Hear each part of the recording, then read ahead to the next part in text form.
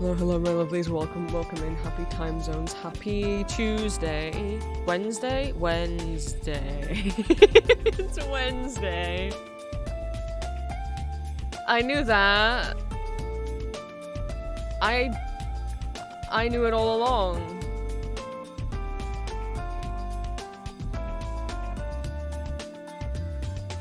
Oh, the music's loud. Oh, the music's loud. Sorry about that. Hello. Thank you for the head pats. Welcome in, Bunnies. Welcome in, Corbu. I don't know how to pronounce your name. Alex? Or Alex Swag? You can correct me. Welcome in, Jones. Welcome in, Squishy. Welcome in, Hyacinth. Welcome in, Elixir. Welcome in, anyone who was lurking. I said last night on Julie's stream that I didn't know what I was gonna do today, and then when I got up today I thought, okay, I need to record audios, and then maybe I'll work on the video essay. I said I wanted that out by the end of the year, right? Let's do a thing. And I can make a co-working stream out of it, and that way I'm both working and also streaming at the same time, rather than missing time to stream by working. Yeah, it wasn't meant to start at 4 p.m. Oh, it's 3:30, but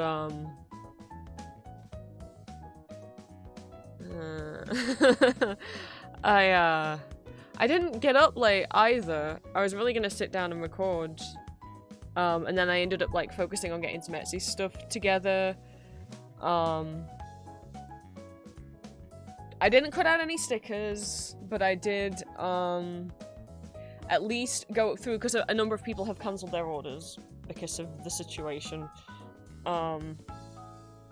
So I wanted to go through what I'd already printed and what I'd already cut and see how many of those now are just were from orders that have been cancelled, and I need to just not throw away, but like just throw in a drawer and hope someone orders them one day. So I was doing that. Yeah, shoulder not good. Not good. If it is repetitive strain injury, which it is what it is, the NHS website says 3 to 6 months until it heals. So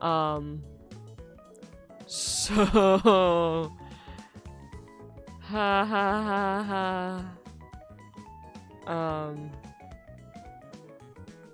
I'll just have to keep doing little bits with my arm and try not overdo it, but just accept that it's gonna hurt when I do things, and I'm gonna have to try and do some stuff anyway, but not too much, and find that balance.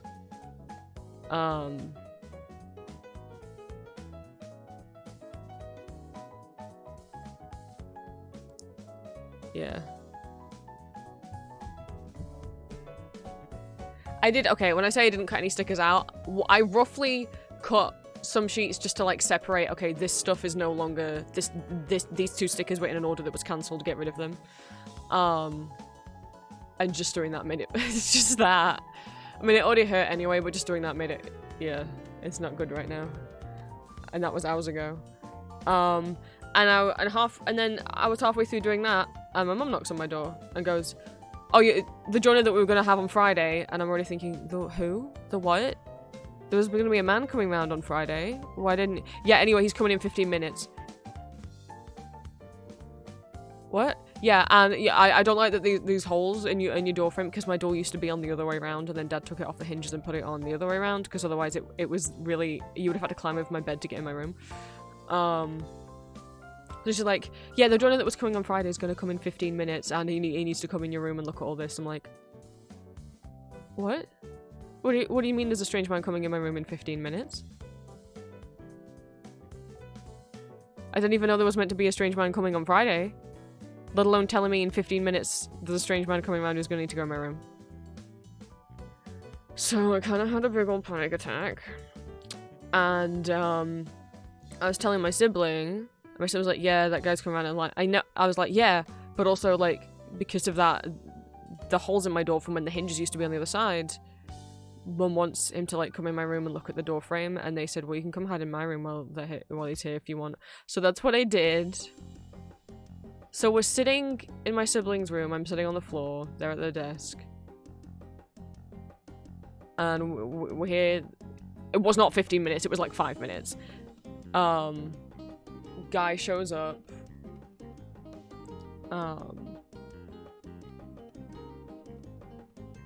We hear them talking. They come upstairs. And then the man just opens the door into my sibling's bedroom. Like, opens it halfway so, like, he hasn't seen us. But we were in the middle of a conversation, and we were just like, we just both stopped. We were like, what the fuck? What the fuck? And, so the guy opens the door kind of halfway, and my sibling has, like, a shelf unit there, and their desk and everything is behind where the door is. So he hasn't seen that we're in there yet. He opens it that far, and measures stuff, and then goes, oh, to my dad, he's like, oh yeah, you should see what this looks like, go into the room and then shut the door and look at it from behind. So he walks out, my dad fully pushes the door open, comes into the room, doesn't acknowledge either of us, look at us, talk to us, shuts the door to shut the three of us in there, looks at it, opens it, goes back out, and he's like, oh yeah, I see what you mean, and then the guy's like, yeah, and then goes back in, and then my dad says, oh, there's a couple people in there, by the way. What do you mean, oh, there's a couple people in there? Like, not like, oh, our kids are in there, we're just people, I guess. And so then the guy walks all the way in, pushes the door open fully, and then pushes it closed and locks himself in there with us, and then has a look at it, and then walks back out, and then shuts the door. And we're both like, what the fuck? And then obviously my sibling has a panic attack as well, because like, what the fuck? What? No, none of them talked to us, looked at us, or acknowledged us the entire time that happened. And then afterwards, after the guy had left, my sibling went downstairs and was like, politely, was like, hey, in the future, if you have like another one of these, I guess that the guy's around because just to like, my parents want, you know, we haven't got a carpet still yet, because again, this whole decorating thing, they just said they're playing it by ear, which is not what so they hired that guy to come around and repaint all the walls. And in order to repaint all the skirting boards, and he said, well, it would be best if the carpet was up before that. So they ripped up all the carpet, and now we still don't have a carpet. And the guy that they want to get the carpets from, he won't do the carpets until like there's been like a joiner come in to fix some of the wood, because some of it's like there's gaps in some of it that shouldn't be there. So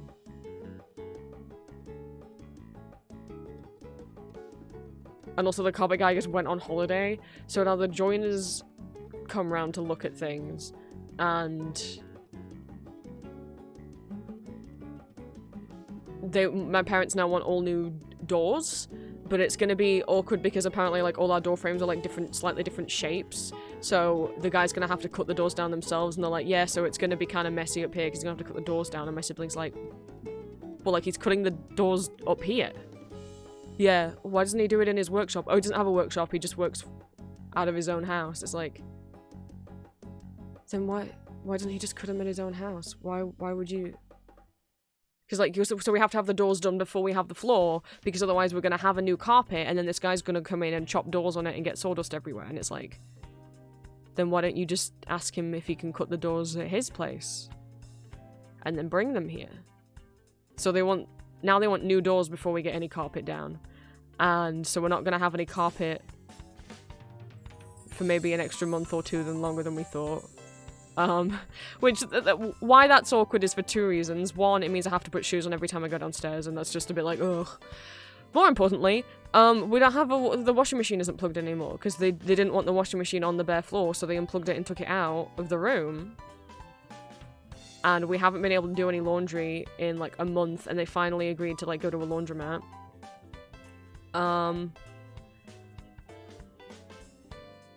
But now they're talking about whether or not they're gonna Mum doesn't want to do that more than once a month, and usually we would do laundry once a week.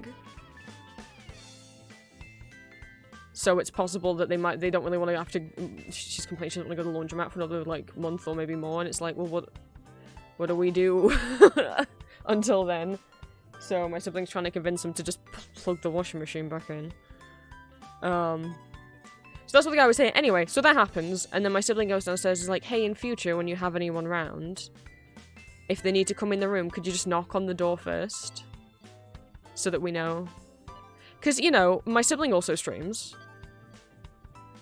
And you don't just walk into someone's room without knocking. Like, for just the basic reason of, like, what if they were getting dressed? What if they were in their underwear? You know, like, you just don't, you don't do that. And obviously the guy didn't know there was anyone in there, because I guess my dad hadn't said, oh, by the way, just so you know, like, some of the rooms upstairs, you know, have, like, our kids are at home.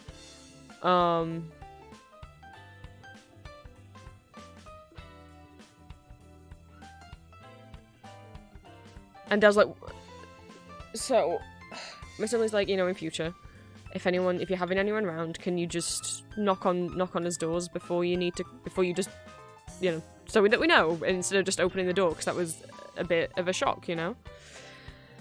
So, of course, my parents got offended by that reasonable request, and my dad got on the defensive and was like, well, I didn't know he was going to do that.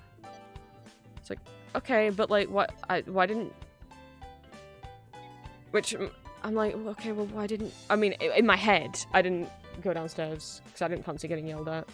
It was like, but why didn't you just tell him when he came that, by the way, there's more people in the house? Like, I don't...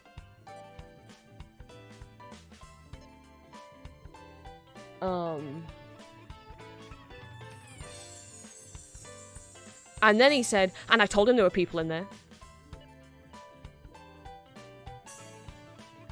What? Well, apparently he just reached for the door handle and opened it, and I couldn't say anything. It's like... Is he the Flash? Yes, you could have. Also then, like... Well, I told him there were people in there. No, you didn't. He opened the door, came in, left, then told Dad to go in and have a look, and then Dad came in, left, and then Dad said, oh, there's people in there, by the way, and then the guy came in all the way into the room. You know, so he only said that there were people in there after the guy had already come into the room one time. He said it after the first time, but before the second time the guy came into the room. So my dad's just straight up, like, lying, misremembering. And we know that he didn't say it straight away, because one, we were both there. It's 2 against 1. And secondly, he definitely did not say, oh, there's people in there, before the guy opened the door, because they thought I was in my bedroom. They had no idea I was also in that room. He could not have said there's people, plural, in there, before he'd come into the room, and he came into the room after the man did. So, my sibling's like, yeah, can you just knock before that happens? Instead of going, oh yeah, sure, sorry about that, when, well, I didn't know he was gonna do that. And anyway, and then I told him anyway. There were people in there. It's like, okay, I just wanted, okay. And they just came upstairs, and then...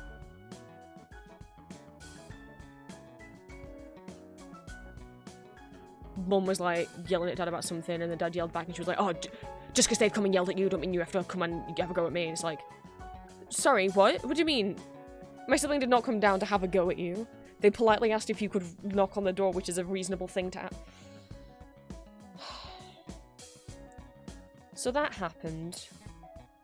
And then I came back in my room after the guy left. And then I was upset. I'm so baffled by how laissez-faire they can be about this whole decorating process when it was such a spontaneous thing that Mum wants to do just because she's jealous of me trying to move out and has been looking at all these places and being like, our house doesn't look like that. And just not have a plan. Every time we ask, they're like, I don't know. I know the guys. We're also meant to have a plumber coming around today. They don't know when he's coming. Just some point today. Great. And also they're complaining about the guy they're trying to hire to do the doors or the carpet. I don't know which one. It's probably a scammer who's overcharging him. It's like, then don't go with him then. What are you talking about? They just keep hiring anyone without, like, I don't know, looking at reviews, I don't know, and then just, like,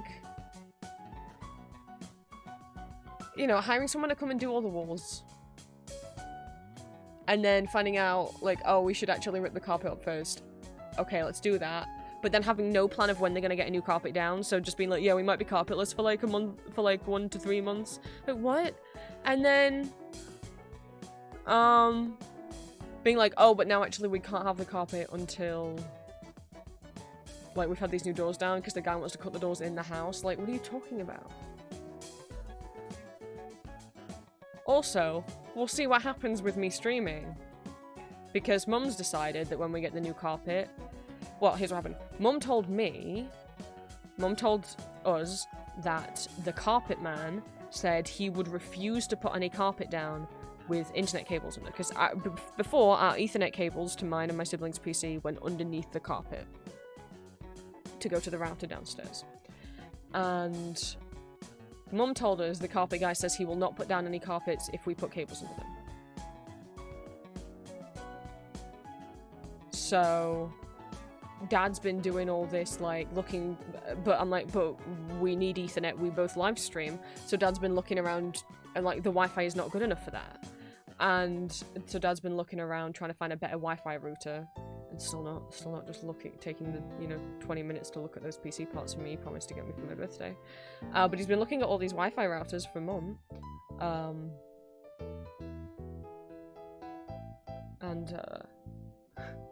You know, me and Ari have tried to be like, hey, we stream, and that's, like, part of our jobs, like, that's part of how we earn money, and, we need the Ethernet for that. You know, Mum doesn't, and I'm not shaming her for not working, but, you know, she doesn't work, both of us do. We need this thing to pay our bills. Why does she get to dictate that we remove a thing that we need to pay your bills? Because my parents charge us to live here with them. And then Dad started being like, I don't know, maybe we'll just keep using the Ethernet cables, and, like, but the carpet guy won't put the carpet down without them. He was like, you never said that. I was like, what?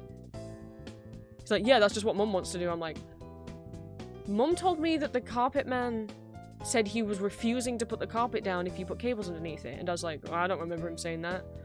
So, either the carpet guy didn't say that, Mum lied, and Dad's just looking at Wi-Fi for the fun of it, just to obey her, or Dad's misremembering and the carpet man did say that. But either way, it's like, wouldn't you just try and find a different carpet guy? I mean, with my Ethernet cable, it can easily be pinned against the bottom of the wall. With Ari's, it would cut straight across the hallway upstairs. But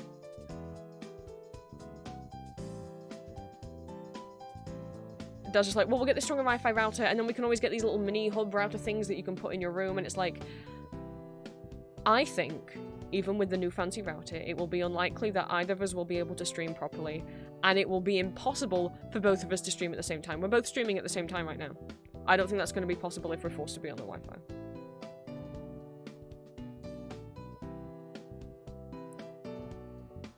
So stay tuned for possibly me not being able to stream anymore while I'm still living here. And I know we can't stream on the current Wi-Fi because, you know, we had to have the Ethernet cables unplugged for a couple days and Dad bought us little Wi-Fi USB things to put in the computer. And not only could I not stream while on the Wi-Fi on my PC, but I also couldn't watch anyone else's Twitch streams. It just wouldn't load it. Not if someone else is using Wi-Fi for anything else, but that's what they want. They expect, just because Mum doesn't want cables on the floor, that I should be able to live stream on Twitch, my siblings should be able to live stream on Twitch, Dad can be using the Wi-Fi to watch, like, live football on the TV, and Mum can be using the Wi-Fi to play, like, her mobile games on her iPad, all at the same time. And that's not going to happen. Just because Mum doesn't like how cables look on the floor, because it doesn't look very nice.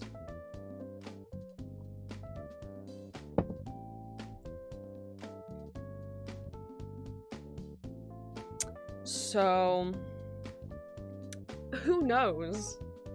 what will happen with all of that. But that's how my day went. I don't know if there's still a plumber showing up at some point today. Yeah, being in a house with renovations have no end date inside. Yeah, because I can't go anywhere else. And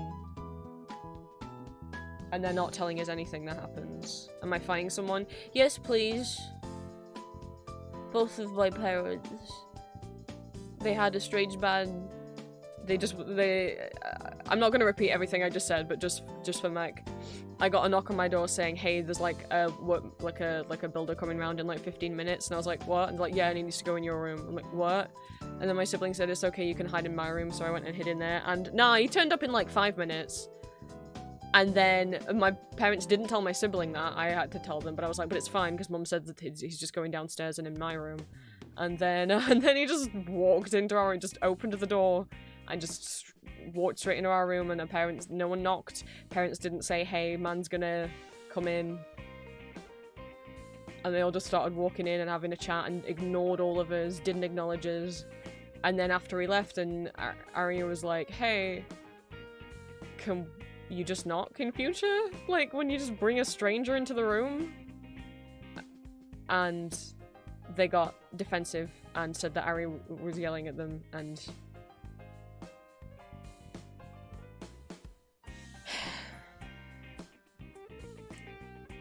Mum decides she doesn't like how cables look on the floor and wants us all to go Wi-Fi only, which will make it impossible for me and Ari to live stream. Never mind live stream at the same time. Meanwhile, we are the ones who are being charged to pay their bills. Mum doesn't work, so why? And I'm not. And again, it's not me shaming it for not working, but I'm like, why, when you're the only one who doesn't work, are you like wanting to do a thing that makes it harder for me and Ari to do our jobs when we're the ones who are paying your bills because you charge us? It's not our choice. Dad's going along with it, because of course he will. Because he'll always go along with whatever she says and never listen to us, even though we've both said we're not going to be able to live stream. He's like, well, I'm just going to find a more powerful kind of Wi-Fi router thing, and then if that doesn't work, I'll also get these little Wi-Fi things that you can put in your room that'll make it even stronger. It's like, even with all of that, I don't think both of us are going to be able to stream at the same time. And Ari streams like daily, because it's the only thing they've got going right now while they're still like looking for jobs and stuff. So it's like, when do I stream then? When am I going to be able to stream? Because Ari's like streaming like all the time. Which, in the midst of all this, let me...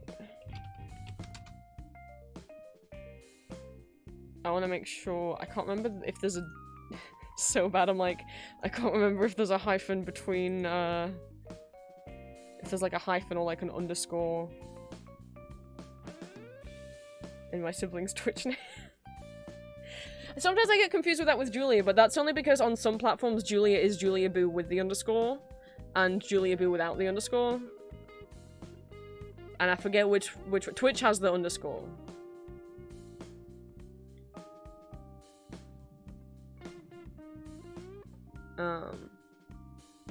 There is an underscore. I'm glad that I checked, because I sure was not going to type one in.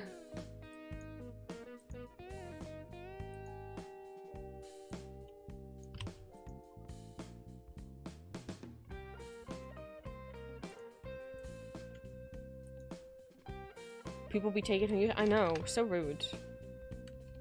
People be taking the username and then never using that account ever. Isn't that the thing, like, when you have a username you really want, and then you find out it's been taken by an account that hasn't been posted to in 10 years, or has, like, never been active, ever?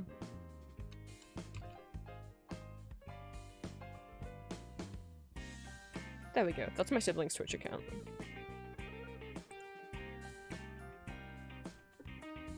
I don't know what they're doing right now.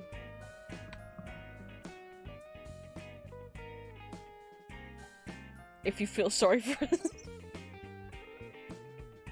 I'll probably just look on my phone. I'll probably just look on my phone. It's never gonna load it on my PC. How do I get to the following tab? They're playing of course they're playing Super Robot Wars. Anime Girls and Mechs. That's the live.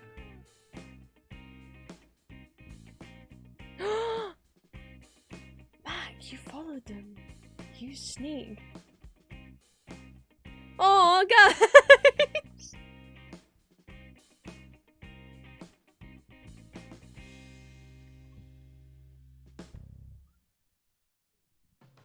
That's very sweet. You can tell them I sent you if you want. You don't have to. I don't want them being confused like, why is there so many people? Oops.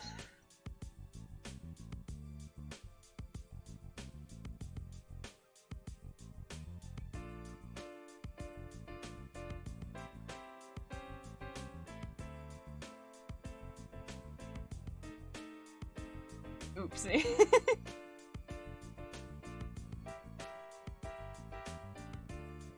Thank you guys, that's very sweet.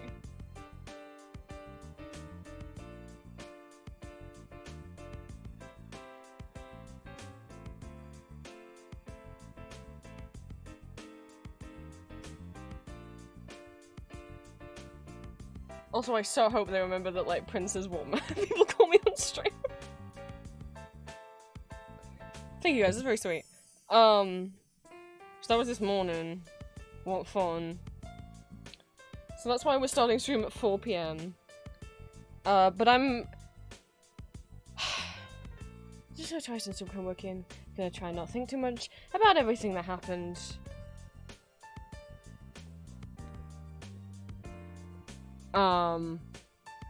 I don't know if the plumber that's also meant to show up today has already been or not. I only found out about that because my parents were talking about it outside of my room. They did not directly tell me. I heard it by accidentally eavesdropping. Because of course we wouldn't be told. Why would we be told?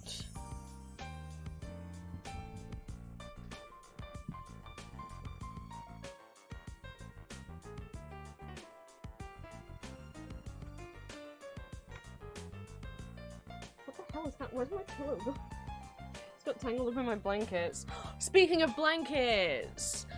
Oh my god. Green's Karopi blanket was meant to arrive today. And then Royal Mail just decided that there wasn't anyone home, even though there was 2 people in his home. Him and one of his roommates was in, and Royal Mail just decided, no, there wasn't anyone home. And he'd also left instructions of, like, here's the safe place for you to leave it in if no one's home. So not only did they decide no one was home when there was 2 people home, but they also ignored the safe place instructions and instead of leaving it in the safe place, just took it back to the depot. So he did not get his Karopi blanket. What the fuck?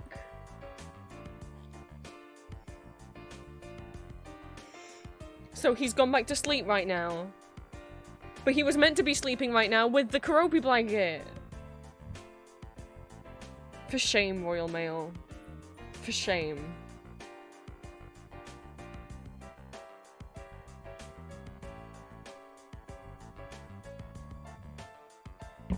But yes, script. So I said in my little announcement post, that I was gonna start posting videos to my Empty Masks YouTube again. I already have a YouTube short up there. Basically cross-posting my TikToks about my Etsy shop and art stuff over there. Might start recording speed paints again. And I want to get back into making video essays, because back when I made the, Loki series is transphobic and here's why video, I had like 2 other video essays that I wanted to make and that I started scripting, but abandoned, or well, not abandoned, but put on like a long hiatus because of the harassment I received for the Loki one. Because Marvel fandom not good place to be trans in, especially not if you're gonna complain about people being transphobic, and so that kind of made me I haven't posted to that channel in 4 years. It says 3 years on YouTube, but I think that's because it's like 3 years and 360 days, so it's slightly under 4 years, but I don't think I posted that in 2022. Maybe I did. Maybe I've misremembered all my dates. I don't know why I don't just check. Yes, that's what it was. It was in November 2021, so almost 4 years.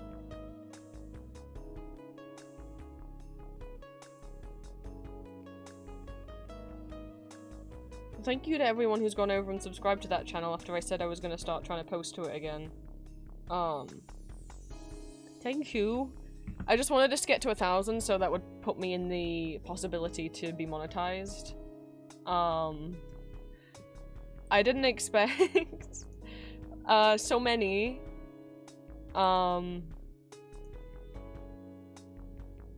Like 600 new subscribers in a couple days. Thank you guys.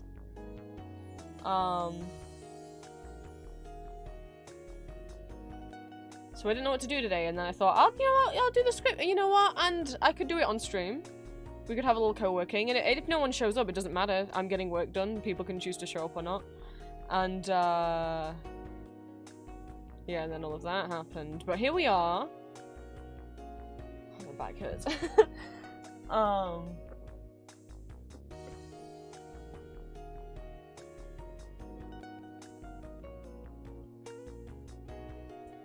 I have an Elizabeth Das musical video essay I want to make, obviously. However, that is going to be the second one I work on. Because the first one I want to work on, which is what I said in the announcement post, I think will have more appeal. I think the Elizabeth Das musical one is only going to be clicked on by, like, you nerds who are interested in it because it's my special interest. But, I don't think random people scrolling past it are going to be like, ooh, what's that? But this one, I feel like has like a catchier title and subject that's a bit more broad, and so some more people are likely to click on it who aren't subscribed.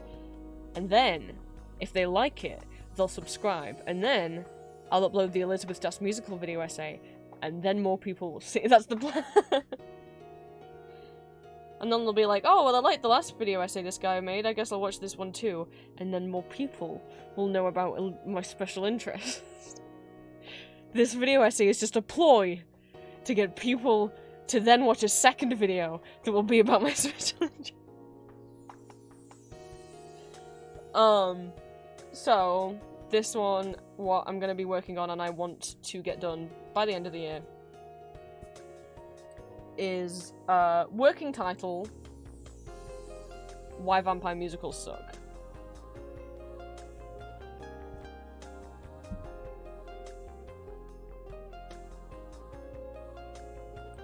Which, yes, there are already videos and articles you can watch and read about vampire musicals flopping on Broadway, but they always just talk about Broadway, and Broadway is not the be-all end-all of theatre. There are so many other vampire musicals out there. I know some of you are aware. European non-English language musicals is my special interest, more specifically German musicals, more specifically Elizabeth Das musical. And essentially the structure of the video essay, the title's a bit of a trick. Because it's gonna be like, here's all the bad shit. Well, that was all the bad shit. I guess there is no good vampire musical. Wait, what's that behind me? Tanz die Vampire! And then we're gonna talk about the one good one. And it's secretly a ploy to get people to watch Tanz.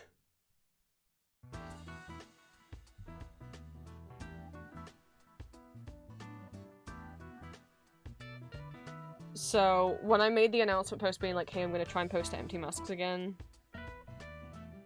I gave a little preview of part of the script because while I was partway through writing that announcement, I actually got all re-inspired and I was like, wait, I have ideas! Wait, I have ideas! And I wrote the whole, like, intro to the script. Or, like, rewrote the whole intro, and I'm pretty happy with it. Obviously, this is I guess this is draft number 2. Not that draft number 1 was ever finished.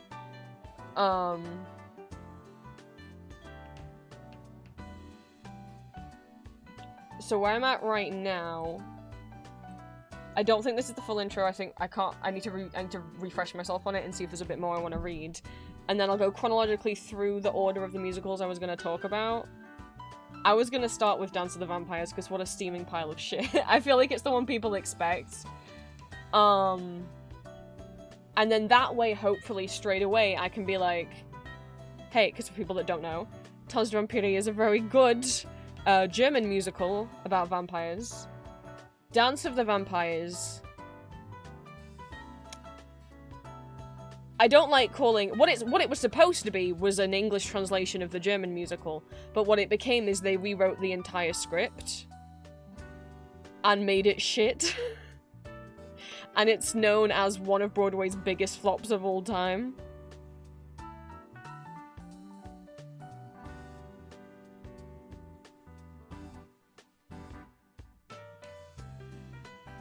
It's so bad, and it makes me so angry because, like, imagine if they just kept the script the same and it could have just been a direct translation of Tanz and it probably would have done well.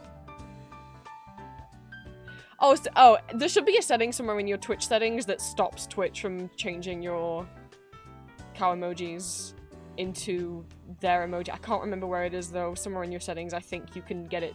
I hope you can on Discord, because on Discord by default, I think if you type a smiley face, it changes it to the emote.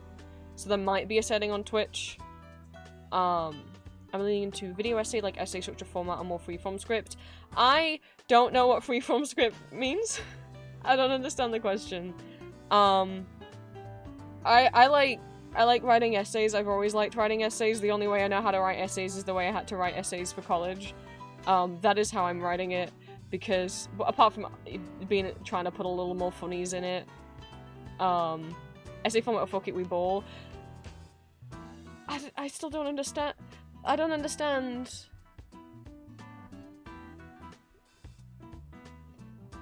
Because they're called video essays. So I presumed that meant you write an essay and then you make a video for it. That's what I did with the Loki one. I think if you don't have a script and you just talk at the camera, that by definition is now not a video essay. Because it's not an essay, it's just, I guess, like a rant video. Maybe I'm wrong, maybe I just... That's what I understand essay to mean.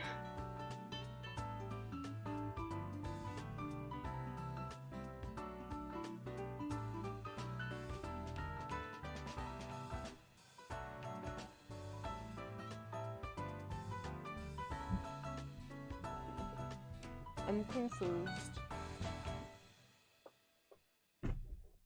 And I love that my back started to hurt immediately into stream. That's so nice of it.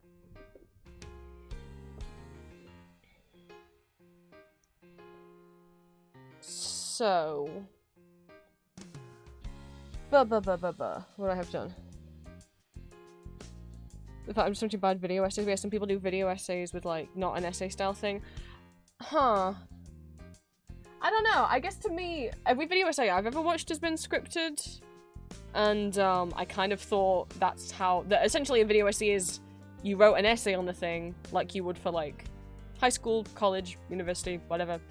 But you've made, like, visuals to it. And obviously, you know, you can make a video essay funny, whereas you can't necessarily get away with writing jokes in your college dissertation.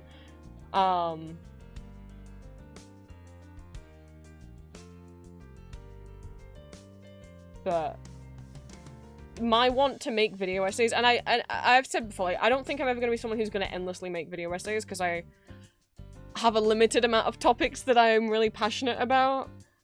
But I'm a nerd who genuinely really loves writing essays, and I miss getting to write essays because I'm not at school anymore. But I really like doing it, so this is fun for me. It was the one thing that I was good at doing. I got better marks on my essays for my art degrees than for my art for my art degrees. Not that I got bad marks for my art, but yeah. So I need to reread where I am with the intro and then see if I want to add something else to it, and then we'll get into Dance of the Vampires. I don't know if I want to... I was going to start with him, and then that way I can immediately say, it's an adaptation of this Austrian musical. Put a pin in that, we'll get back to it later, and then hopefully people will be thinking about it when I mention Tanz again at the end. Rather than do Dance of the Vampire second to last and then immediately go into Tans. I know maybe that would work better if I was able to immediately compare the two, but I want to draw the people in.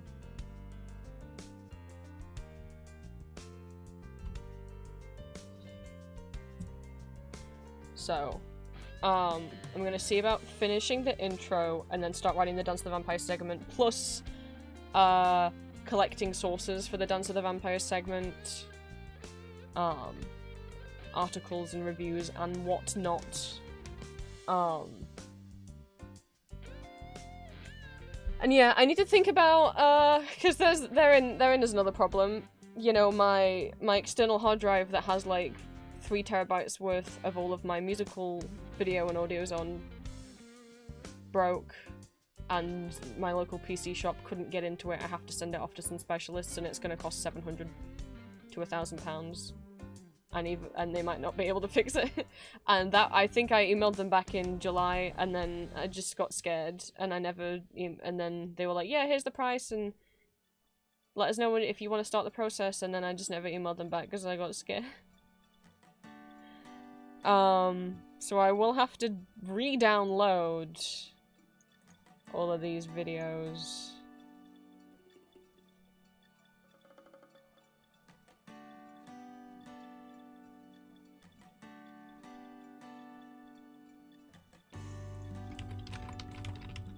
But yeah, I might not be talking that much. We're gonna be listening to music. I'm gonna be typing a lot. That's gonna be the stream. So I will switch up the music to... I don't know if I'll be putting much music with like vocals on, because it's hard for me to write when I'm listening to vocals. I'm listening to words.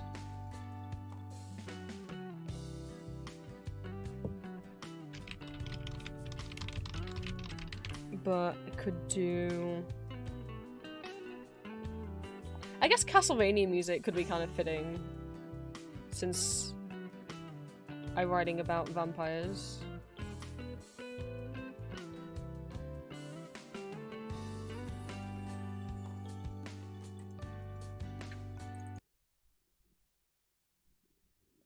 We could do this 1 hour 20-minute Castlevania medley made by Yuta Romeo on YouTube.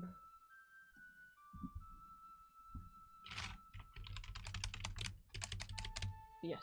And Julia is streaming today as well. Isn't... I think? Hang on, let me actually double check. I know she's streaming 4 times this week. I don't remember the one day that she's not streaming. She's streaming today, she's not streaming Thursday.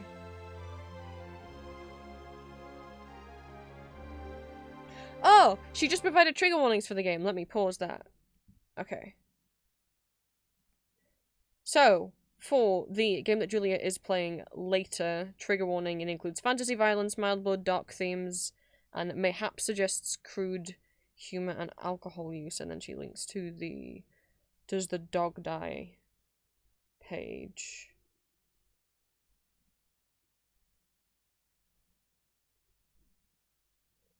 I mayhaps might have to sit this one out, because...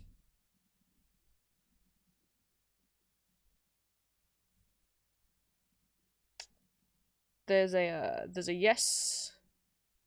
Does the Dog Die is a website where like people can vote on and whether or not a game has certain trigger warnings, and so well, games, films, TV shows, anime, whatever, you can come and look on here and see if regular people have gone and like said, hey, yes, it has this, no, it doesn't have this, and there's a bunch of different categories that people can tick yes or no at.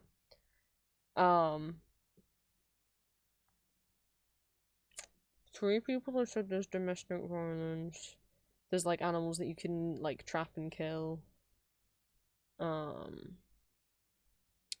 There's a hanging ghost in the graveyard. There's a hospital scene. I mayhaps have to sit this one out. That might be a little too spooky for me. I'll just be over here working.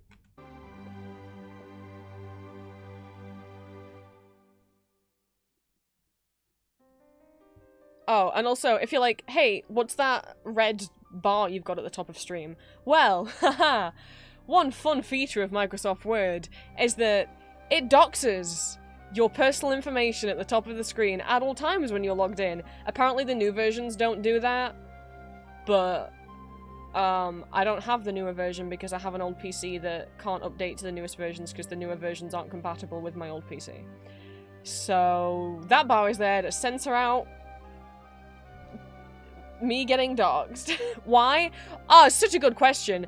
There's no... On older versions of Word, there either is no setting to say, hey, please don't display my personal information. It displays your Microsoft account information. Just fucked up. And if you're like, hey, I don't want you to display that, new versions of Word have ways that you can turn it off. But it will still display, like, whatever your Microsoft account profile picture is. And if you don't have a profile picture, it'll display your initials instead. But older versions like mine, there is either no way to turn it off, or you have to... I found a tutorial that was like, you have to go into, like, the registry edit files and, like, change this, and I went in there, and the file that I needed to change wasn't there. So I don't know what's up with that. So, that's my little censor bar.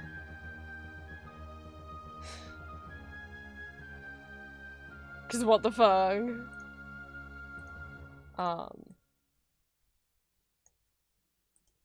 I know I'm really zoomed out and you guys can't read this. This is the, I don't like big text. If I make the text any bigger, I will scream. So this is the size that it is. You'll just have to wait till the video comes out.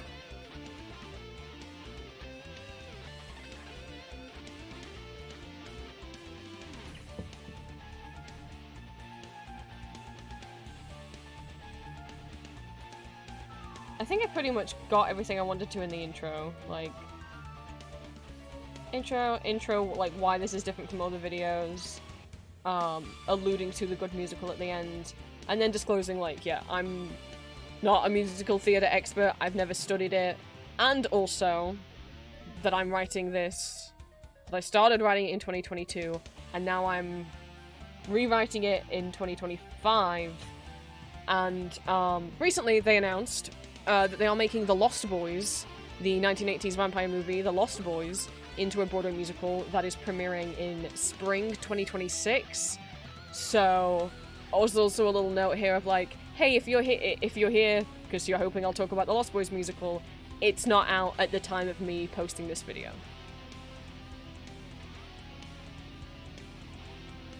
So I can't... And obviously a lot of people are like, will this break the curse of the vampire musical Broadway flop? I don't know. Dance of the Vampires is one of the biggest Broadway flops. Not just vampire musical flops, but just one of the worst things that's ever happened in the world. I hate it so much. It's not even funny bad. Like, the French Dracula musical is, like, funny bad. Like, you kind of like, I kind of want to see what happens next. The French-Canadian one is, like, boring bad, where you just fall asleep halfway through. The Broadway Dance of the Vampires is like, you need to turn this off. I'm physically like cringing so hard I think like my organs are gonna fold in on themselves. Please make it stop. Turn it off. In my opinion.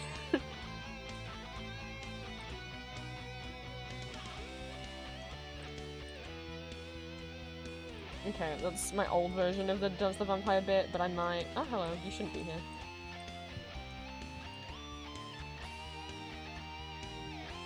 I don't know if this music's too upbeat for me to concentrate on writing. But I can't just put, like, YouTube, like, library ambience or something, because...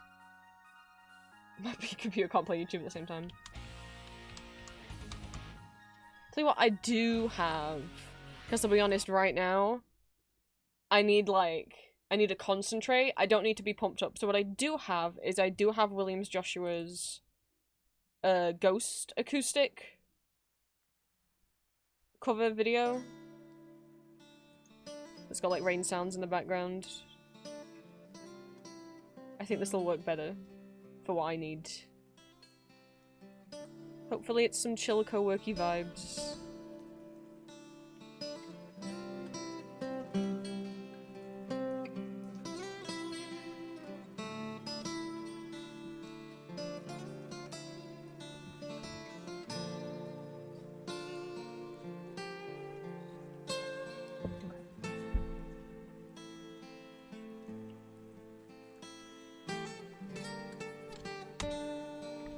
might do subheading so I can go back through the script more easily.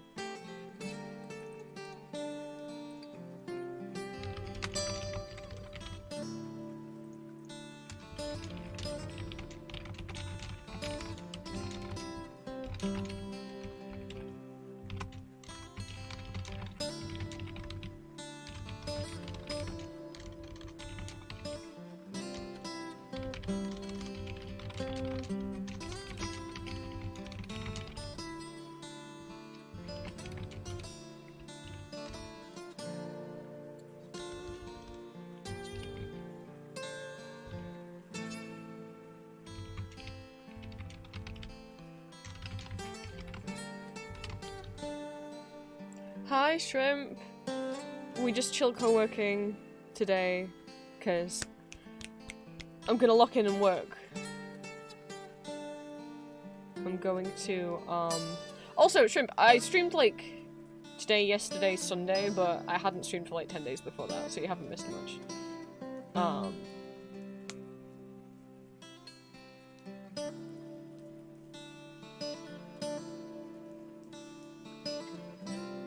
But, working on video essay script. I promised in my announcement I was gonna work on it, and I do really want to.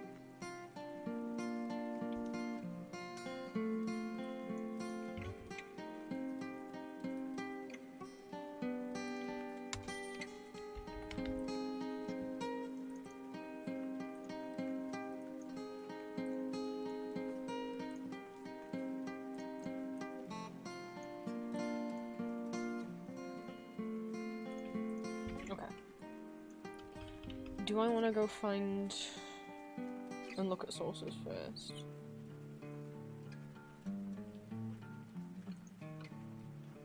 What I did with my dissertation at university, all my sources I copied and pasted into one big Word document, and then I also transcribed any physical books and interviews into that Word document, so that then when I wanted to find a quote about a specific thing, I could just Control F and for whatever word I wanted.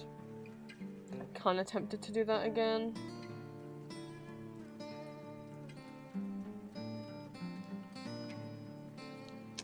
I don't know.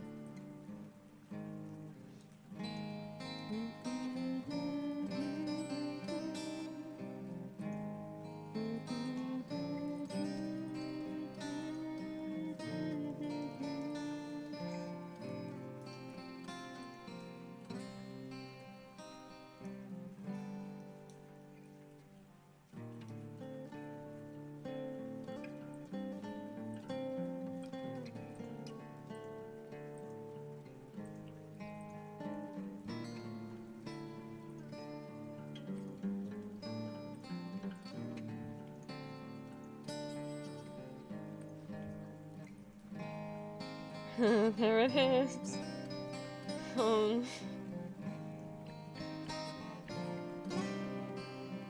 Good morning, Green. I'm so sorry about your blanket.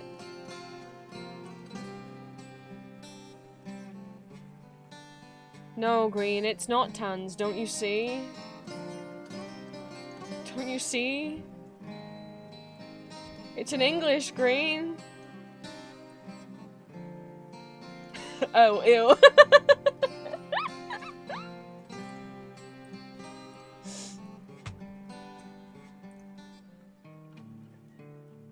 Oh.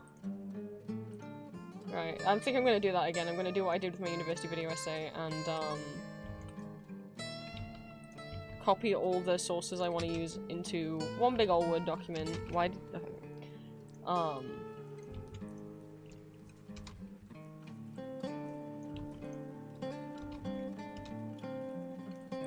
And then go through them and highlight quotes that I really like.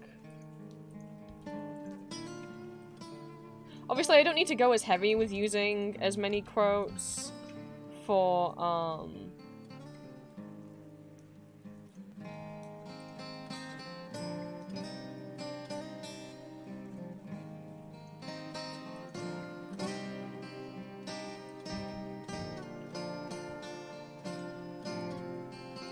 something weird is happening when I post this text.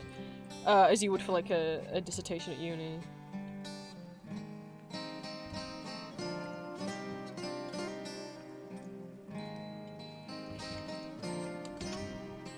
Also, hee, hi Drew. fancy seeing you here, Mr. Sarge.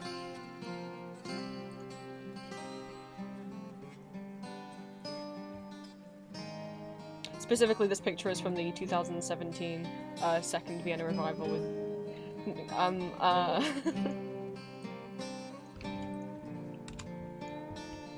sorry, the tism's uncontrollable.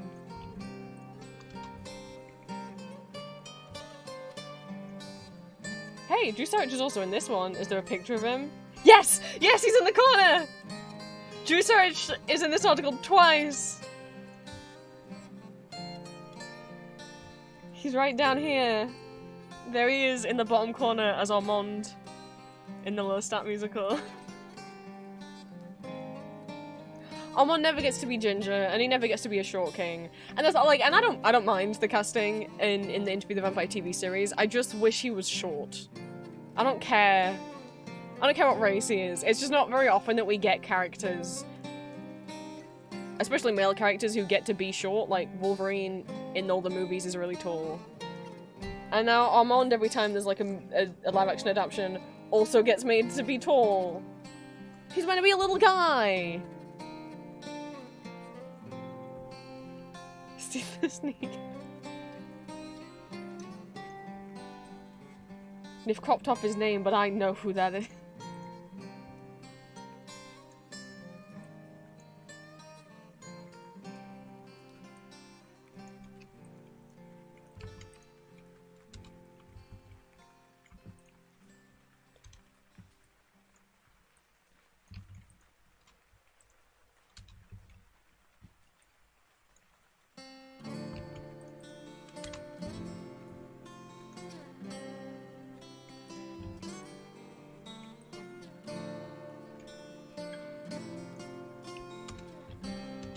I mean, me going and finding quotes, it's not really as necessary as, like, for university video essays, oh my god, university essays, what's the name of who wrote this?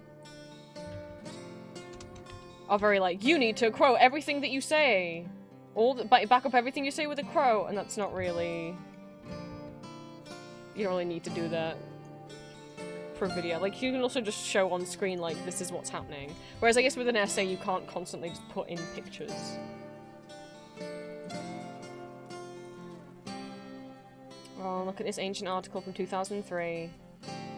In one of its costliest failures in Broadway history, the producers of Dance of the Vampires, a 12 million camp musical at the Miscoff Theatre, will close. No! No, I don't want to pay! I don't want to make a free account.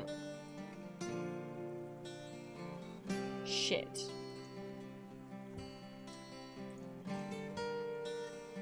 This article wouldn't have been paywalled at the time it was written.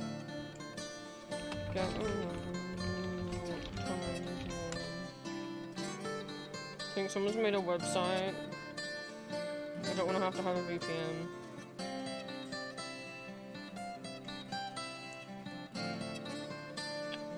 Ooh!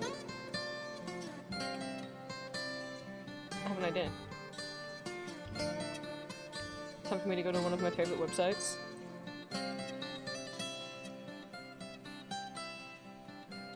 Because that's so stupid. I hate these things like, make an account with us if you want to read the rest of this article. Why would I do that? So you can steal all my data?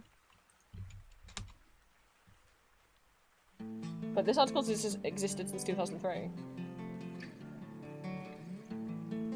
So, they definitely weren't doing the paywall back then. And it probably wasn't digitized back then. It was in 2012 though.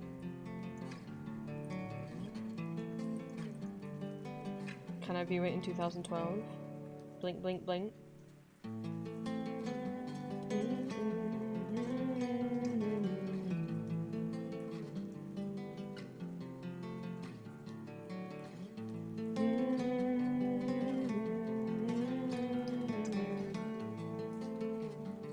Well, let that load. Oh, we go over here. That's not Drew. That's Mark Seibert. That's Krolok. How can you tell with all the makeup? You think I don't know my men?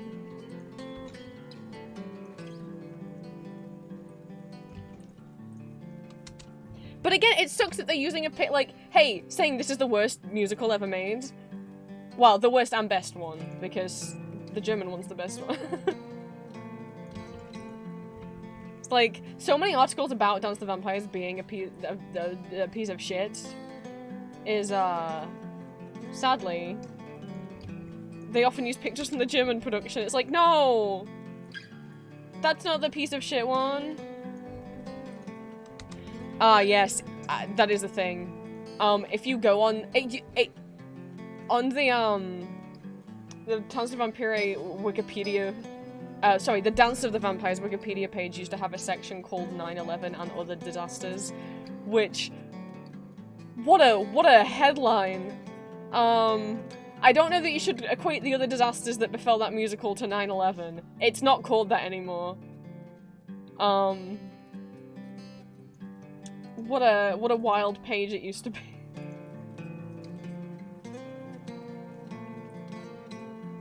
Oh, is this the same? This is the same article. Is this the same article? This is the same article, that's just on her personal blog, okay.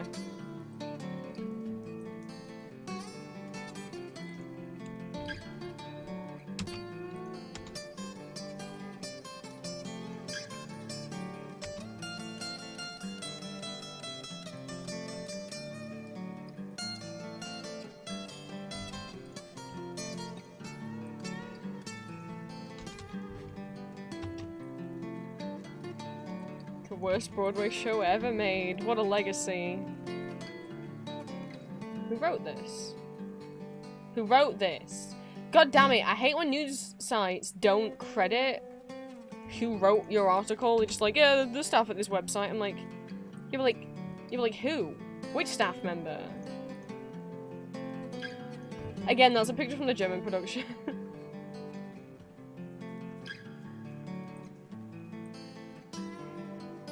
Oh no, it's not! That's from the French production!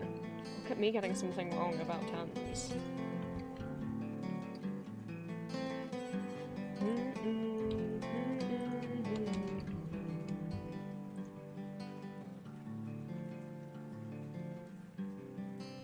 The opera doesn't count.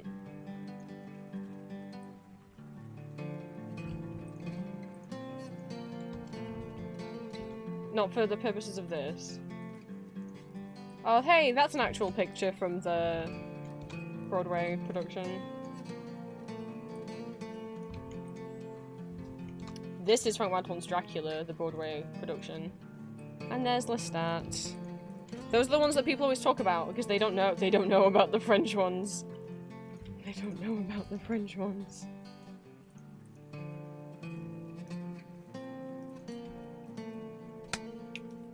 And now we have no paywall. Thank you, New York Times. Well, thank you, Wayback Machine on the Internet Archive. Thank you. There's a review that I wanted to find that I thought was on Broadway.com, but I can't find anymore because every time I try to click on it, it redirects me to other stuff. That was talking about there was a review of the Lestat musical that I really wanted to include because that musical is not great. However, I have an issue with that review because it makes some decent points about the music and the pacing and all of that, and then it makes some shit points because it sounds kind of like the reviewers complaining about there being gay people on stage.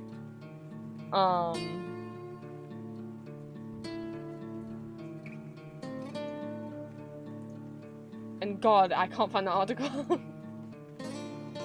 But we're not at the Lestat section yet, so there's a workaround.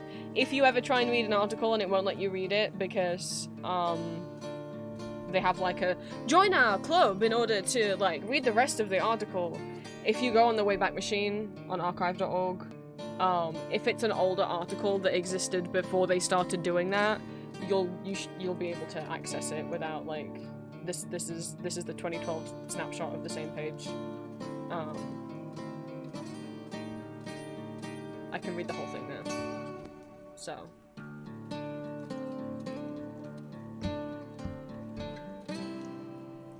Obviously, if it's an article that was published, like, this year, that's not probably gonna work as a workaround. But obviously in this case. I need to go to the bathroom, actually. But, I want to show you guys, because you might be like, well, what other sources are you gonna use? Though, because it's not just about whether or not I'm finding quotes, I need accurate information on Dance of the Vampires, and obviously using Wikipedia is never like... It's an okay place to start, but it's never what you actually want to depend on, especially, not just because you should use more than one source, but also because, you know, human beings who edit Wikipedia can lie. So, you know, and obviously you can go down here, you can do the, Illuminati way of just looking at, going down here.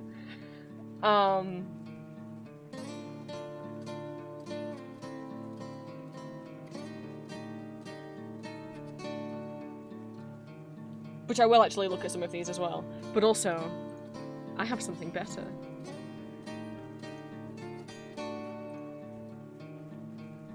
Because there is a company called Blickpunkt who publish, like, magazines and big fancy books about German musical theatre, and they have an Elizabeth one, and I don't have it. They used to sell a physical copy, and now they used to sell, like, you could buy like a digital download and physical copies, and now you can't find them for sale anymore anywhere.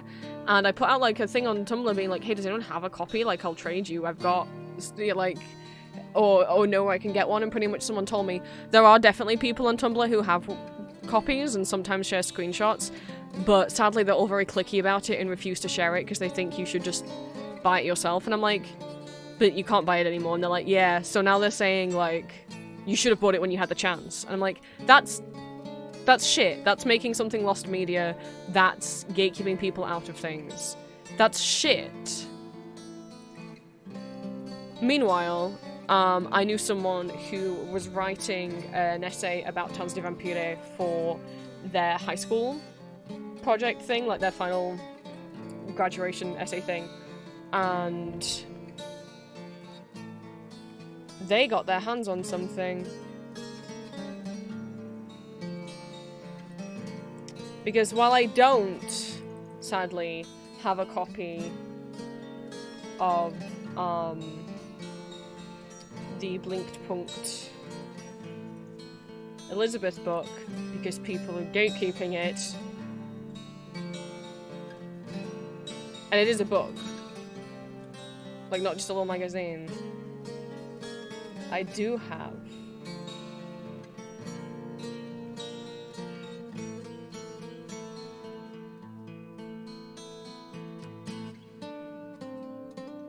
the Tanz die Vampire one.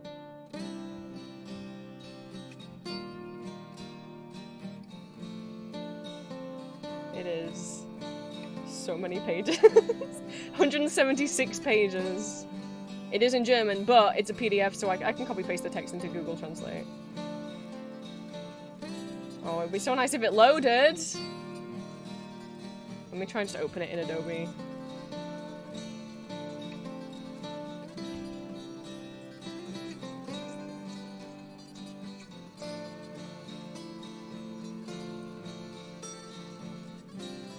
So thank you to that person.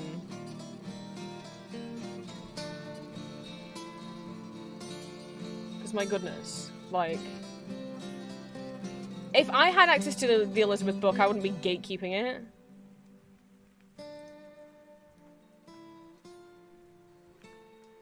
Now, obviously, I'm not writing about towns until the end. However, I'm wondering if this will mention Dance of the Vampires. And, you know, and I say I wonder. You might be like, what do you mean you wonder? Of course it will. It's about the musical and all the adaptions of it, right? Why wouldn't it mention Dance of the Vampires? Because me saying that Dance of the Vampires is a shit musical and a shit interpretation, a shit adaptation of this is not just my opinion, but also the opinion of the people who made Tanz die Vampire, gave it to Broadway for them to work on it, and then composer and creator Jim Steinman saw it and disowned it and flew back to Germany like, I'm not watching that shit, my musical's still playing in Germany, you can go see it. Or still playing it. I can't remember if it was the German or the Austrian, if the Austrian production had closed by that point. Okay, here we go. Can I zoom out? There we go. Oh, these shiny pictures. So this is all the original 1997 production. There's Michael Kunze. Who's that? He wrote all the lyrics to Tanz die Vampire and also all the lyrics to Elizabeth Das Musical and Mozart Das Musical and Rebecca Das Musical. And, to be honest, also all the German translated lyrics for, like, most Disney musicals, movies, and just most musicals ever have been translated into German. Oh no, I can't scroll, it's crashing. Okay, this is still all the original production. Steve Barton getting his costume fitting.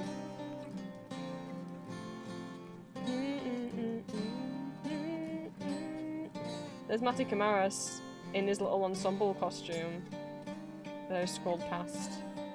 These are all like the original ensemble. No, Adobe, I don't want to do that. Thank you. I saw him for a second. Mate was in, it was an ensemble member in the original production. You can hear him as like the first soloist in Carpe Noctem.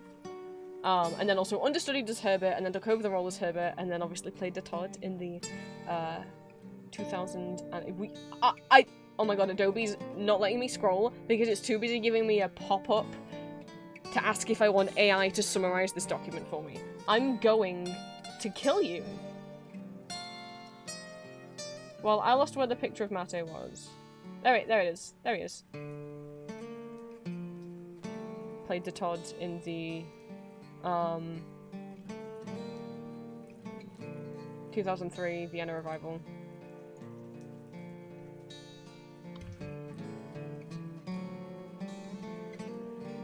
Is this still all the original production? Is this bit all the original production? Okay, okay, I think we're moving. Okay, Stuttgart.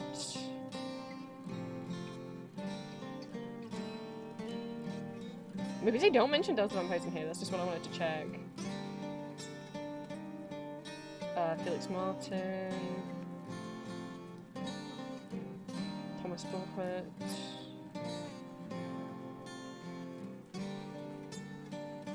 Well, this is just part one, though. Where's the rest of them? Oh, sorry, did you think the 176 pages was the whole thing? No. That's just part one of the book.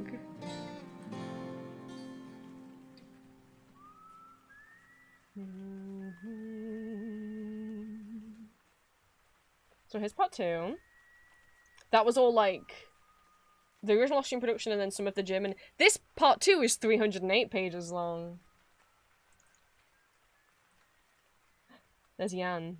Show me him. No. This is Jan Arman.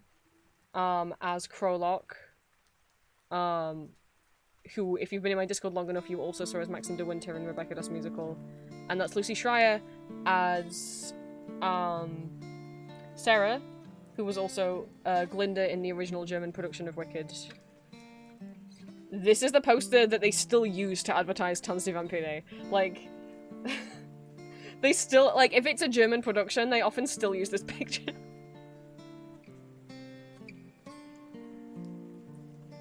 I think that's is it from Hamburg? I forget. Okay, hang on, there's a contents page, hang on. No! Stop giving me a million pop-ups, Adobe!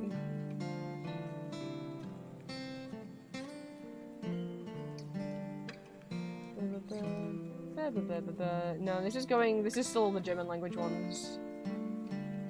However, maybe just a quick little scroll because I see some years down here. Somebody's behind the scenes of all the costumes. Sarah's bath, the big sponge.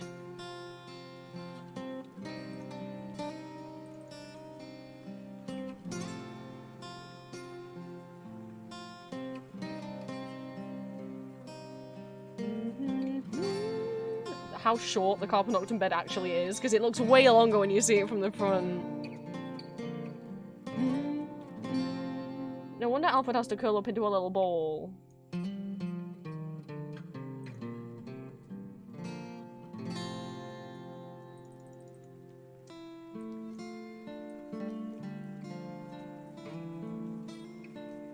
Cuckold makeup. Ha! There he is. Hello, Bill in 2011. So, Thomas Borchert played Krolok in the Vienna Revival, and then halfway through left and Drew Sarich took over the role, and then also moved then to be in the 2011 Berlin production, which is always the one that I show. There he is. There he is.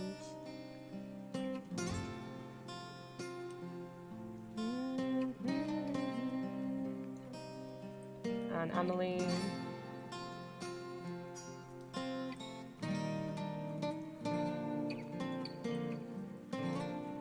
There's Anton. There's Alfred.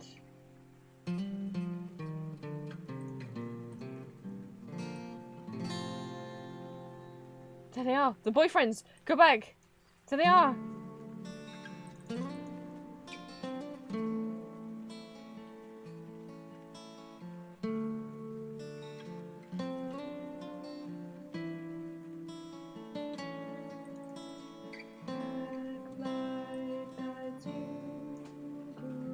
Yeah, I think part 3 is where they talk about the international productions then.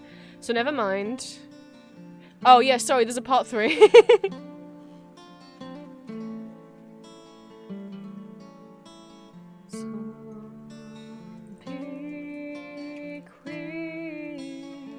I did use Photoshop once to extract all of the images. Sadly, I did not convert all of the pages into images. I just actually extracted all of the photos. Which is a lot of these are what I used to print my little posters off with, but that's not gonna help me get the text.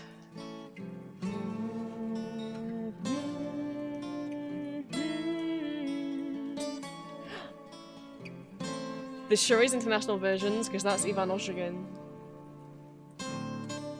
In either the St. Petersburg or Moscow productions. Let's see here. This is still Germany. St. Gallen, that's Switzerland. Finland 2002. There! New York City 2002, that's what we want. This one has 290 pages. This is what I mean. This is how much, like, stuff the Elizabeth one has in it, you know? But no one will give me a copy of it. I'd love to buy one. I'd be down with buying one, but you can't buy the digital copies anymore. And the only place I could find selling the physical copy looked like a really dodgy website that might scam me, I'll be honest. Sound of Music didn't have any in stock anymore. And pretty much, I guess, the community's response is... No, I don't want to ask an AI assistant! I hate you! Pretty much the community's response has been...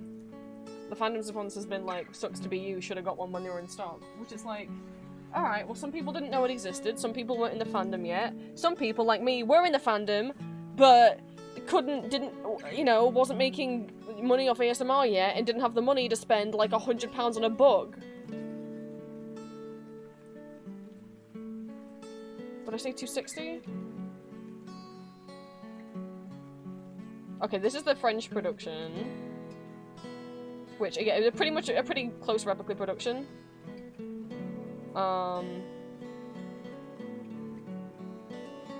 This is Japan. Japan didn't do a replica production, they did their own costumes and everything.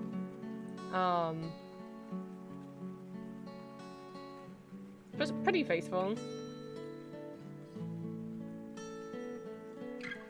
Oh, this is Lithuania? What country is this again? Oh, it's Helsinki, okay. There's been so many. You know, didn't rewrite the whole script.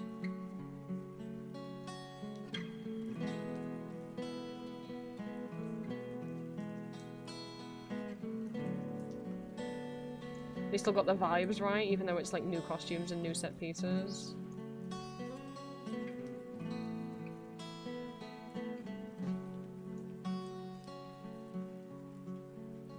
Because, you know, they didn't rewrite the whole musical.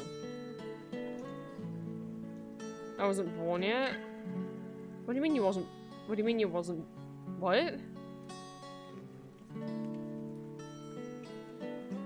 Wasn't born when? You definitely were born when the book came out. Otherwise you shouldn't be watching my stream.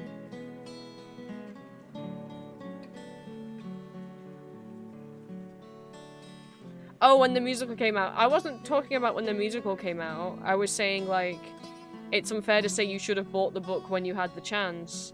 When, like, some people were saving up the money and some people weren't even in the fandom yet when the book came out.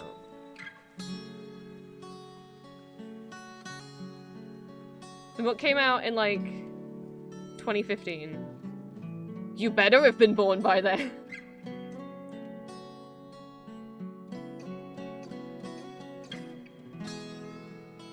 I thought it said 260. Well, this is Moscow. You would think we'd be going forward in time.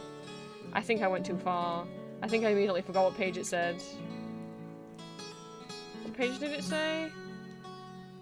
It said 190. Okay, yeah, I went way too— I was like, we're going forwards in time.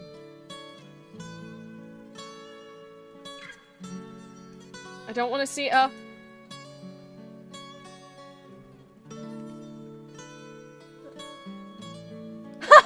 all there is? Wait. Is that all they did? Oh no, okay, it's before. Oh my god, no, that's the whole section. They didn't do any interviews? It's like— it's just the— so each section has like those tombstones that say like the cast names for each character. And then there's normally like multiple pages of photos and interviews, I think. I don't think it has any of that. I think it's just—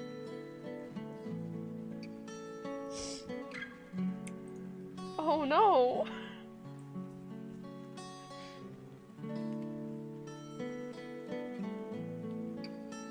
Oh.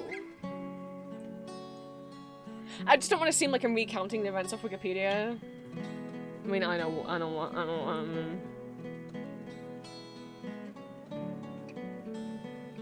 Oh my god, no, really? Stop, that's funny. I'm trying to find it on my rip I made. Which will be pretty easy. Okay. Okay, so I have those, I have this. I mean, I guess this should be easy to find anyway, but I guess I'll take a screenshot of it. Or copy the text if I can. But it shouldn't be— it shouldn't be that hard to find the, because that's the one thing that's nice about having the PDF is I can just select the text. I don't have to type it up myself.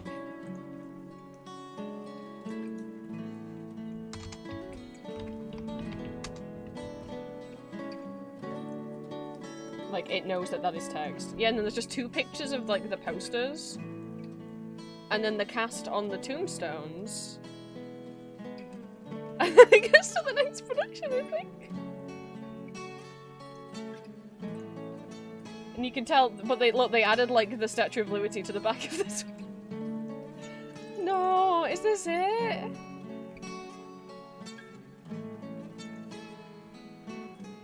They goes to Antwerp. They had nothing to say. They were like, I guess legally I guess to be factual, we have to mention that that production did happen to be like correct and accurate and list every production. It just goes straight to Antwerp. Oh no.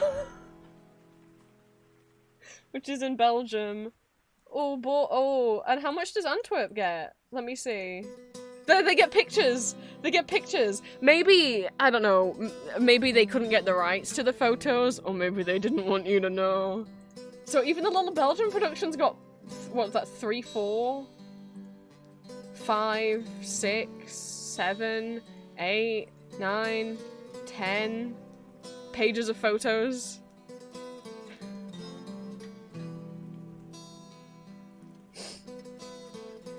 So I mean, what's that's the thing with Dance of the Vampires. It's not just like my opinion that it's bad. It's the it's the opinion of the people who let these Americans make an adaptation of their musical. And it's not. And I wouldn't only say adaptation. Like I say, like the German production of Wicked, not the German adaptation of Wicked, because it's the same musical. Dance of the Vampires is not the same musical. Like it's meant to be just the English production of Tanz, but. No. Well, all I got out of that was a cast list I probably could have found elsewhere, but I guess I have a cast list now.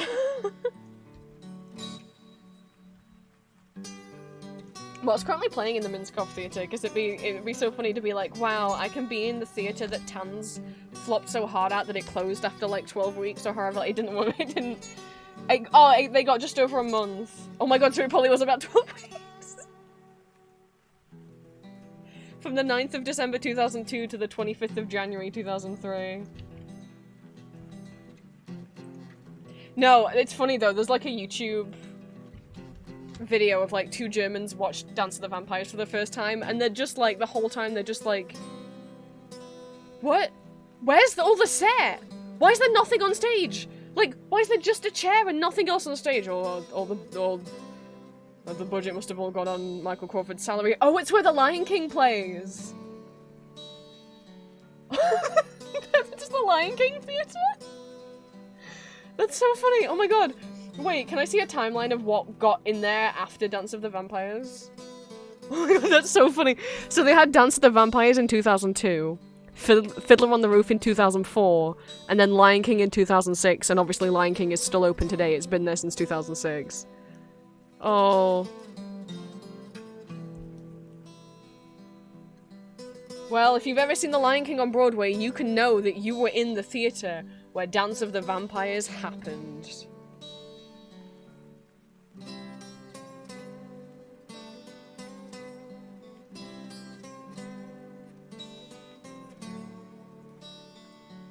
At least there's been a lot of good memories in that theatre now, because people really like The Lion King. So that's nice.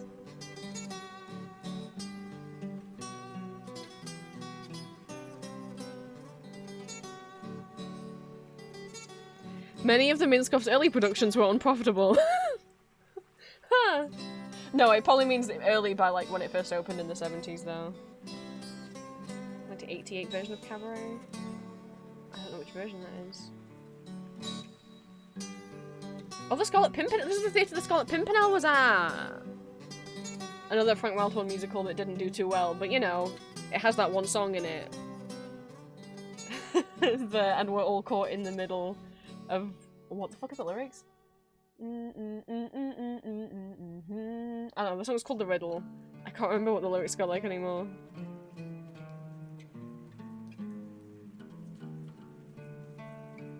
Well, all those hundreds of families that go see The Lion King on Broadway every year, they have no idea that they're in the theatre that Dance of the Vampires happened in.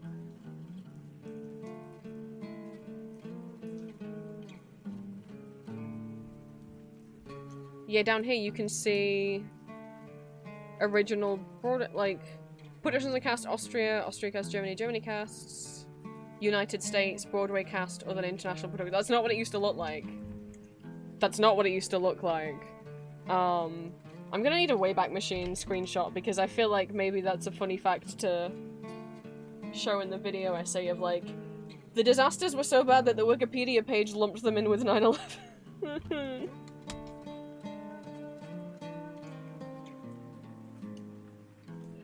It definitely said that back in, like... Let's go early 2021, because I got into them in, like, 2020... Or 2021. 2020 is when I got into them. There's no snapshots from 2020, though. So let's hope the 2021 snapshot has it.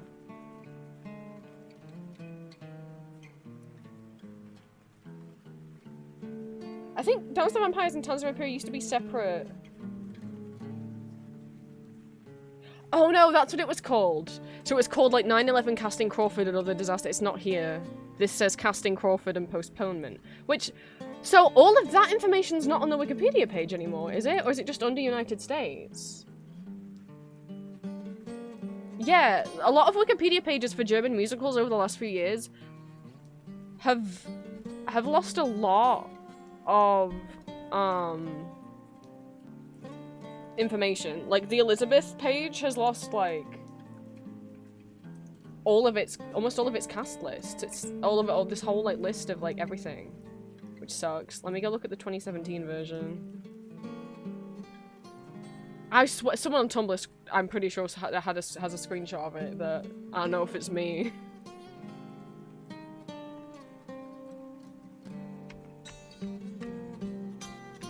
Yes! The 2017 version has it! Casting Crawford, 9/11 and Other Disasters. Casting Michael Crawford is right next to the words 9/11. I'm not laughing about 9/11, I'm saying it's crazy that someone wrote that sentence. Like, that they thought casting Michael Crawford and 9/11 were not equally as bad disasters, but at least equally detrimental to this musical. Like, casting Michael Crawford, who then allegedly demanded the whole script be rewritten. They cast Michael Crawford, who you might know is the original Phantom of the Opera. He originated the role of Eric. They cast him because they were like, that'll be a great Krolok. That'll be a great vampire. And then he was like, allegedly, I don't want to play a role like... They cast him because they wanted him to essentially be the Phantom again. And then after he got there and showed up, he was like, I don't want to do that again. That was really boring. I don't want to just play the same role again. I actually want you to rewrite the whole part for me, and I also want you to give me like $1 billion million. Allegedly. And, yeah, so, like, the shitty dialogue from Krolok and also the Italian accent were apparently Crawford's own inventions because he wanted to do something different. Yeah. So, they're not comparing casting Michael Crawford and 9/11 as equally detrimental to the world, but they're saying they were equally detrimental to the success of the musical because 9/11 did happen in the middle of production, which obviously delayed a lot of stuff.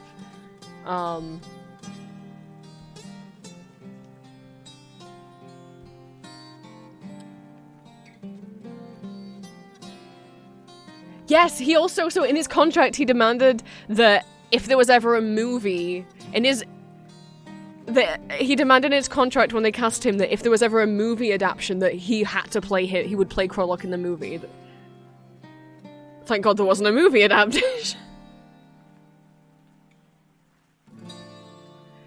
Feelers are put out for names as diverse as Richard Gere, John Travolta, David. Imagine if they cast David Bowie. That would have been strange, but he wouldn't have demanded you rewrite the whole fucking script. They just thought they were willing to rewrite the whole script for him because people loved him so much as the Phantom, and he currently wasn't playing the Phantom on Broadway anymore. And you know, he'd left the production. They thought Michael Crawford is such a big name, is such a cool, like, celebrity casting, that his name alone will make the musical a success, so we'll do whatever he wants. No. Even if it means rewriting the whole musical. So, allegedly, he demanded complete creative control of his character. He wanted a retirement package of $20 million a year. £20 million a year, which would be $180,000 a week. And he also wanted to have first refusal on the role if the musical transferred to London or LA. He also wanted to have first refusal to play him in any movie. It's fucking batshit.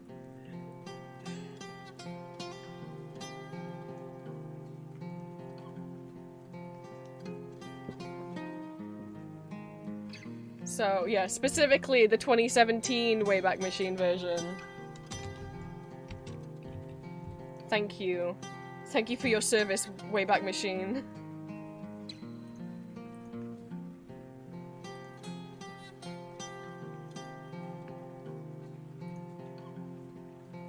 Because this section, and I think some of those sources aren't in the Wikipedia page anymore, so I needed these.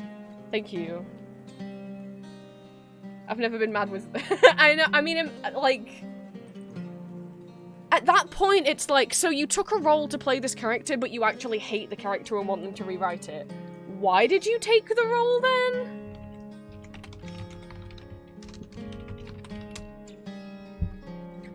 I don't know. I'll be right back. I said I need to go to the bathroom before I pulled up that Wikipedia page.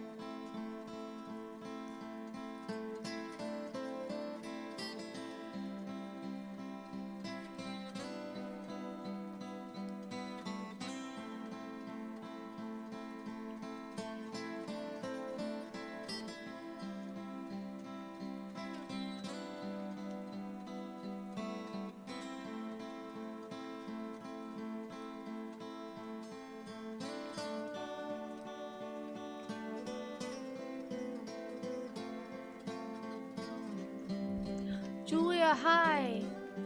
I just got back from peeing.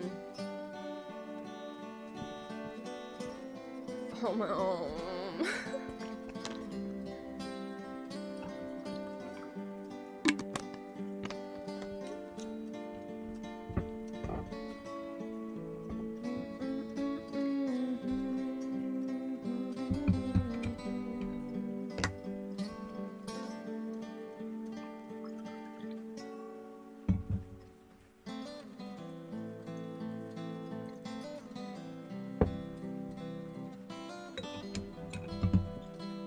Okay.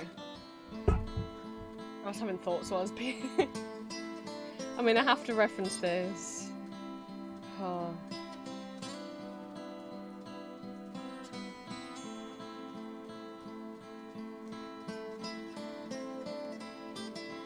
Thank you, Wayback Machine. You've never let me down. I mean, that's not true, but it's never your fault. The Wayback Machine can't archive something that no one tells it to. If you have a website or an article or thing that you really like and you're worried it might disappear one day, you could archive, anyone can archive to the Wayback Machine. Anyone has the power.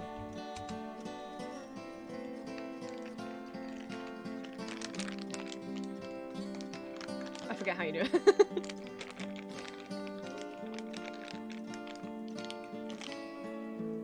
I think it's like if you enter a URL and it's not backed up, you can then save page now, capture web page as it appears now for use as a trusted citation in the future. So if there's any page that you are like, I'm worried this might disappear one day, and I'd like to still be able to look at it, drop its URL in there and click save page. Oops, what did I click on? I don't know what I clicked on. I'm here now. Santa? Click here for Santa's computer shopping secrets. I mean... So I mean that has to go in my NeoCities decoration file. Can I like click on a button that takes you to a random old website? This is from December 1996. We'll just have to, I kinda have to have this picture.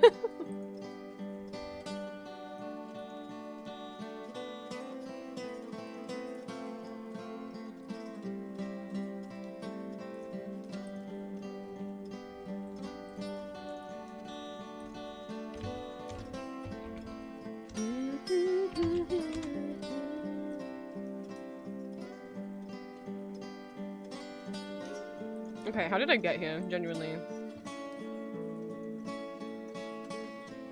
Is there a random button that I didn't know? Oh, I must have clicked on one of these that was scrolling. That's DeviantArt! Yahoo groups.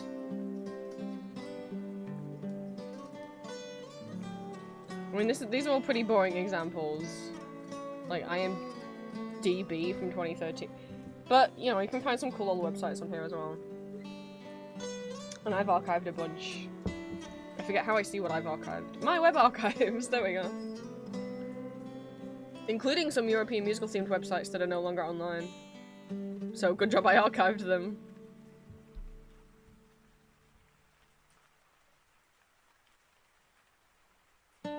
I was on a old I was on a European musical rampage through the internet. Oh, how the musical Vienna website used to look is so cool. Oh, yeah, and things on the Wayback Machine like the original Dance of the Vampires website.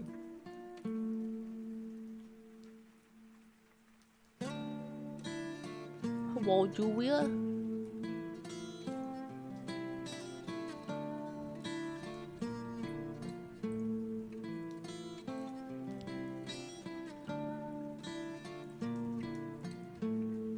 I don't think this is still online. I'd be very surprised if it were. Of course, no, it's not.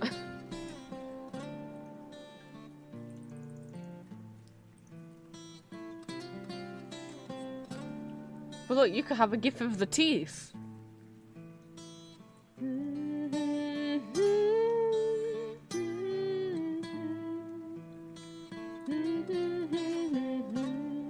this exciting new Flash preview. Of what? Well, I mean, Flash doesn't work anymore.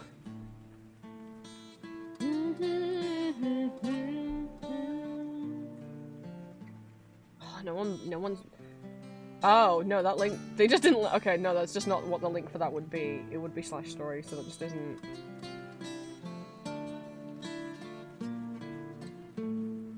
Go to the right page.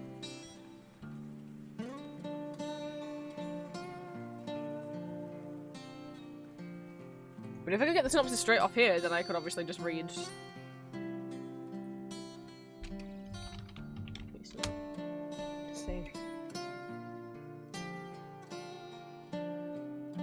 Hey! Okay, yeah, the clickable link just didn't work out too well. Here we go. What do they think the story of Tanz the Vampire is? But... I would not describe Alfred as Byronic, but okay.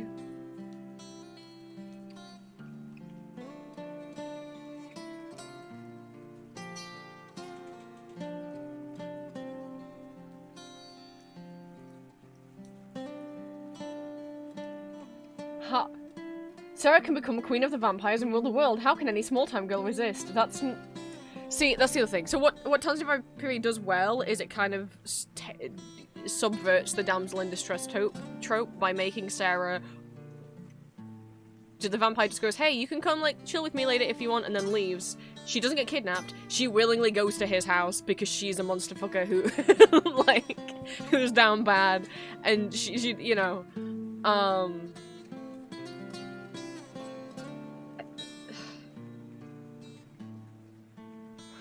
the climactic vampire dance erupts as the reign of the undead begins and everybody somehow manages to find happiness. Vampire style. What?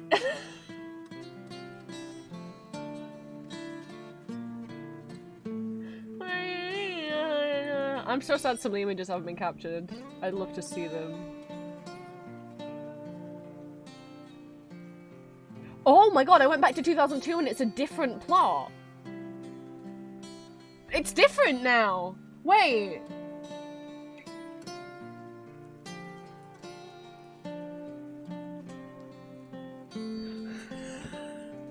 It's a completely different...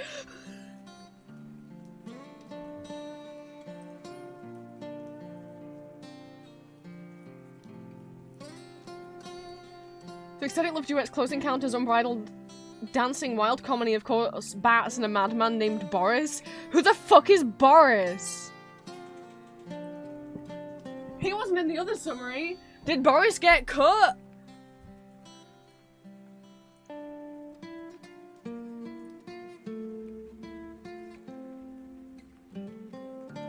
Just take a screen. Otherwise, I don't know that I'd believe what I'm seeing with my ojos. Oh, it's stripping it down again. It was thunderstorming earlier. Video essays. You make it like a sources folder. Oh my god. Oh my god. Who the fuck is Boris?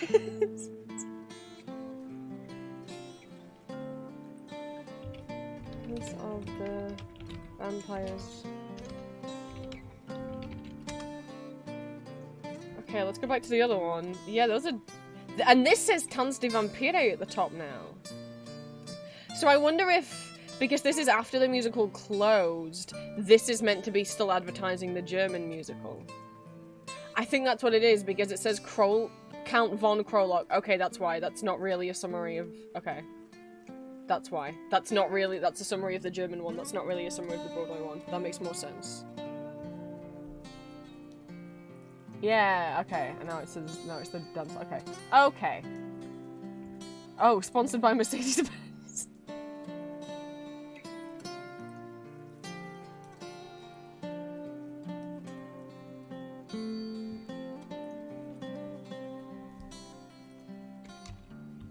I feel like I only want to write things as I find things. Not in the correct order, but just so that I don't forget that this is a thing I want to write later.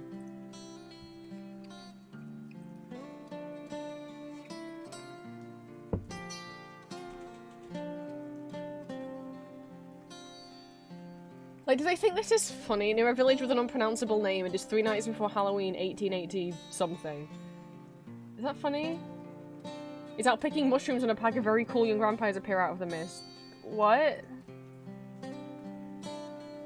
Accounting for her seductively, I mean, that's up for debate.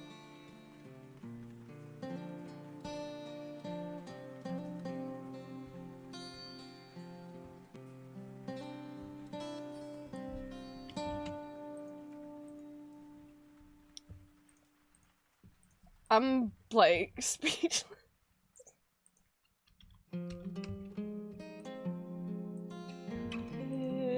Forever, save me, ghost. Forever. What's happening? Ha! My mind!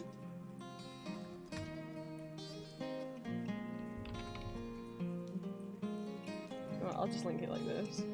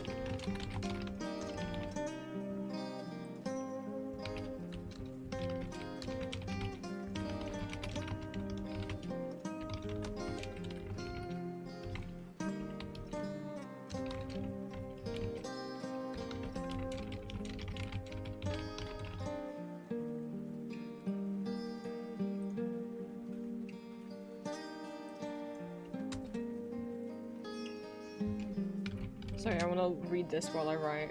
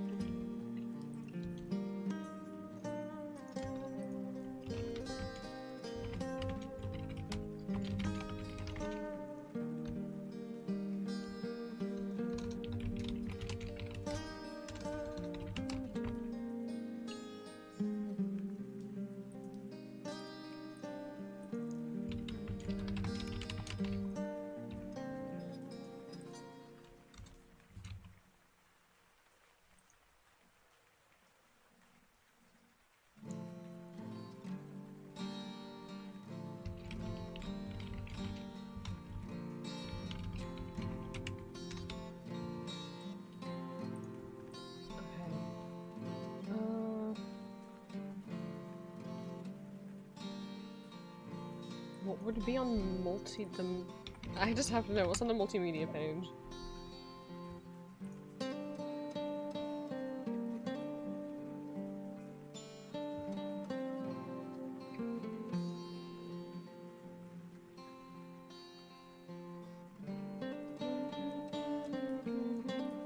Oh, this is where people got the demos from. I do have copies of those.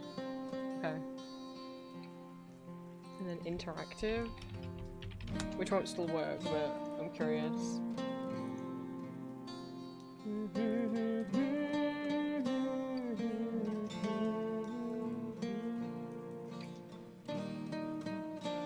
I'll also take this little picture. These are fan websites.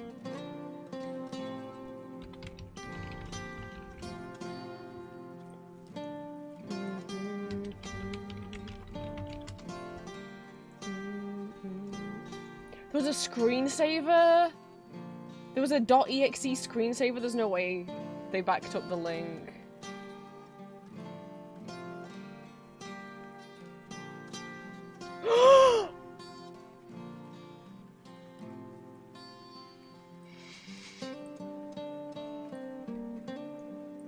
Wait, I don't know. I don't want to run it though. What if it breaks my computer?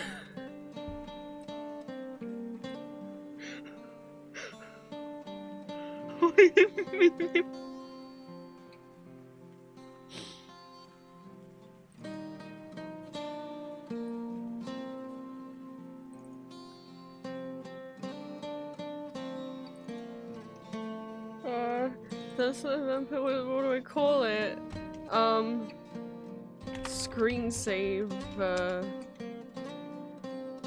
I don't know if I want to run that though.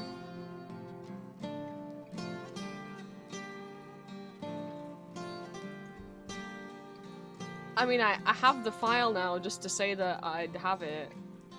Good for me. Or not? It won't open where I just downloaded it to. Is this complete? Why won't it? It's weird. Okay. I didn't just download a virus. Why won't it open the folder I saved it to?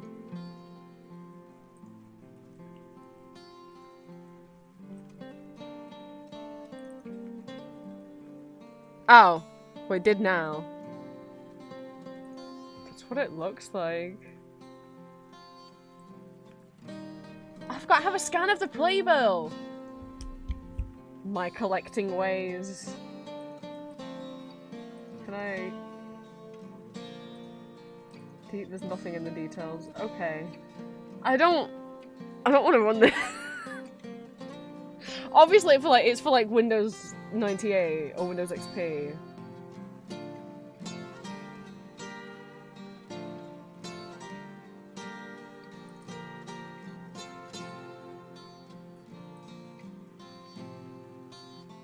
Oh man.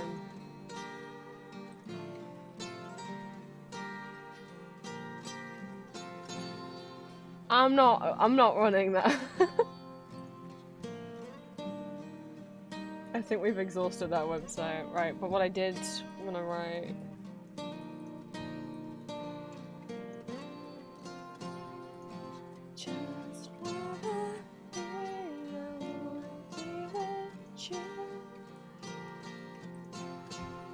Just take a nice screenshot.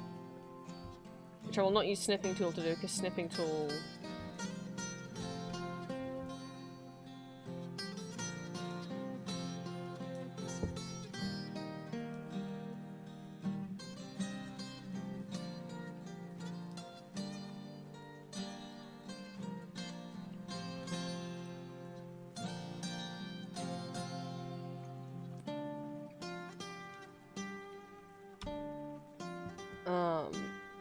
The snipping tool can only save as a JPEG, and so it really compresses everything, but if I actually use the print key button and then paste it into, like, Paint, I can save it as a PNG. Oh no, look, you guys can see yourselves!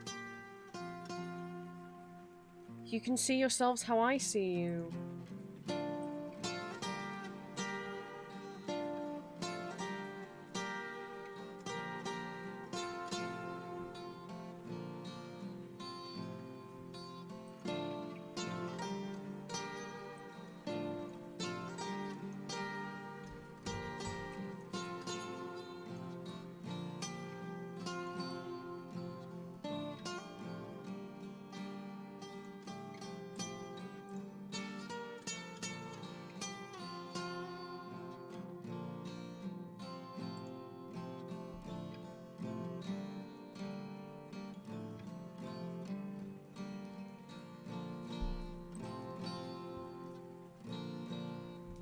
Wait, why did that happen? Alright, there we go.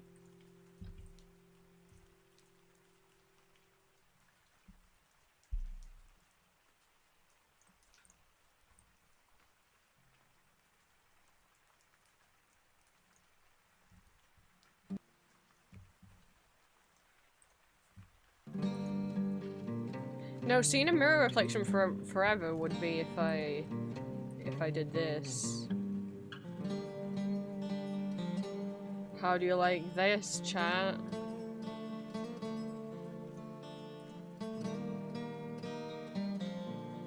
You just go on forever.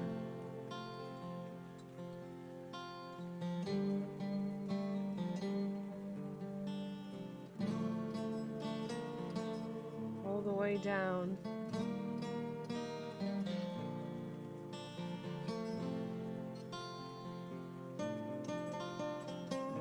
All the little pure vanillas.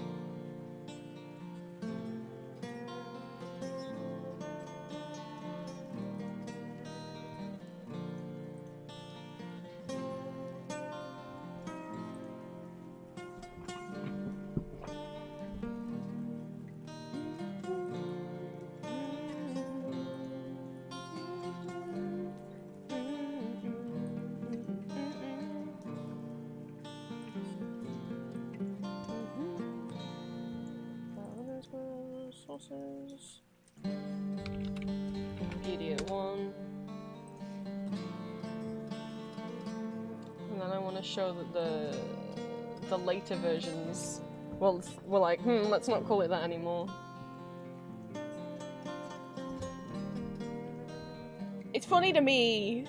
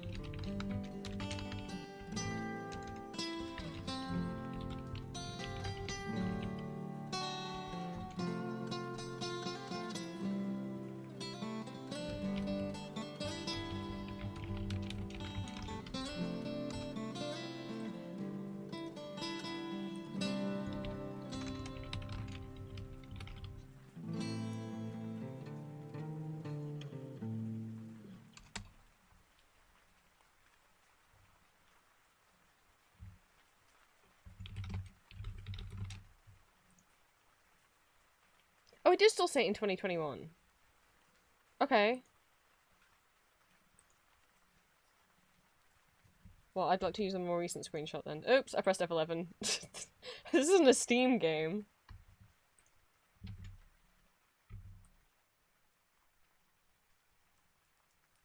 Oh, I think that might be the end of the ghost music.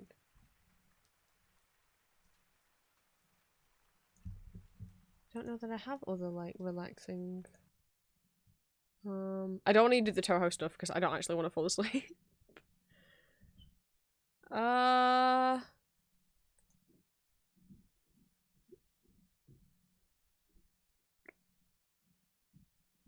If there was a Towns of Vampire karaoke album, there's not. Oh, but there is. What I do have. I do have a vampire musical karaoke album.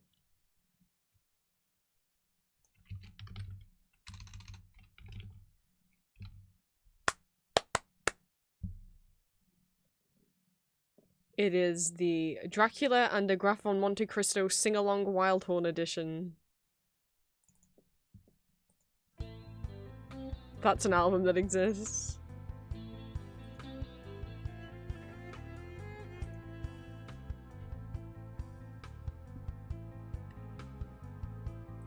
It's a karaoke album for both Frank Wildhorn's Dracula musical and the Count of Monte Cristo musical.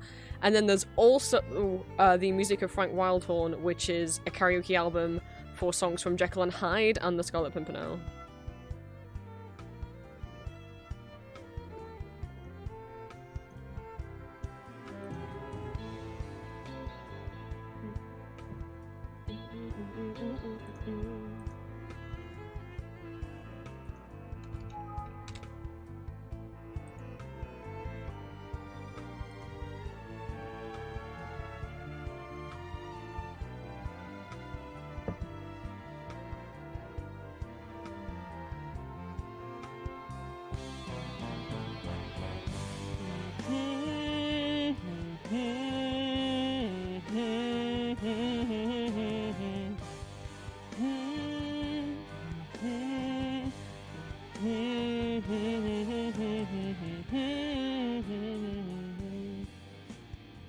Okay, it's still set in 2022 as well. I didn't think it showed up properly before.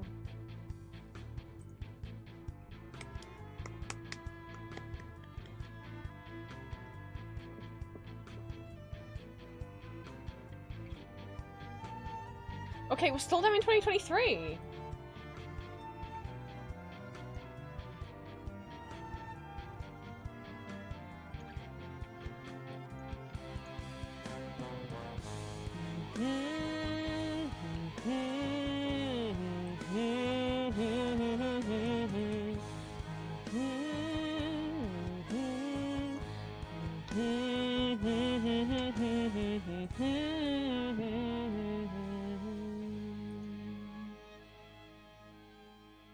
Disappear, and who did it? You can look at logs on Wikipedia. You might be able to find out if you look at the history of the page who removed that. Maybe Michael Crawford's lawyers had a thing to say. It's still there in 2024.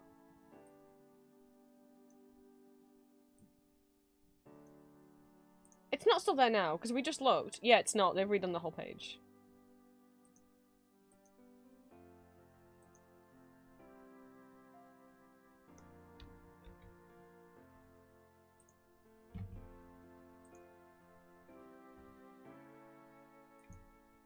So it was there in January of 2024.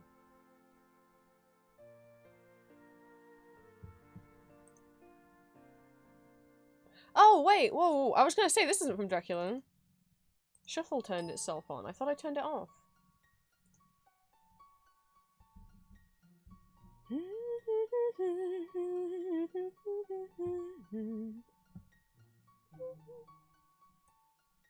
It's still here in late 2024. When did it go away?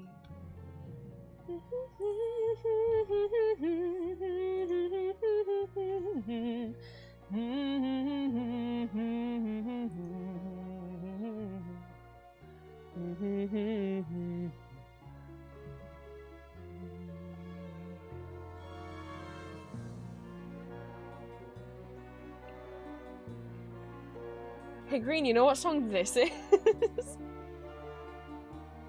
What happens during this song, Green?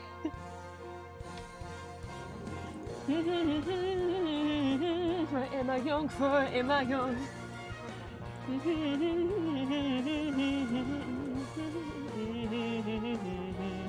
You opened the twink without me. This is a song that plays when his wives open the twink without him.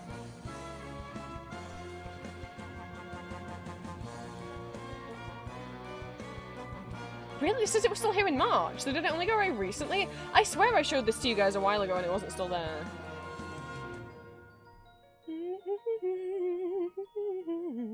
It's also the musical adaptation of the Baby Filter. Okay, it's gone by this point. So it got changed in summer, in like June of this year. This matters to me. The Baby Fell Down is from Dan from Game Grumps recounting when he went to see Bram Stoker's Dracula, the Coppola film, with Gary Oldman, as Dracula in cinemas, and he doesn't remember anything about the movie other than there's a scene where a woman drops a baby, because at that point in the cinema, the man who was sat behind him went, "Baby fell down."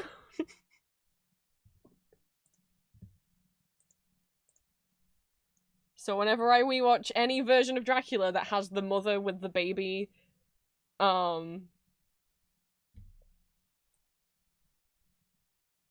boy, that's all my brain thinks of.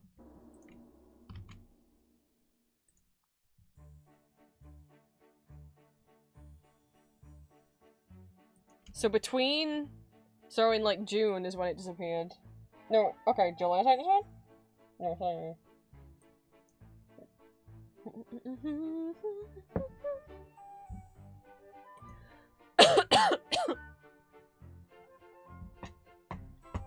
Sometime after May this year it disappeared. How sad.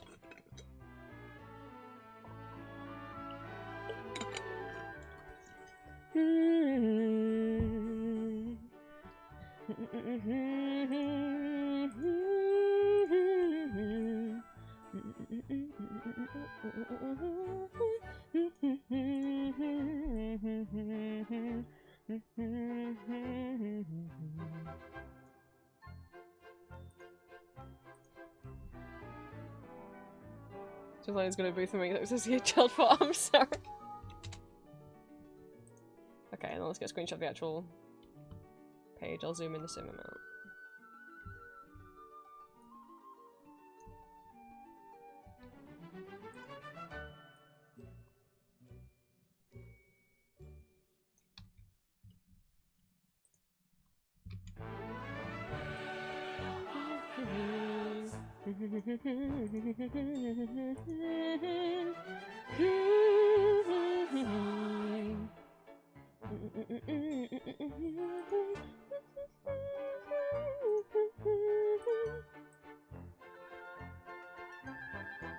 Yes, this is Lucy getting a marriage proposal, trying to pick between her 3 boys. Because she doesn't know polyamory is an option, and she could just have all 3. And they're all cool with each other. Frank Melton's Dracula does get bonus points. It's an okay musical, it's not terrible. Like, as much as this is about terrible vampire musicals, Frank Melton's Dracula is okay. It's okay. I think it gets points for, like, being one of the few adaptations that includes Quincy Morris.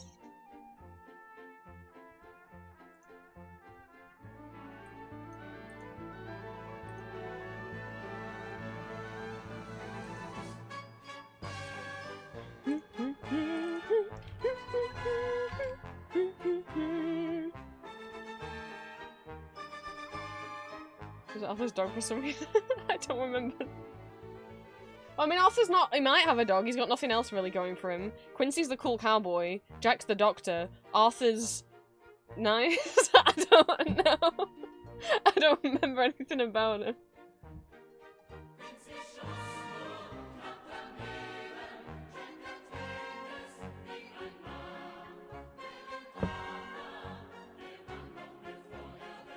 There's 2 dogs in the book. Aww.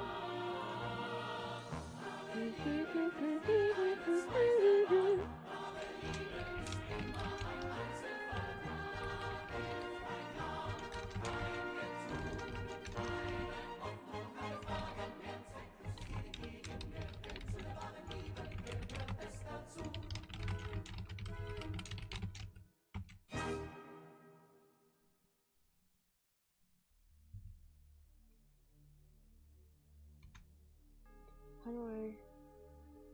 Such a detriment to me, or like, such a... I don't want to say bad decision, or something. I guess detriment works. A detriment to the musical's success.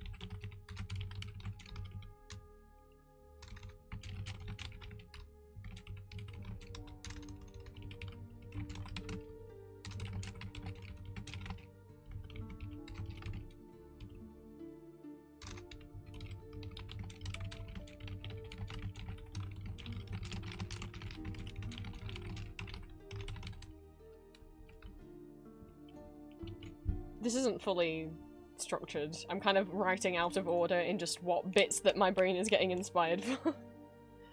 I just wanted to write the sentence I thought of about that while I still remembered it.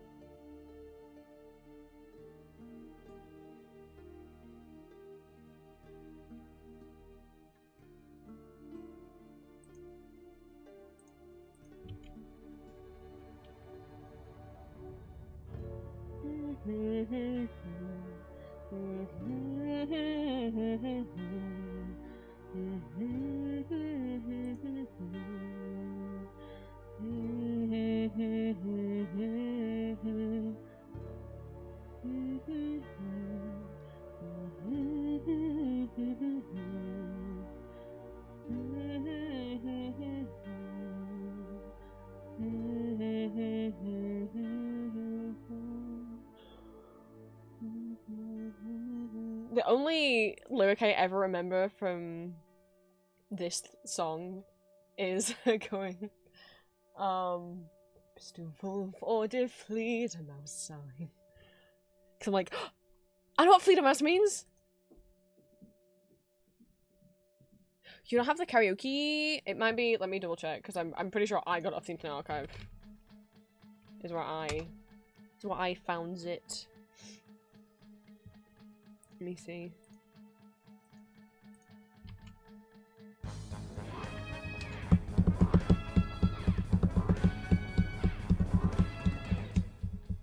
Or not?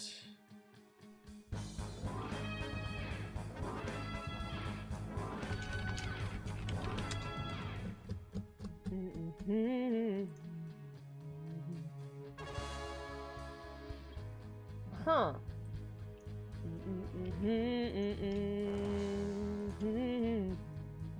Maybe it's either not on there anymore or it was on Reddit.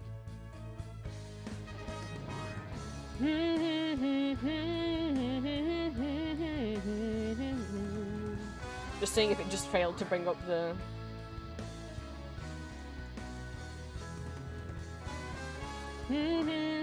Because anything that wasn't already on here, I had archived.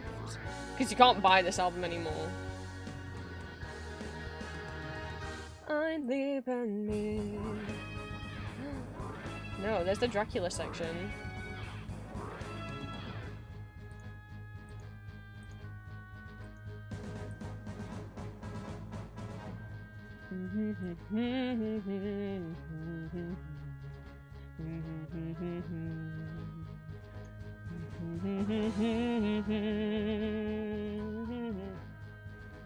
Give me a second.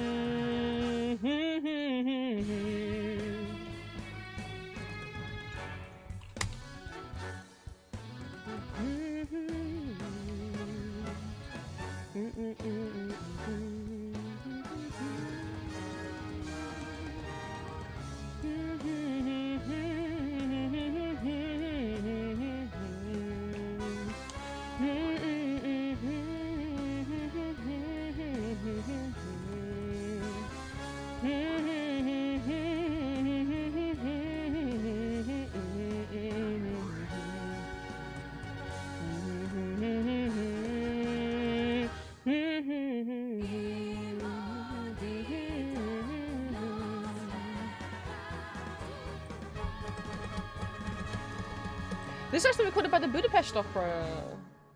Interesting. Not in Germany or in Switzerland where these productions had happened.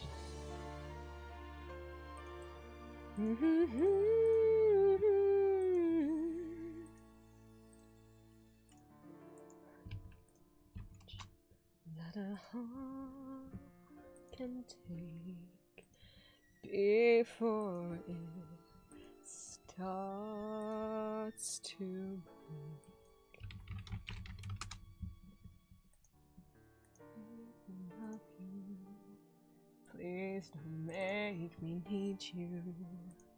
I've no room in my life for something like this.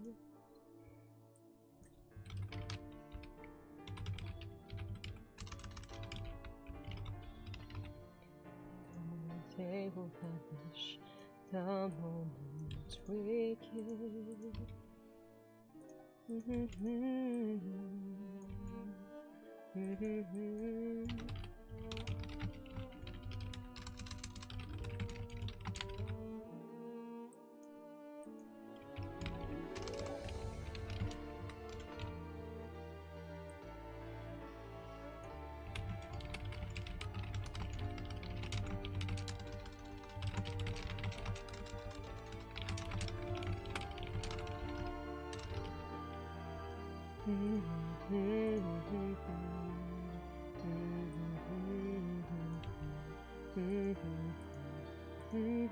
Oh, okay, these are the backing tracks recorded for the concept recording in the Castle Monte Cristo.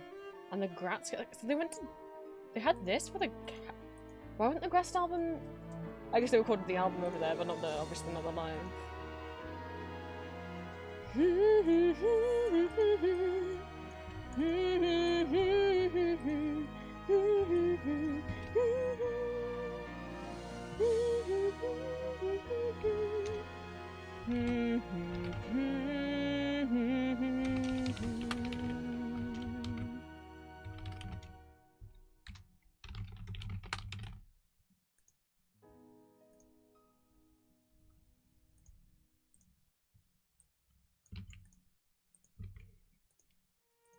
It's just 2011 04 26th of April 2011 April 26.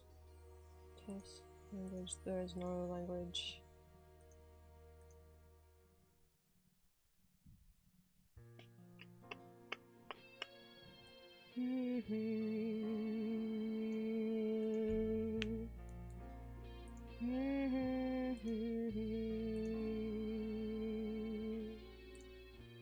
They do reprise that in the Kill Me song, but no, it's Mina's song. Right. You just give me a hot second, Green. Let me see if the other one's still on here. She's Van Helsing's wife. Oh, this is Van Helsing singing about his wife, but also it's implied or straight up said, or just heavily implied, that she also got seduced by Dracula.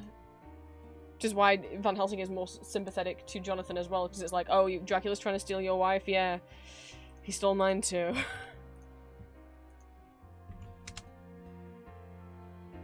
Let's see if the other one's on here.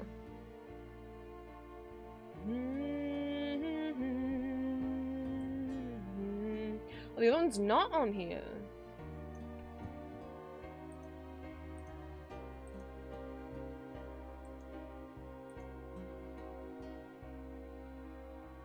Don't mind me.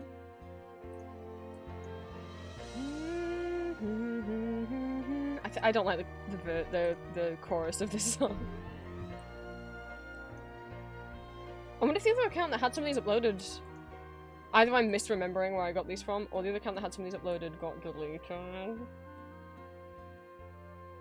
Because again, it's not like Internet Archive's not people trying to leak copyrighted material, it's people archiving stuff that would become lost media, right? It's like, hey, you physically can't buy the CD anywhere anymore unless you happen to find one for secondhand somewhere, which is incredibly unlikely that you will find that. Like, when it comes to basically abandonware, stuff that you cannot purchase, like American McGee's Alice, you cannot get that game anywhere. EA have refused to re-release it or remaster it. You can't get it on Steam. The only way that you can purchase it is if you happen to find a second-hand copy, but it will not run on modern PCs. So you'd have to get it, like a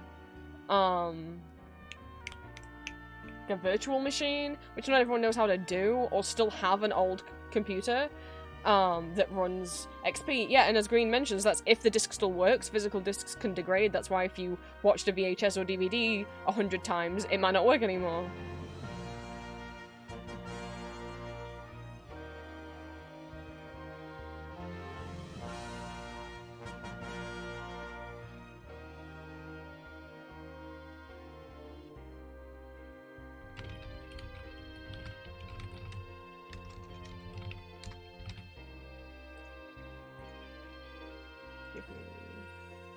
2001.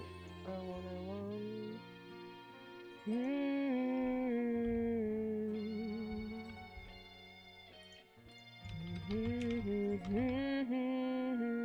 Seems to have a time limit. Oh, as in like you can only. I assumed. I don't know if green means like you can only fit a certain amount of music onto a CD, which is true. That's why like, for example, the CD of Right Here Right Now by Ghost is missing Mummy Dust and like 5 other songs because they couldn't fit them on the CD. It's like, why not just make it like a 3-disc? Why would you do this to me? Or like the UK cast album of like the current UK version of Hadestown is missing a bunch of songs because they just didn't make it into a 2-disc CD. They'd only made it into a 1-disc CD. But that's why. The only reason why you get like 2-disc CDs is because all of that can't fit on one. Same with like DVD. That's why like if you're a nerd like me who owns the extended edition of Lord of the Rings, they didn't put each movie over like 3 discs just for the fun of it.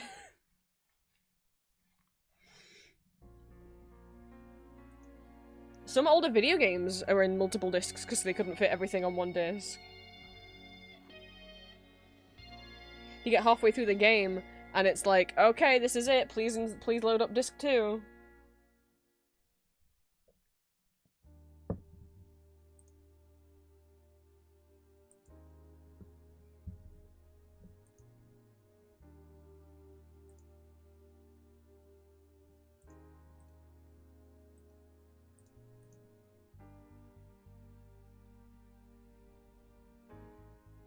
Bear with me.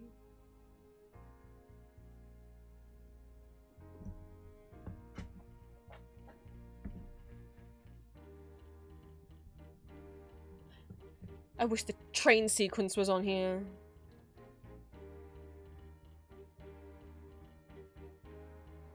Wait. I said that and I was like...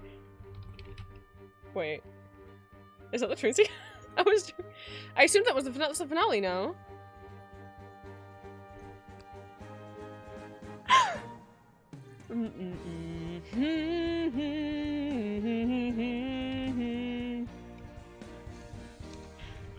I'm such a fool. I just assumed. I was like, I wish the train sequence was on here. But my favorite songs... No, my Princess favorite song isn't one of the main ones, but one of these weird awkward side ones. It's never picked to be on the... Wait, it's on there? I just didn't... I just assumed. I just assumed without checking.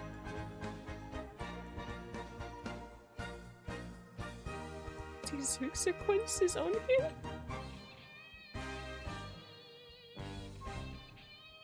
Takes decades, but well, it also depends how many times you play them. Every time you play a CD, you're wearing it down more and more. So if no one digitizes CDs, they will just become lost.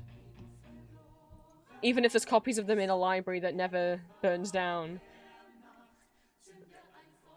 I don't know this song. I just find it boring.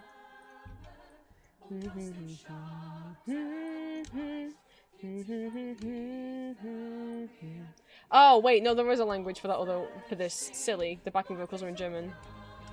Oops. Can I edit things?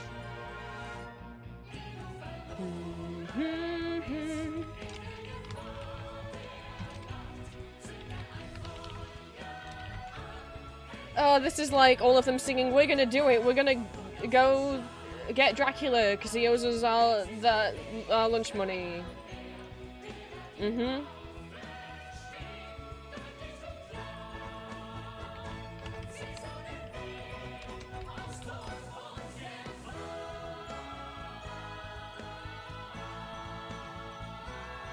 Okay, weirdly it won't let me update the language. Yeah, Zuenda's not on here. Sorry, Gween. I can't believe I just assumed it wouldn't be here.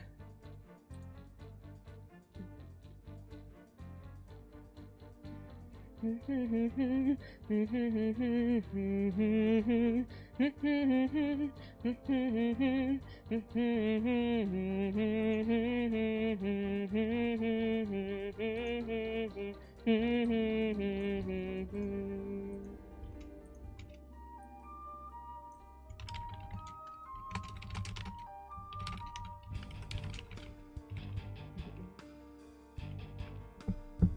love this bit. There's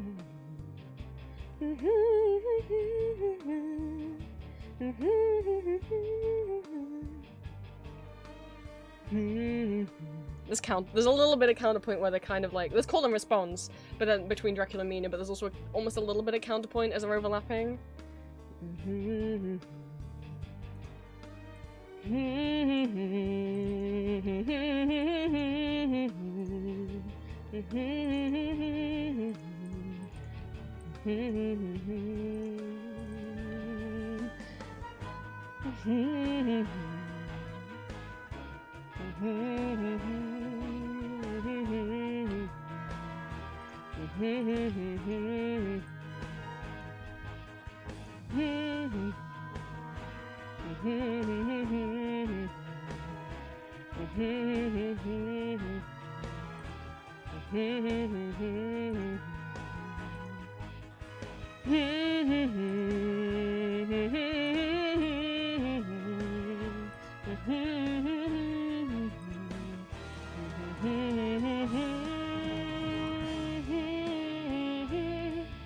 Hey Gwyn, I have something for you. Jingle, jingle, jingle. Back in the day, jingle, jingle.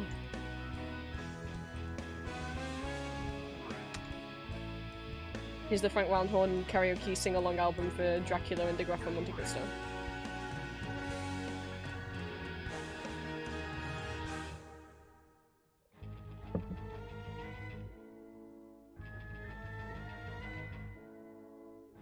I wonder who could have put that there. That's crazy.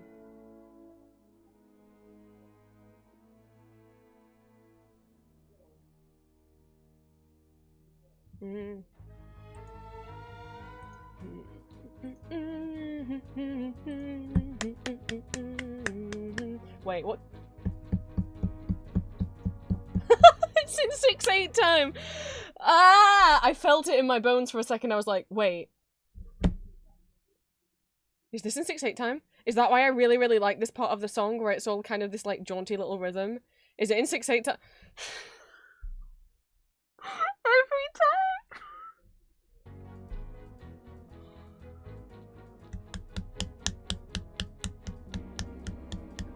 Not the rest of the song, but that little bit is 1, 2, 3, 4, 5, 6, 1, 2, 3, 4, 5, 6.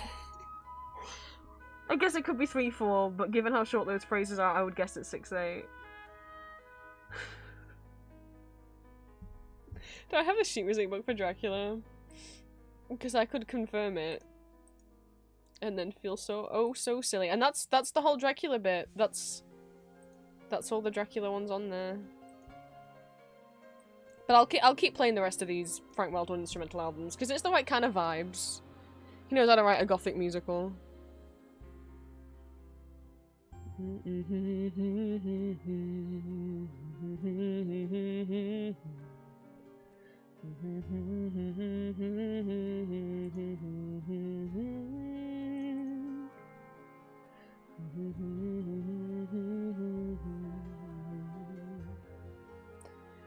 Where's musicals? Okay. I got distracted.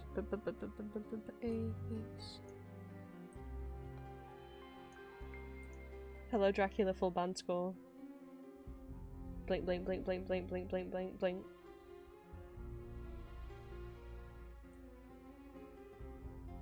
In your 509 beautiful pages. Do you have...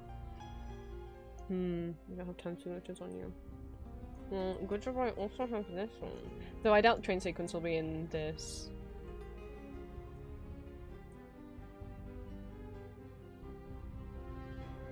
If this was commercially sold. I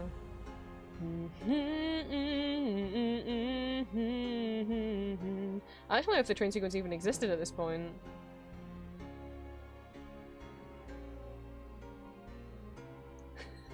Sorry, what's the track called? Got Some Splaining. Oh, Frank Wildhorn Dracula.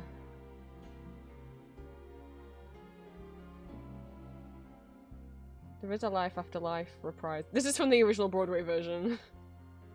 Or maybe this is pre-Broadway?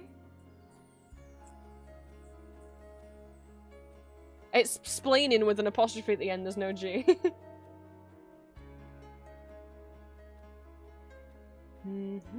Did the train sequence? Yo, it did exist, because it's literally, the reason why I call it the train sequence is because that's what it's called. In English on the,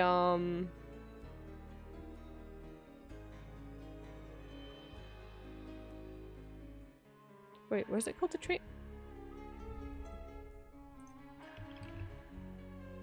Yeah, on the original English demo from 2000, so that was before this.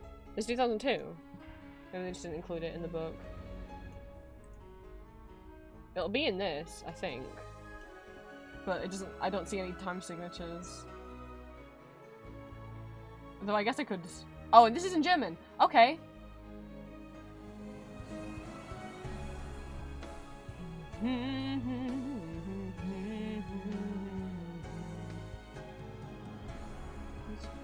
Oh, okay, this is the train sequence. New angles, mein schönes Kind, die Sonne gebraucht. Okay, okay, okay, okay.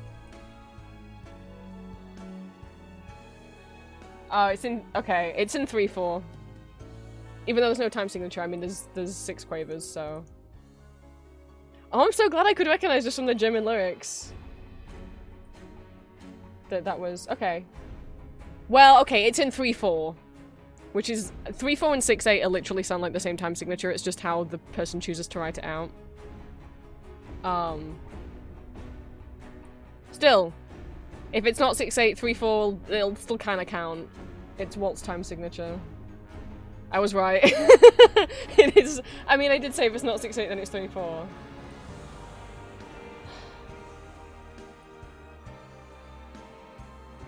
This is the full band score, by the way, so this is all the instruments. Woodwind 1, woodwind 2, woodwind 3, horn 1, horn 2.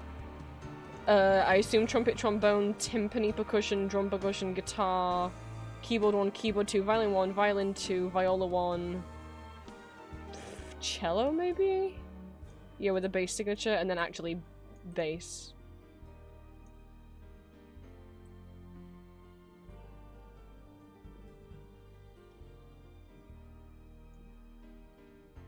And then obviously the vocal line is here. It's not labeled vocals, but it's here. It's got lyrics on it.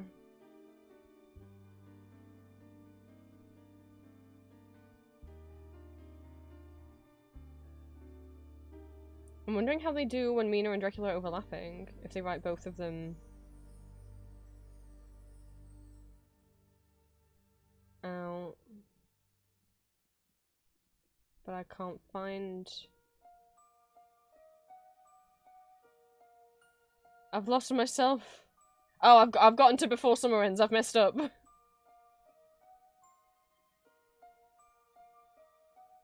How? Train sequence! It's 3/4. Okay, it says it at the beginning here. It is in 3/4. There we go.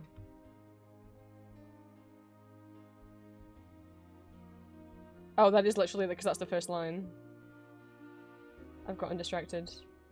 Trying to find the bit where I don't know, I'm just curious. Okay, yeah, there we go. Now there's 2 vocal tracks, so we've got Dracula and then Mina.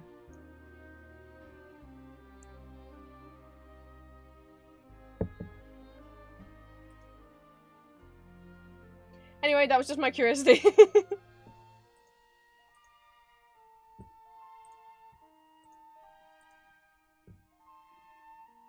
Also, piss, if anyone wants the Jekyll and Hyde Scarlet Pimpernel official karaoke's, there you go.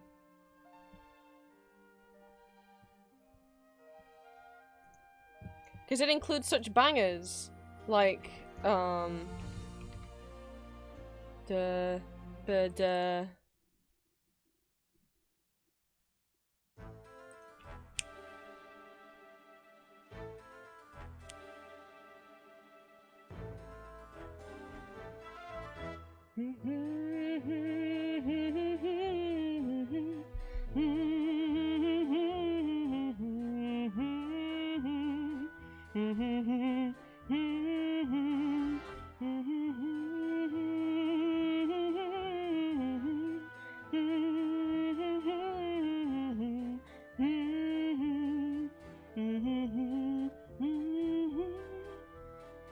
don't remember any lyrics.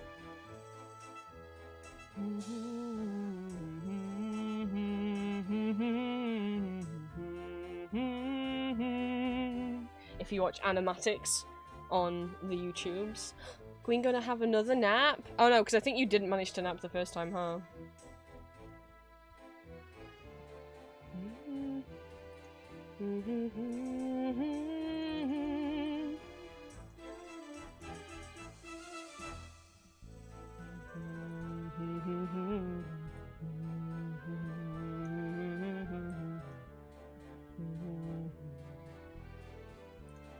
Okay, I need to think about how we're gonna introduce Dance of the Vampires. Where's my old script? In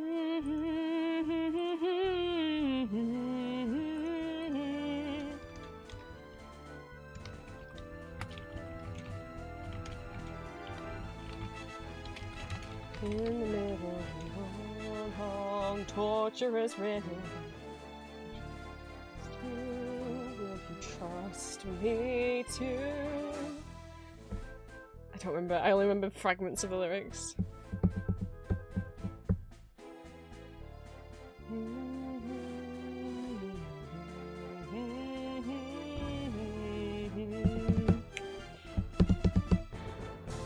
I run to you, can you run from me? I'll do unto you as you do to me.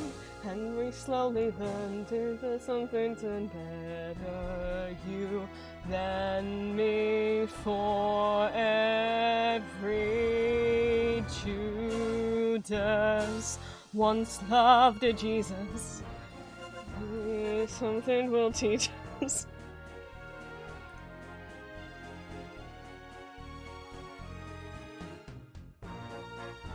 I'd play the original, I'm just worried about getting distracted. I'm also worried about getting content ID, like... Well, if the whole stream gets muted... Oh well, I mean, it won't get muted where if it picks up where I'm talking. If I get, like, muted for playing all of these Frank Wildhorn songs, or whether it be I get muted on Twitch, because basically what can happen with a stream is Twitch can decide to mute it, or when I export it to YouTube, YouTube could say, this isn't visible to anyone unless you cut these songs out. I don't know that many people are gonna go and rewatch this stream anyway. You can just put your own music on. You can find tippy-tappy keyboard sounds. This is the only song I know from the Scarlet Pimpernel musical. I'll just play it. Here's the thing with Frank Wildhorn musicals. Because he's done a bunch of them. Most famously Jekyll and Hyde, but also the Scarlet Pimpernel, Count of Monte Cristo, Dracula, the Civil War, Bonnie and Clyde, Death Note, Wonderland, and the kind of the recurring thing is always like, some of the songs are bangers, but at least 50% of them are kind of quite boring and everybody skips. It's normally like, a good chunk of the song are bangers, some of the songs are boring, the plot, the script is usually where it gets let down. Like, normally I'm here for some of the songs, but the majority of the songs I'm not gonna listen to, but I'm here for at least, like, 50% of the songs. But I'm like, I don't know that I really care about these people that much. Like, at most, I'm gonna give them, like, a B tier, because they're just lacking a bit of, like, heart that makes me, like, get as emotional about them as I would have, like, with, like, something like Hadestown, right? They're not bad. B's still good, but that's as high as any of his musicals ever go for me.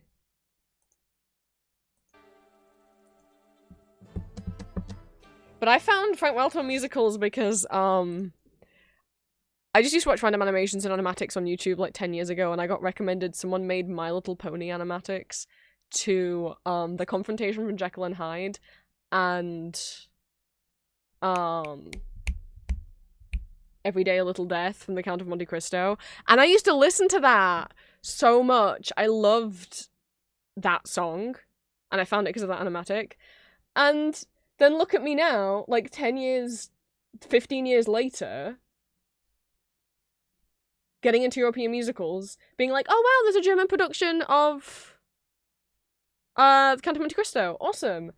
And then realizing, wait, the concept album also used, he recorded it in Germany, so even though it's in English, it uses wait, Thomas Borchert's the English voice of Dante's on the concept album. He's singing Everyday a Little Death. Wait, what? Wait, Pia Dowis is also on this album? Mark Seibert's also on this album? What do you mean? But that's what we're listening to. This is from the Scarlet Pimpernel. I mean, obviously it's subjective. I find some of them boring, but I also enjoy some of the rest of them. Usually I just don't really feel like there's like a connection to the characters and the plot that I can't get.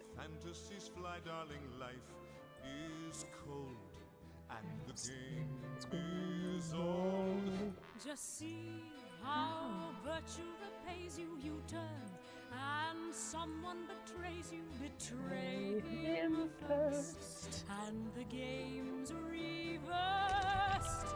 Oh, we all are caught in the middle of one long torturous riddle.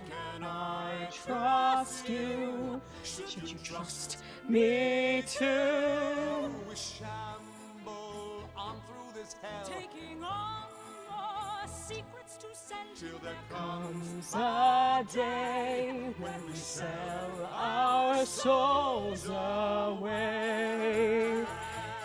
I'm gonna put the bit that I was singing, the "Can I run to you, will you run to me?" That bit where the chorus comes back, but it's slower, and they sing like the Judas and Jesus line. Oh, it's so good.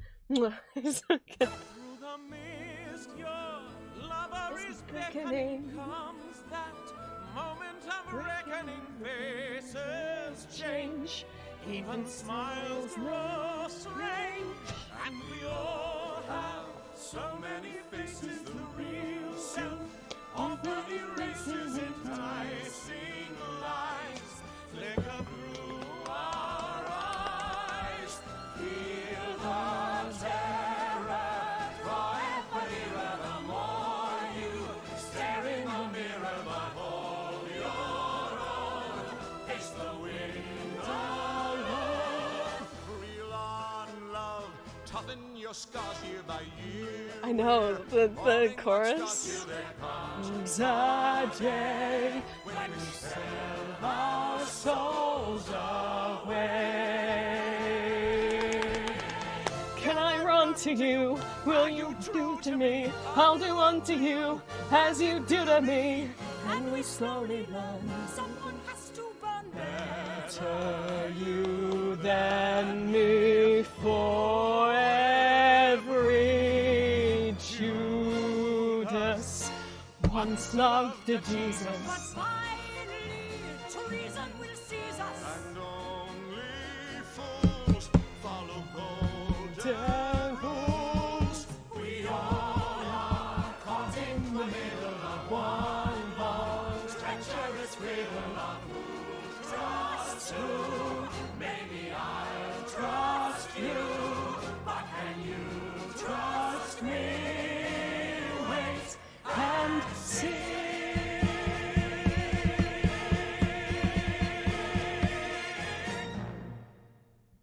I can't recommend any other song from the Scarlet Pimpernel because I still haven't listened to it in full.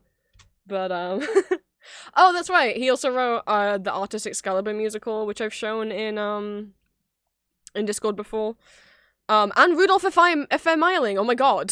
I forgot about the non-English language ones he's written. Rudolph was originally Hungarian, Artist was originally in German. Death Note was originally in Japanese, obviously. I think he's on a couple other Japanese ones as well.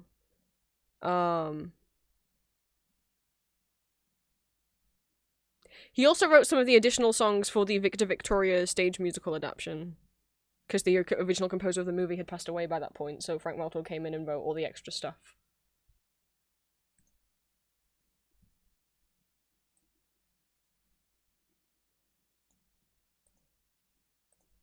We could just do some wild one.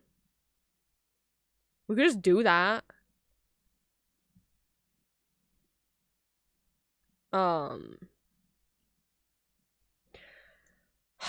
The thing that upsets me is a lot of his musicals. So there's like full cast albums and there's highlight albums. A full cast album is here's every single song from the musical. So like the original Hades cast album and the original Hamilton cast album, right?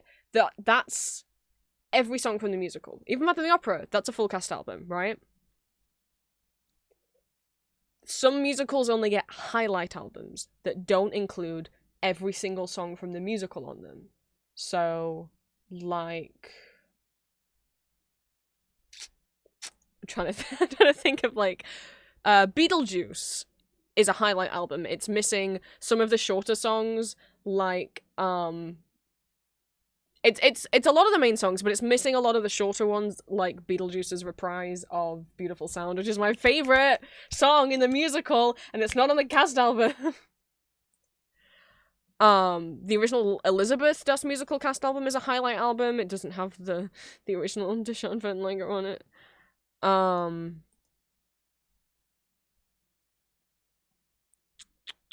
trying to think of, like, not just German musicals like people in chat might know that I can use as an example.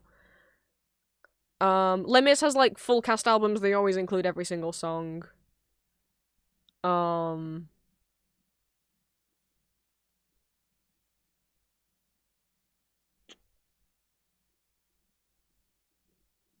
But the newest cast album for Hadestown, the UK one from last year, or this year, is a highlight album. It's missing a lot of songs.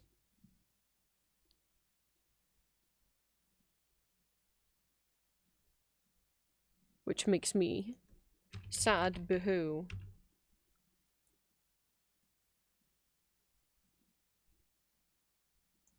And I mention that because Frank Wildhorn musicals always get highlight, almost always get highlight albums. You can find every song of Jekyll and Hyde because it's had so many different cast albums over the years and, like, concept albums. But there's some songs that I really like from Artus Excalibur that aren't on the cast album. One of my favorite songs from Count of Monte Cristo, which is the I don't know what its official English title would be because it's never been on an album. But the one where Dantes is, like, setting Mondego and the other two up with his little money scam thing, where he's getting them to invest in it. He's rug pulling them.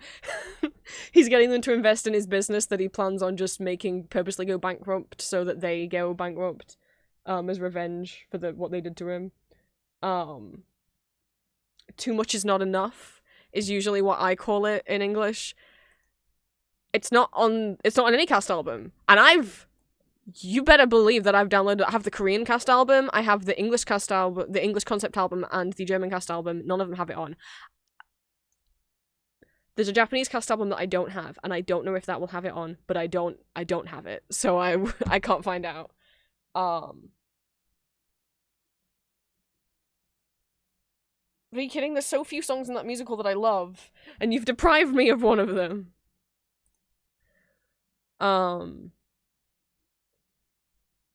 Which is a Dangsheim. Hi, Bliss, welcome in. I was playing instrumentals from some of Frank Wildhorn's musicals while I was writing, because they've got pretty good vibes for the vampire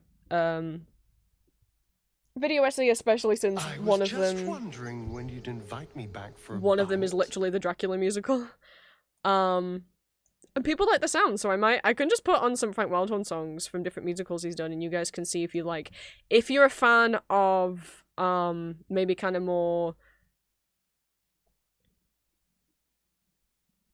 gothic-y musicals, like a lot of his musicals are based on books, historic, like Count of Monte Cristo, Scarlet Pimpernel, Dracula, right? They're all books.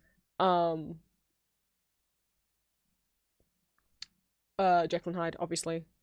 I would say, like, I'm trying to think non-Frank Wildhorn musicals that give similar vibes. Definitely, like, the Frankenstein musical. If you're into that, you might like Frank Wildhorn musicals.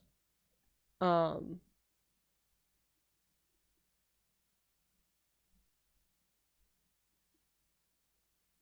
don't know what else to compare them to.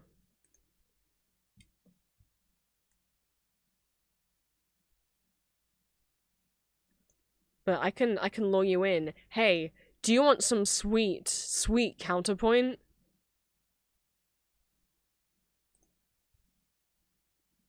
I love this song so much. My God, my heart beats faster, and my mind is racing. Could it be that you've come back to I used to listen. Oh god, I remember listening to this album like 15 years ago.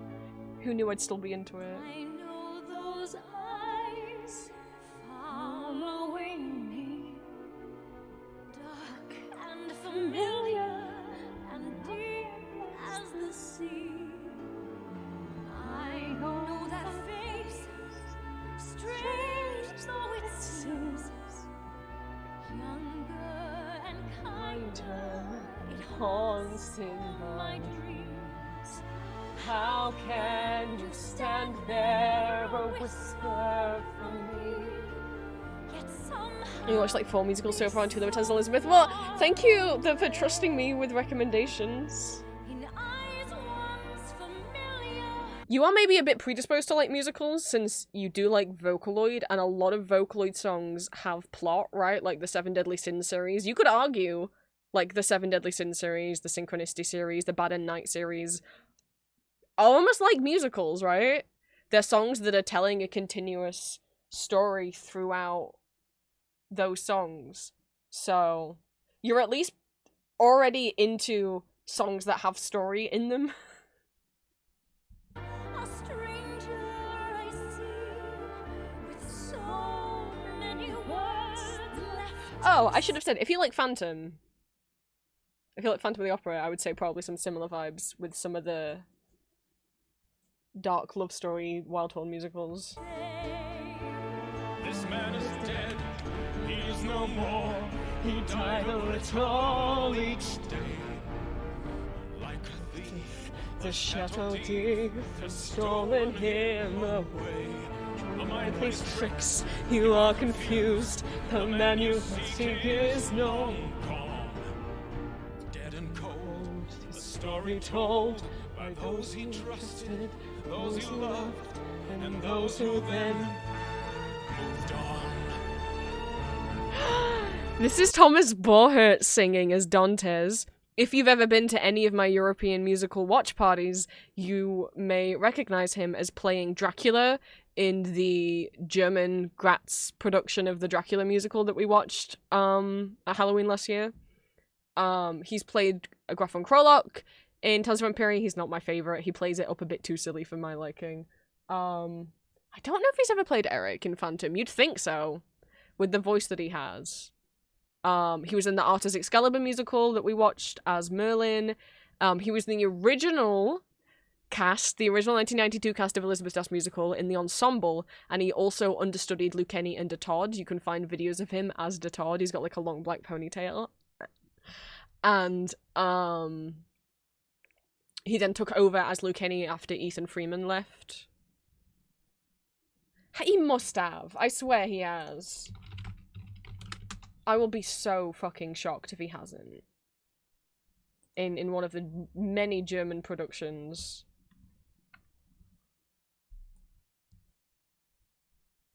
Yes, okay, I was gonna say yes. 2005, Essen. He's played Eric.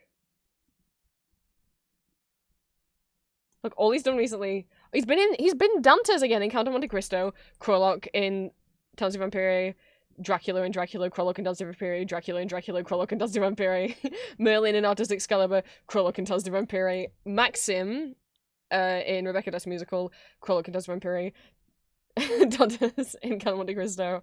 We got another Dracula back here. We got Tales of Vampyria again back here. We got Phantom here, Dracula again, Elizabeth, tons again, Jekyll and Hyde as Jekyll and Hyde. Oh yes, duh! And if you watch Mozart Das musical, in my Discord, or the version that I always recommend, the 2015 Vienna revival, he plays Mozart's father, his shitty father, in Mozart Das musical, in both the original production and also in the 2015 revival that I shared in Discord. Which, for some reason, this is missing. This doesn't have the 2015 Mozart revival on here. It only has the original, but rest assured, that is him in the revival. And in 1991, he played Snoopy in the Hamburg production of You're a Good Man, Charlie Brown. What a career.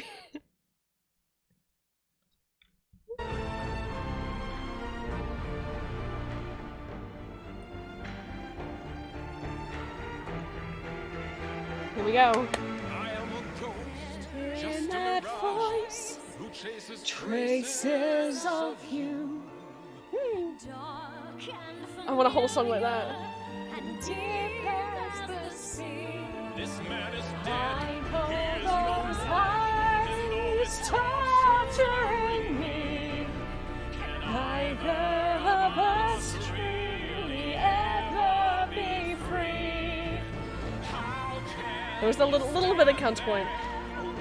If you want to watch Mozart with English subs, it's not on YouTube anymore. It keeps being taken down, but it's on my I mean, it's on the it's on whoever's Internet Archive profile this is. With so much broken and So much damaged.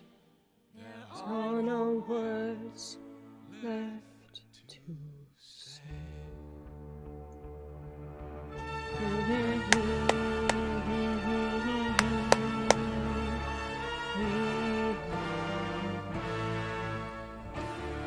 Here we go. If you want to watch Mozart. Stuff I have videos that are backed up here on the Internet Archive. We've got the 2015 that have English subtitles. We've got the 2015 production of Mozart Das Musical, the 2011 production of Mozart the Opera Rock, the 2011 production of the Ten Commandments. Don't. I couldn't even.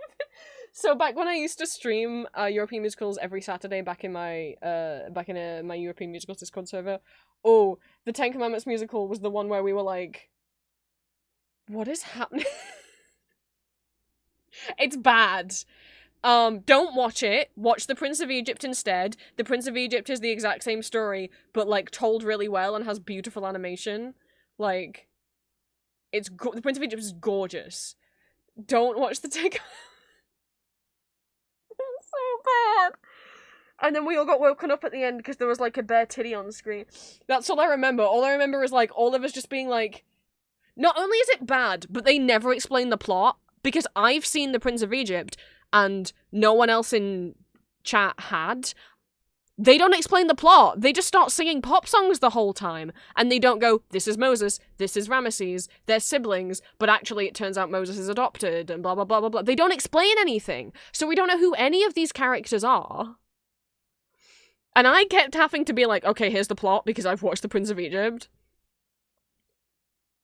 None of the songs were good. We were just like, what's happening at any point? They're not explaining shit. And then in the final song, there's like someone who don't have any clothes on. That's all I remember. I remember all of us being like, did that lady have no top on? Oh my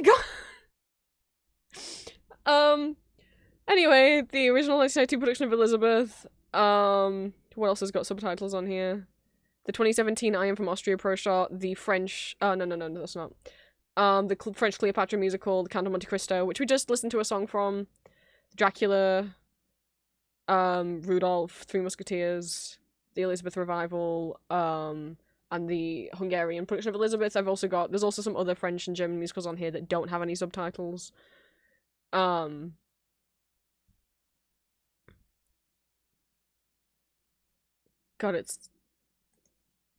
I just remember as the whole time just being like, how is this so bad? It was so bad. It was so bad. Wait, why is it trying to play? I know I have Roblox.oof open over here. It's because I was seeing how H-Bomb credited things in the description. In the last 70 years, there's a No! good chance you've heard this voice. How are you even playing Roblox.oof? I closed the tab down. It's not there anymore. You guys can see I don't have a YouTube tab open anymore. How could it be playing a YouTube video that I don't have open? Of sound effects people at How is Super it? Mario Brothers used. Another I closed the tab! Then appeared in 1953's The Oh, did it realize I closed it? Okay.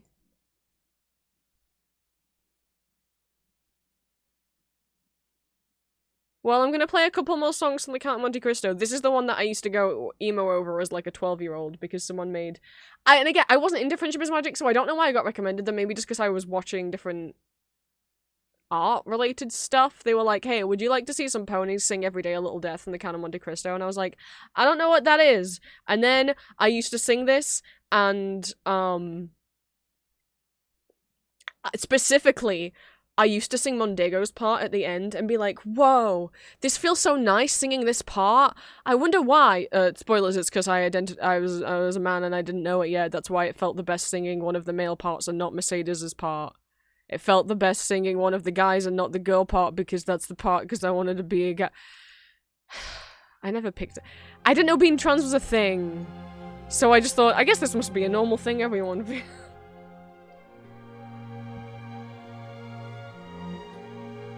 I guess context for the song. Dantes has been thrown in prison for a crime. Basically, Mondego's in love with Mercedes. Mercedes is engaged to Dantes. So Mondego purposefully conspires with people to get Mondego sent to prison for a crime he didn't do. Sorry, oh my god. Mondego conspires to get Dantes sent to prison for a crime he didn't do. He just literally is like, hey, like, just because he's rich and he's got friends in high places, he's just like, can we send this guy to prison so I can date his girlfriend? And they all go, oh sure, and then they send Dantes off to prison and he's in prison now. Mercedes is distraught, and Mondego is like, well, it's fine, she'll move on from him eventually, right? And then she'll want to date me. But she doesn't want to date him because he's an asshole. And also because she's like, no, he's going to get out of prison one day. So, realizing that sending him to prison doesn't work, Mondego then lies to Mercedes and says that Dantes has died in prison when he hath not. Oh my god, have we watched the same MLP animatic? And that's what's happening in this song.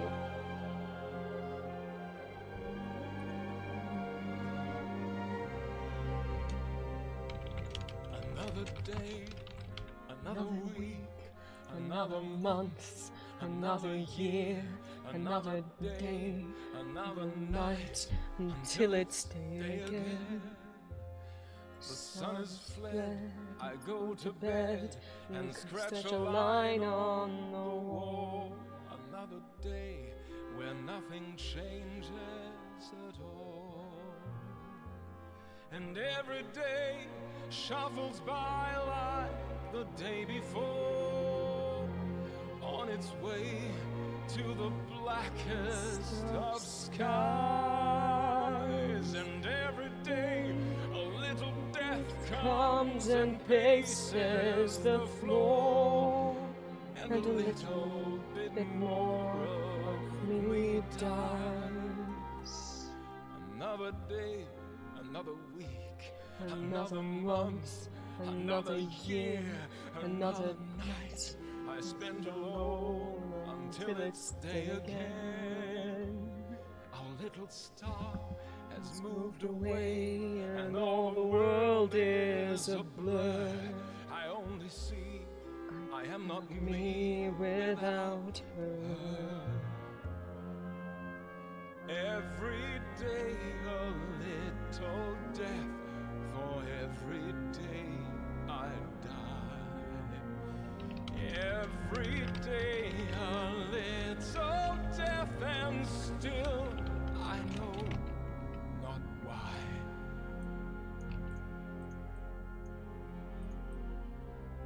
He will come back, Perhaps, but still. he will return to me. Another prayer, I've got to live for today. I will live when we're together again. Every day I will pray until then.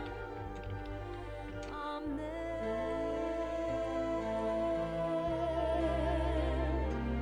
And every day another prayer will bring him close to me. And every night our Little star we will share. Then one day when I open my eyes, he will be standing right over there one day.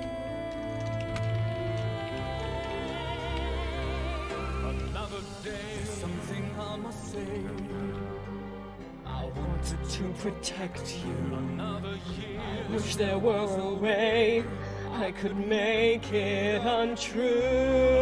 I heard the news today. I fear the worst has happened. An incident occurred. Edmond Dantes is dead, dead and gone. Rest in peace. May flights of angels sing him to his rest.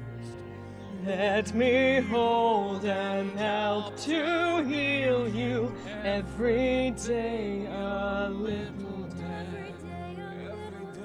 Every day a little day. Every day a little day.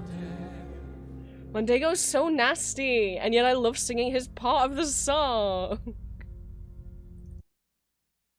Do you want some evil boys plotting an evil plot?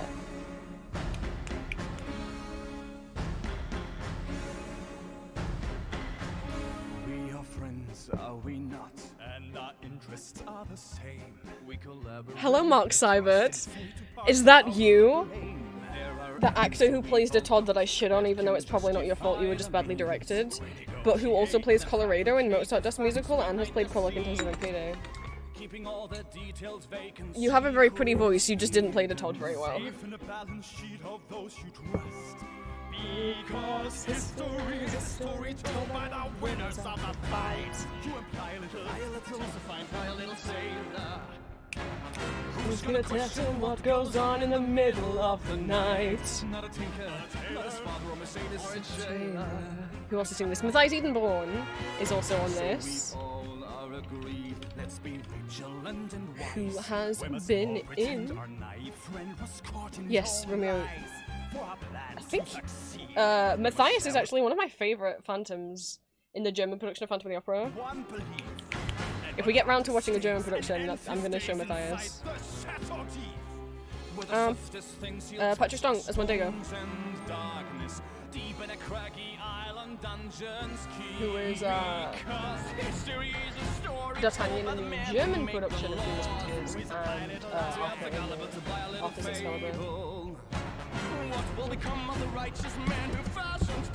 That's Mark Seibert. I was like, I can't recognize people's voices when they sing, especially in languages I don't speak, and now I'm like, I can pick out every single line that's sung by Mark Seibert here purely by the sound of his voice.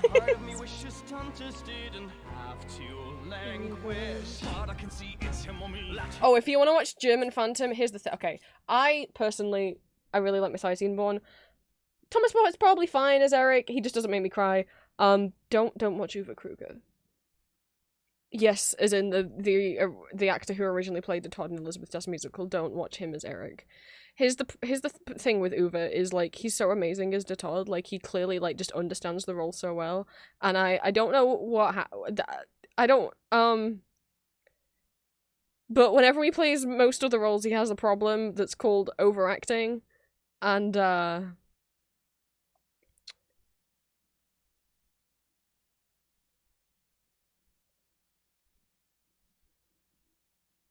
it sure is a problem. Don't watch it.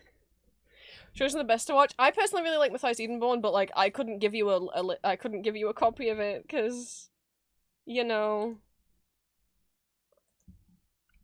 my hard drive with all of my videos on is broken and I haven't got it fixed yet. But let me just have a little look. Let me just have a little look on VK and see what's on VK.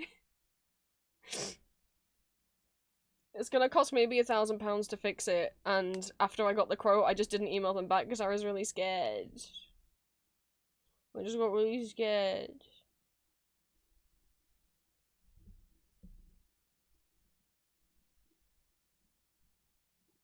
David Onsberger's played him a bunch as well, but personally for me, my favourite Erics are ones that are gonna make me cry, so Ramin Karimloo, Ethan Freeman. And then I haven't seen Hugh Panaro. I know that's a lot of Americans' favourites. He's like the most beloved Broadway Phantom. You might be like, Prince, why is Drew on the screen? Just look. Because this is just when I type in VK, this is what auto fills out. All right. Don't worry about why.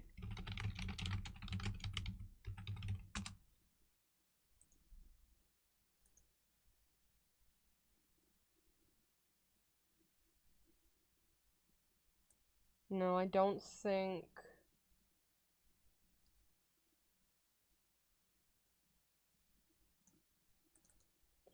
I mean, there's definitely German ones on here, but it doesn't look like one with Matthias is on here.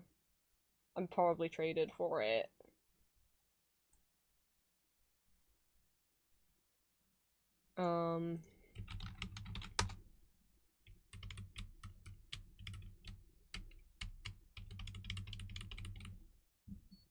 I should think about eating at some point.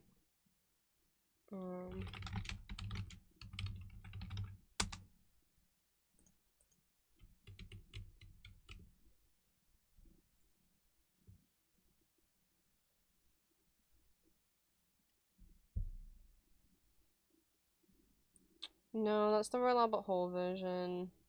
That's also Kaito. What? I don't know where you can find a Matthias Edenborn in Phantom online.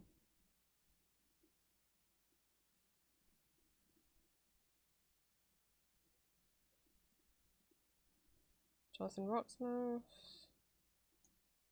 Well, I mean, now I have to click on the Kaito one. Green's asleep. Do you think this will wake him up? I know, I don't think he's still listening. I don't think he's listening to stream while he's sleeping.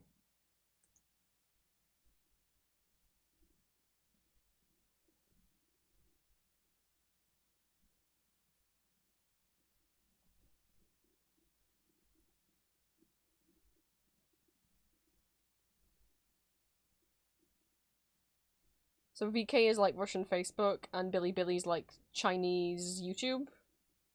And often they get more bootlegs posted than YouTube do.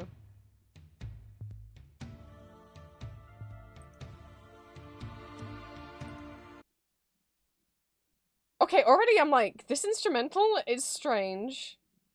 It looks like maybe it was reposted from YouTube, I'm not sure. And they're using the Cantrella Project Diva outfits, which very fitting.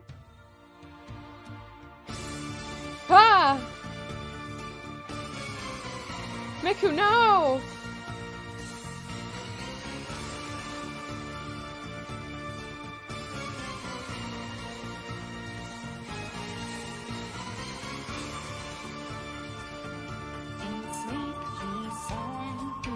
What's this recorder in the background?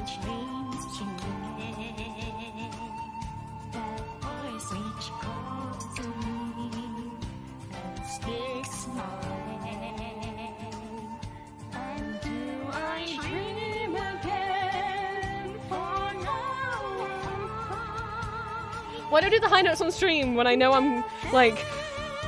Why do I even do the high notes on stream when I'm like, no, people are gonna hear and then they're gonna think I sound like a girl! Don't do the high notes on stream!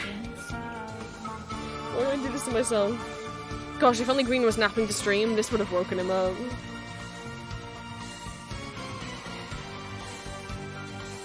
Sing once again with me, our strange duet. My power over you grows stronger yet. And though you turn from me to glance behind, the phantom of the uprising inside your mind. Oh, she's crying! Miku, no! Kado, you made Miku cry!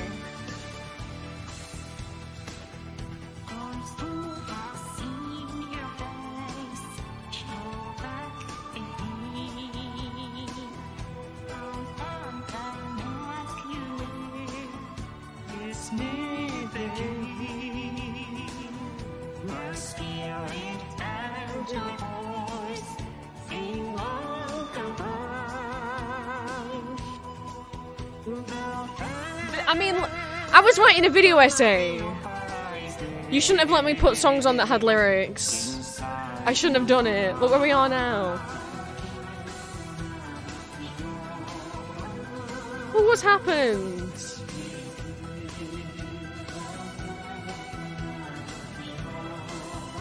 Maybe I can't do this on stream.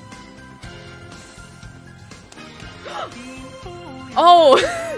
Oh god, he's horribly deformed! Not anything but a couple of black lines running down underneath his eyes. Anything but that! He's a monster!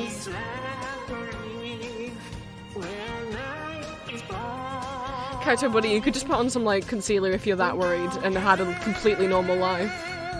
This is worse than the Jared Butler deformity in quotation marks.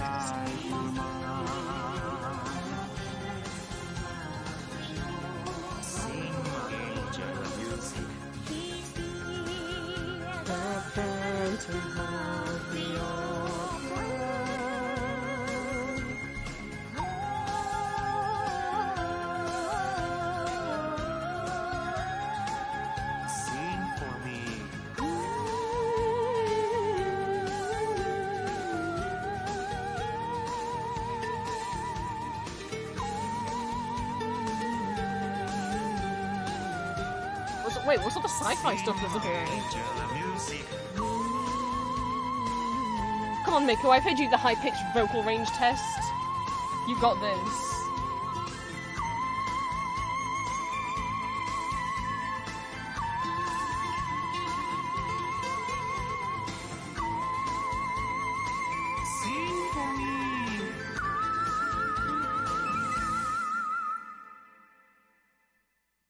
Amazing. I want to see if this is a repost from YouTube because I don't want to credit the Bilibili re-uploader if that's what they are.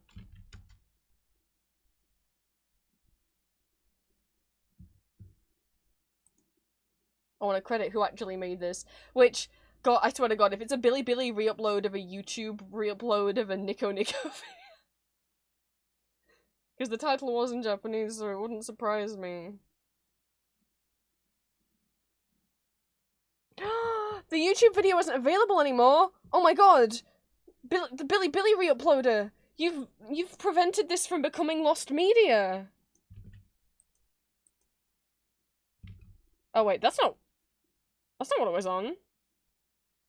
I wasn't watching Kaito Meiko. What the fuck? That's not what I was watching at all! Well, I'll just get the link back from over here. There.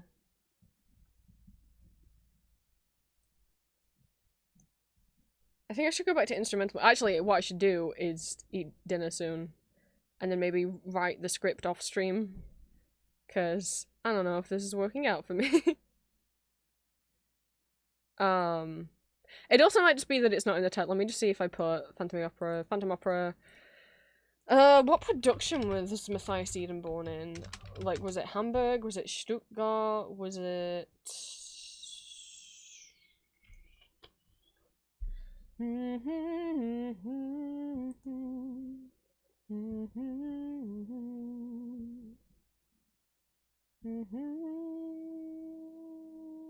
Hamburg.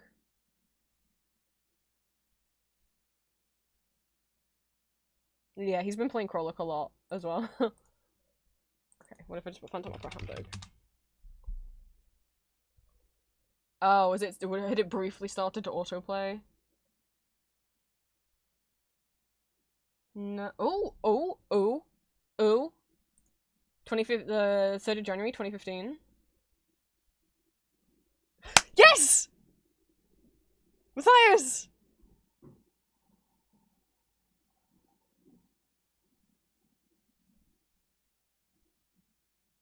We got him, boys!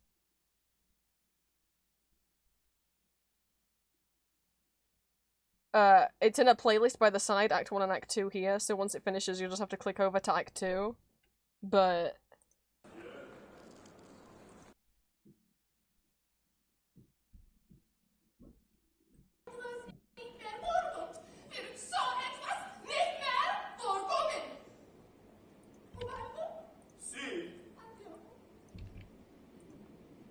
Amateurs.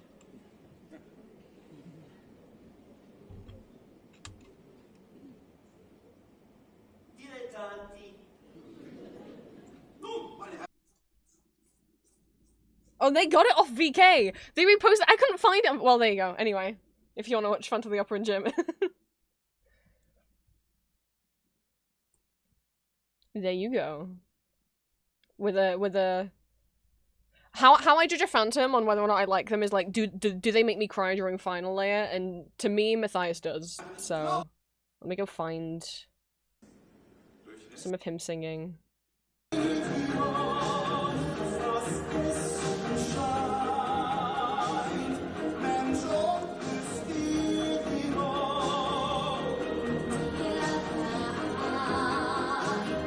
And they are replica productions, so it's the same staging as the West End and the Broadway productions. A replica production means it's using the same sets and costume as the original, and a non-replica means it's... Thank you for the pop-up, Billy Billy. A non-replica means it's made its own new costumes.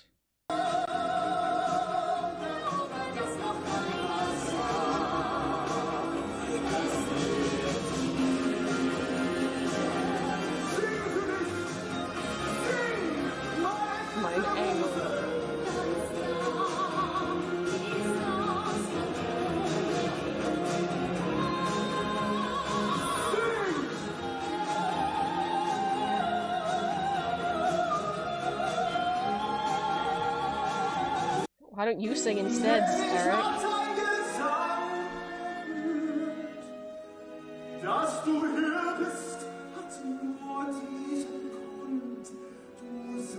And then we're gonna put Green back to sleep.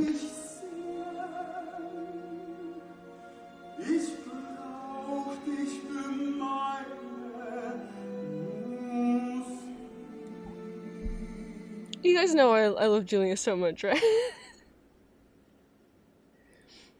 We messed up our dates when she came over. We were the plan was we were gonna watch the Wednesday matinee of Phantom, and she was gonna her plane was gonna land on Tuesday, but we kind of messed up and her plane landed on Wednesday, and we had like an hour or two between when her plane landed, between when we went to see Phantom. So bless her, she was a bit jet lagged. So when I say, oh no, this will put Green back to sleep, I do mean it because Julia fell asleep on me in the theatre during Music of the Night.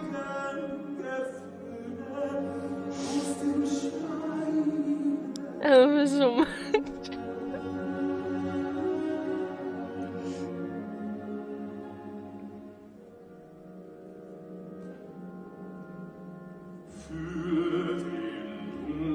It's very lullaby-esque, you can't blame her.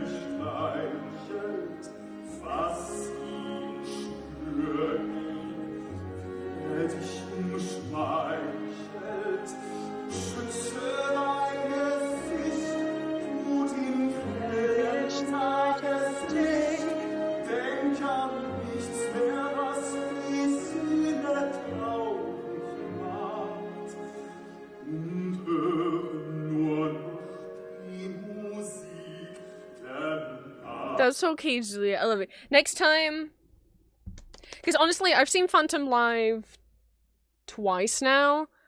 And honestly, I don't know if I've just ended up seeing people playing Eric who I just didn't vibe with. But I didn't enjoy either of those times. I would have had a nicer time, to be honest. I mean, okay, if I'd stayed home and just watched the DVD with Ramin Karimloo.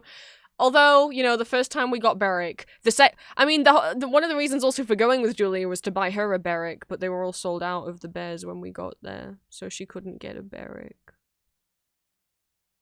But next time, if it's still open, by the next time Julia comes here, Hadestown.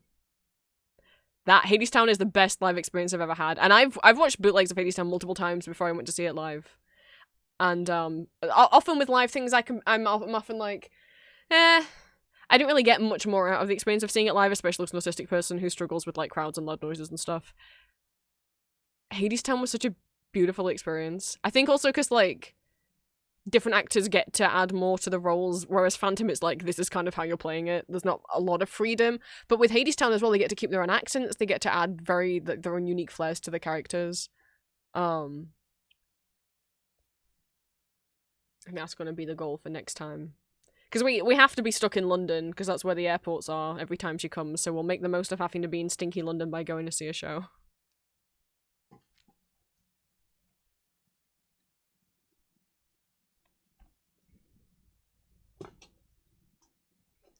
It's okay. Gosh, see, the moment that I put on a song with lyrics, look at what has happened. How many words have I written? 600. And some of that's quotes. That's not good enough. Maybe I end and I eat off stream. Or we could, well, I can't eat for another 30 minutes anyway, so I guess might as well stay. Let me take my meds.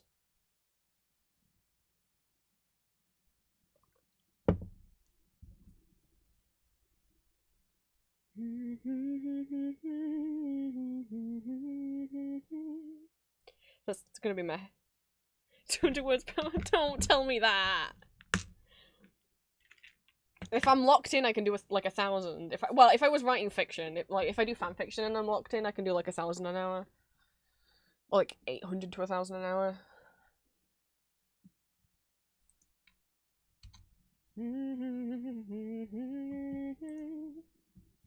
I shouldn't have been allowed to put on stuff with I said at the beginning of stream, I cannot put stuff with lyrics on because I absolutely will not write to it. So we can get the Wildhorn, we can get the Frank Wildhorn instrumentals back up, so we can still listen to musicals. But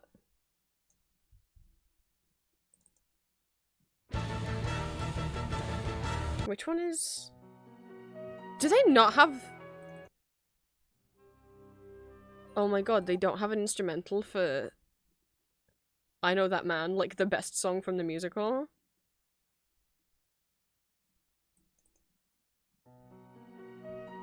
What the fuck?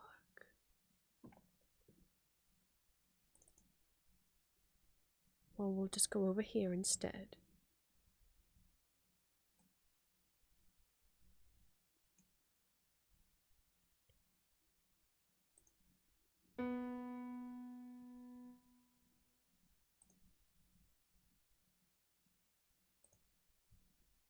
What a great instrument.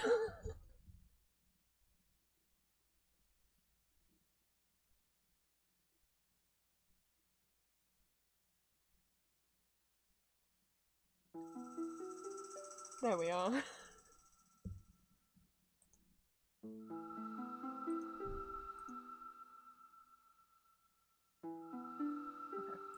Okay. Where's the beginning of the Dance of the Vampire section? Okay.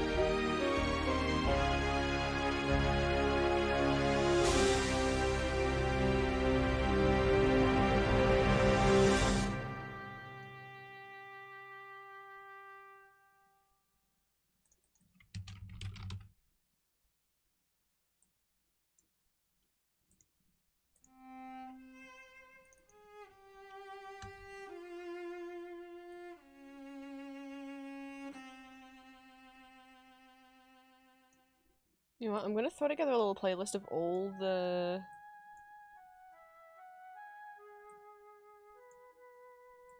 musical theatre instrumentals that I have, because I have a few different music, like backing track albums, karaoke albums, sing-along albums, not just of Frank Wildhorn musicals.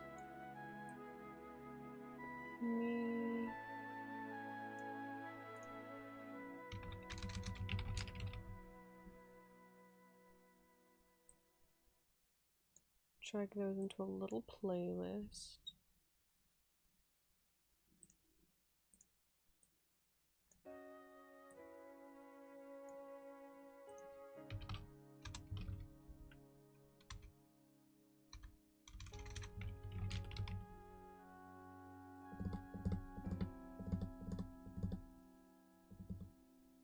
And they're all official ones as far as I'm aware. I don't have any like fan-made instrumentals downloaded. Like the only stuff I have is like actually official albums. As far as I'm aware, Tanzania Imperial has never had an official instrumental album. There is, I think, there was like an album that was put out that was like a just like a bunch of, it's either like a best of musical album, or specifically for a couple musical theatre singers were doing their own solo albums. And as bonus tracks, I think it had some instrumentals.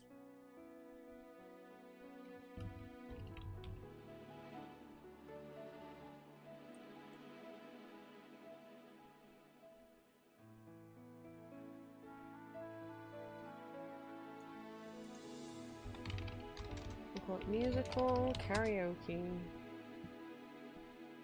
Let's put it on shuffle, and let's go next. Oh, is this what's the character's called? Maybe this will wake Green up. Green loves this musical. This is a good song. I don't like that many songs from Rudolph the Fair-Myling, but again, that's just the Frank Wildhorn way, and it's not for lack of the actors trying. But if this is the one that Mary's friend sings, I can't remember her name. I think it is. I'm gonna have to, what the fuck is she called? She's played by Callum Philippig, I think, but I can't think what the character's called. Mary's friend who like helps shuttle letters between the two of them. This doesn't have a cast list. Wikipedia. What they've done to the Wikipedia pages for German musicals just fucked it.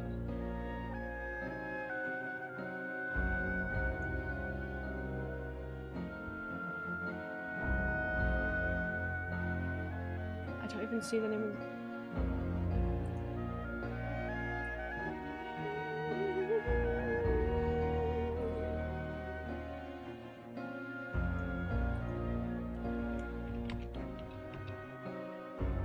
Marie. She's called Marie.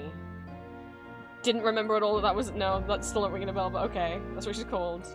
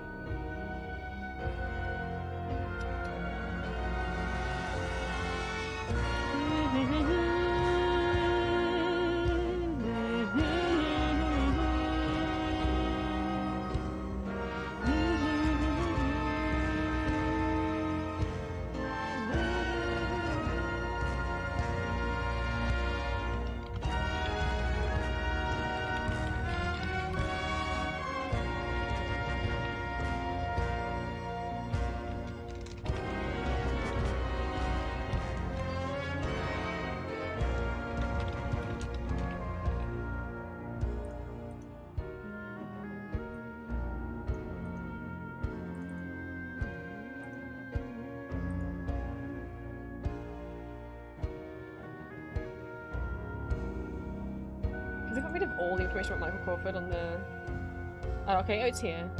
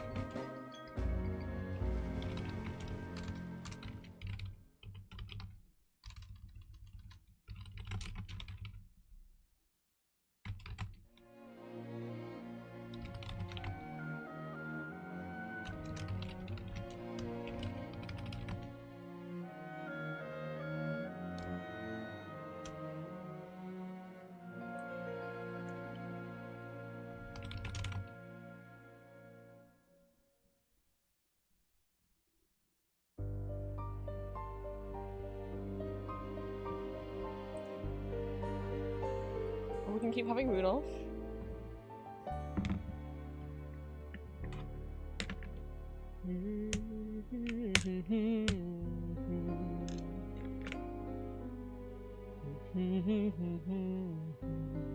I've got this on my karaoke. Maybe we'll do karaoke next week. I'll have to see what the temperatures are gonna be.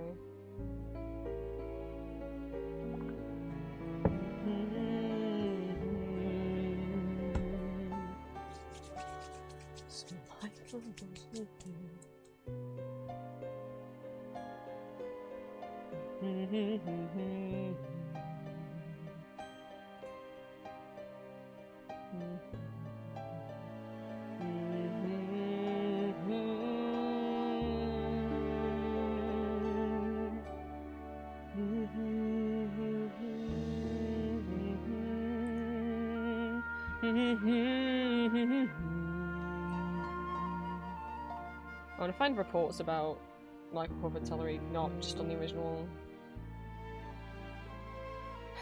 Played more previews than performances.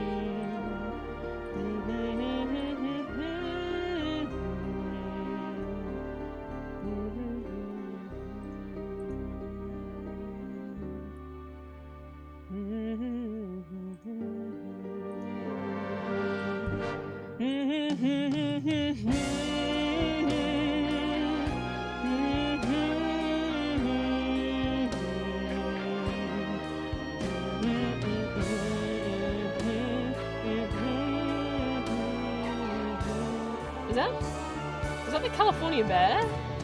Why?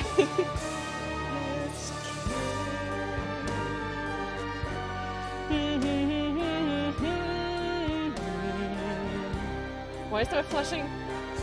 The CA mini cross. Sorry, I've got distracted. There's a picture of the California bear, like that's on the flag. California mini crossword. What about it makes it Californian? Is it? Oh god, is it facts about California?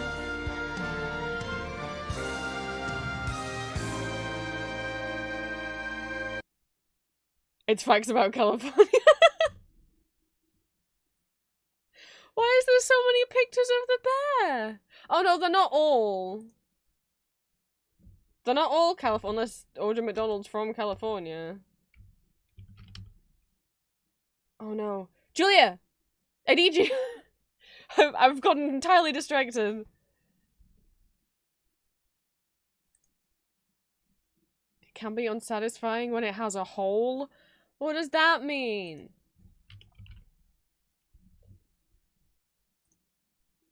Okay.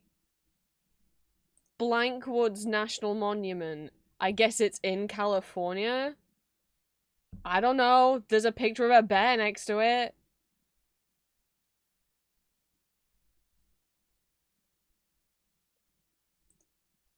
Like Palm Springs during the summer. It's not. This one's got a bear next to it.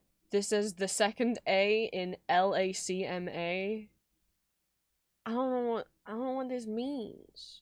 I swear to God, if this like Palm Springs during the summer, I swear to God, if it's 3 letters, if it's just the word hot.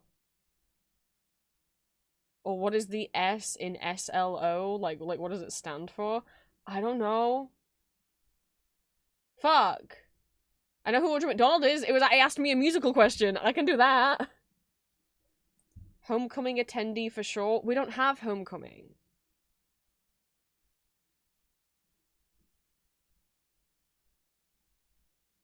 I don't know. I said it was a California crossword. I don't know what a homecoming attendee is called. A group of 3? A trio? Oh my god, I think it is just hot. I think palm strings during the summer, I think the answer's just hot.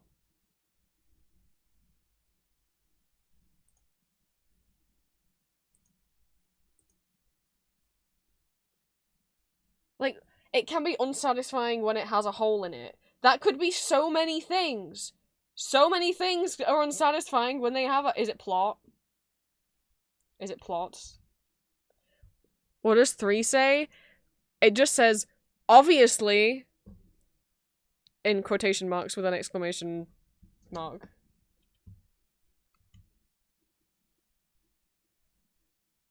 I don't know if I've got all of these right. Hey guys, this is the part of stream where Prince gets so distracted he does a random crossword he found on sfgate.com.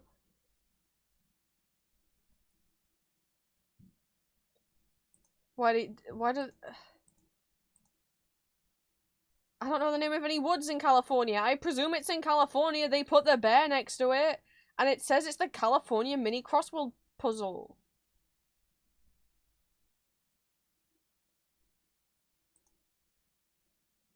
What's 2 down? I don't know what a homecoming attendee's called.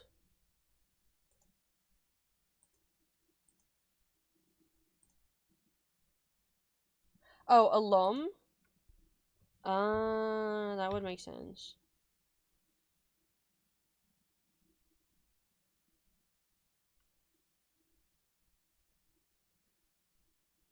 It's no duh? Oh my god. Do you think? Oh, I spelled. Oh, hang on. Do you Californians say that all the time? The second A. What does the A stand for in LACMA? Or what is the something Woods National Monument? Is it ACT? Oh no, there's errors. Highlight the errors. It's okay, it's not ACT. The C is wrong. N?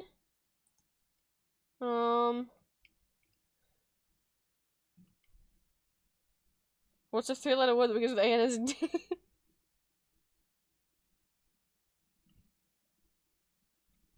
Okay. No.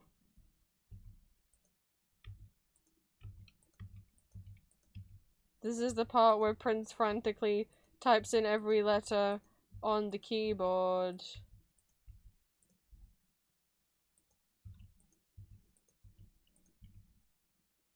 It was art!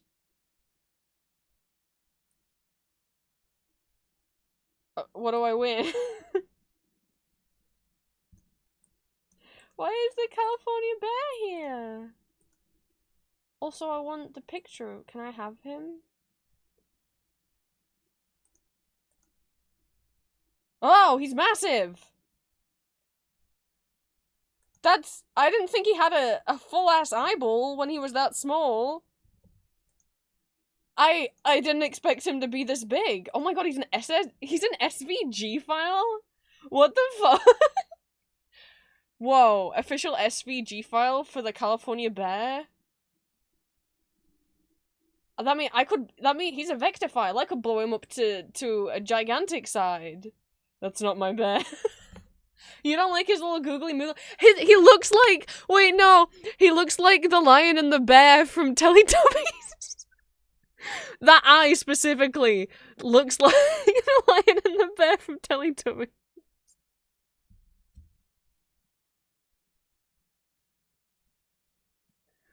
Oh no.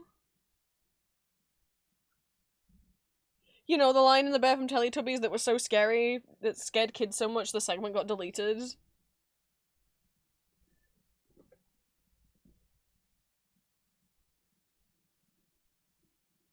I don't think the lion was scary. The bear! I mean, I guess there's, like, ominous music and the lion maybe wants to eat the bear. I don't know. The bear, I disliked more than the lion, maybe just because I'm predisposed to like lions. But the bear, she stuck her tongue out and then googled her eyes around. No thank you. Oh, it won't let me save it? It saves it as a web page? Aww. Never mind. No, but why is he so big? Anyway.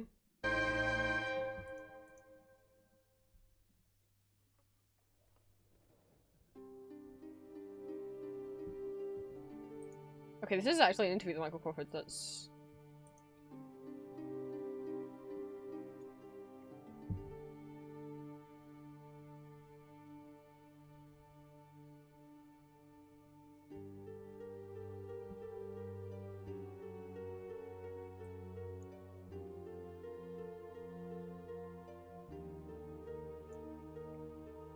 Having apparently lost the film role of the Phantom of the Opera to Antonio Banderas,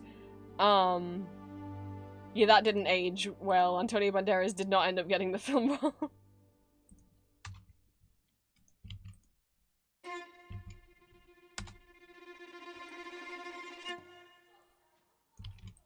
Is this Phantom?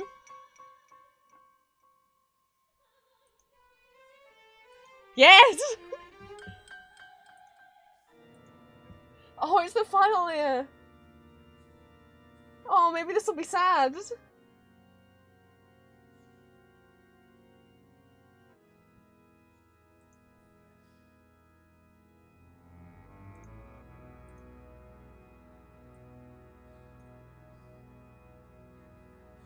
Just trying to find reports of... because what people estimated his salary to be was way more than what he actually got.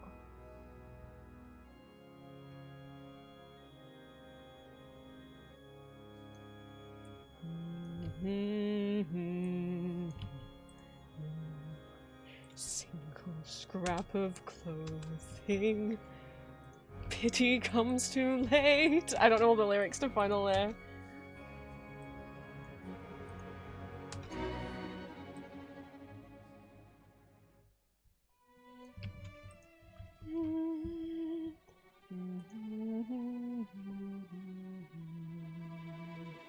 In his eyes. That melody coming back to be like. Sure, what song Christine's made.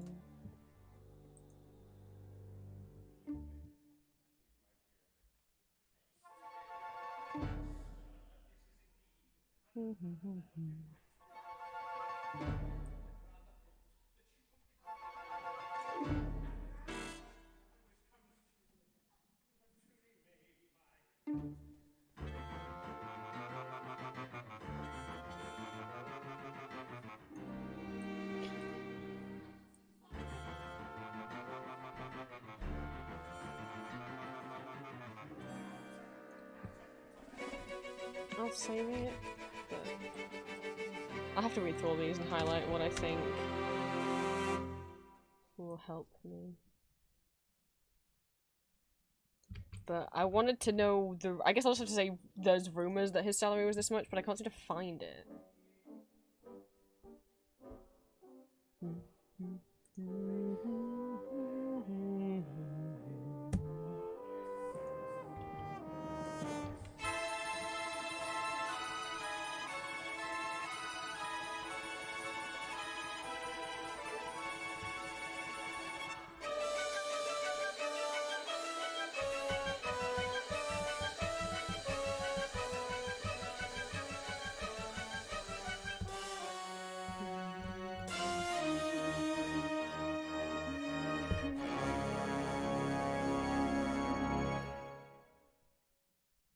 I mean, this is someone's blog post, so obviously...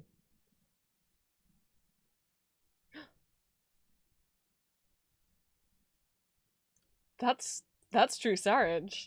Hello, GIF of Drew Sarich. Specifically... I'm autistic. Specifically, that is Drew appearing as a guest in the 2019 Russian production. Or 2018 Russian production. I think, as far as I'm aware, he still sang in German and the rest of them were singing in Russian. But I can... Well, I know because I know that GIF, but also I can tell because I recognize, I think that's Vera as Sarah, and the costumes are the Kentaur versions, which could mean Hungarian Russian or the two Vienna revivals, but Russian Sarah always has a much more gingery wig than any other Sarah. than at least the other Kentaur costume ones. I know.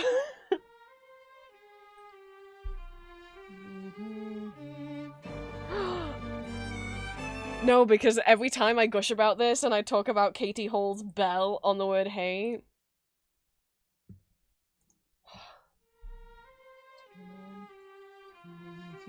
Tears of hate.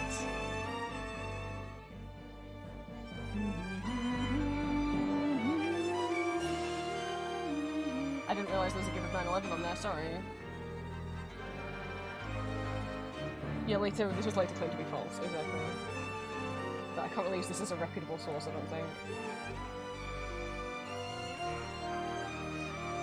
I'm not going to use Reddit as a source either, I'm just curious if they saw what they were saying.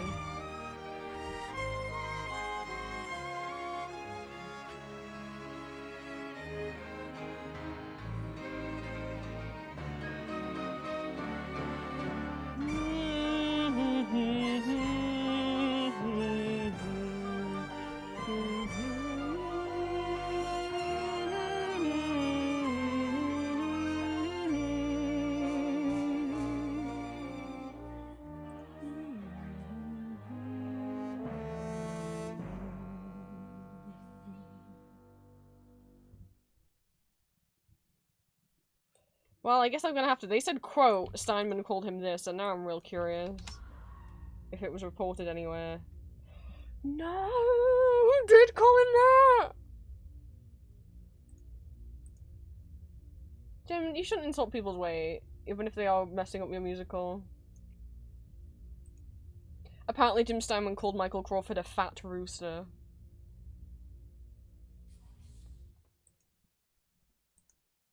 Don't make fun of his weight.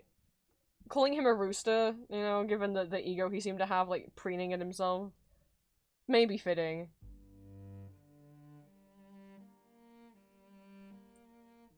But...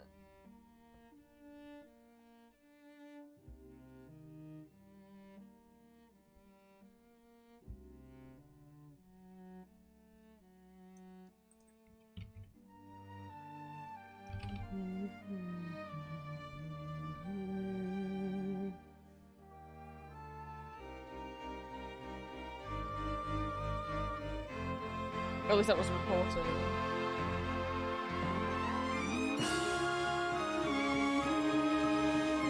It's kissy time!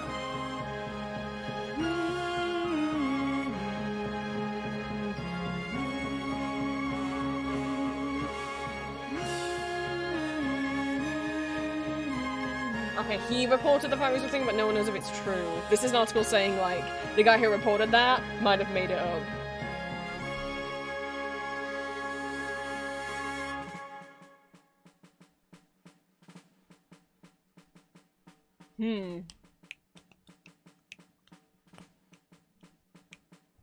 So maybe we don't go along with that comment then.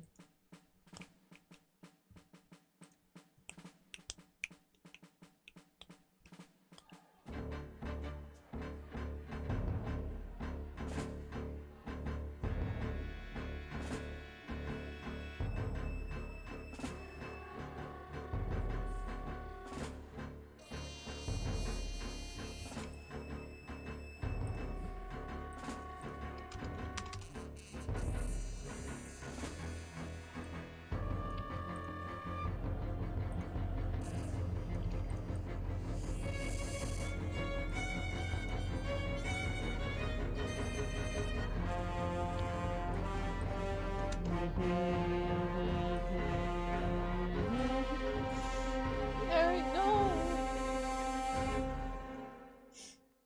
I'm scared of it. I'm gonna cry.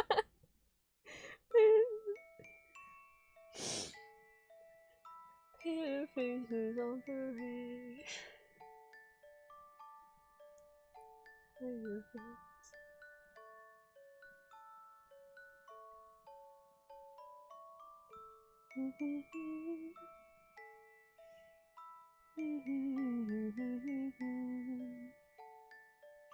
Why did I let Final Lab play?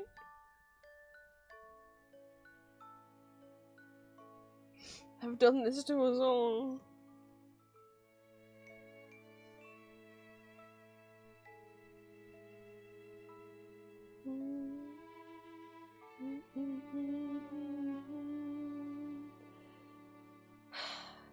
Christine, I love you. I'm gonna make myself upset.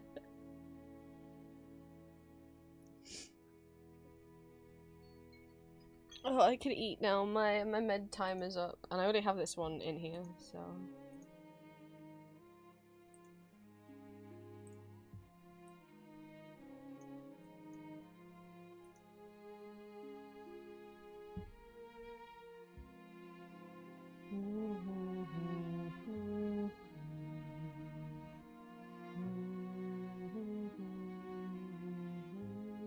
Eric, just get in the boat with them. Just kiss both of them and get in the boat with them.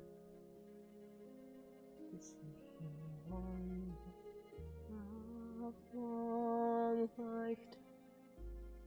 Say the word and I won't follow you. I'm sorry, Shrimp.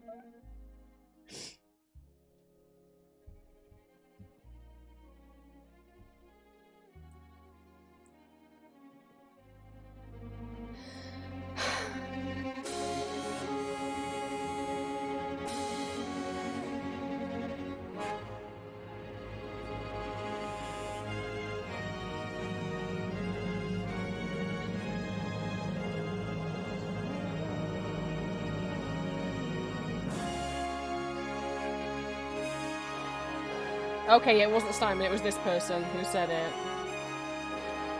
I found the original quote. It's okay, because, you know, Andrew Lloyd Webber lied. Eric actually, Raoul said, let Qui-Gons be bygones, and, let Eric sit in the boat with him and Christine as they rowed out, and then he kissed both of them, and then took them, all three of them, into bed. Good night.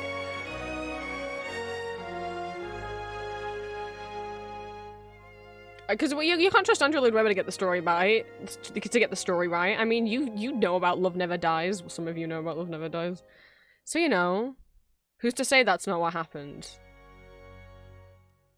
Don't Google Gaston Leroux.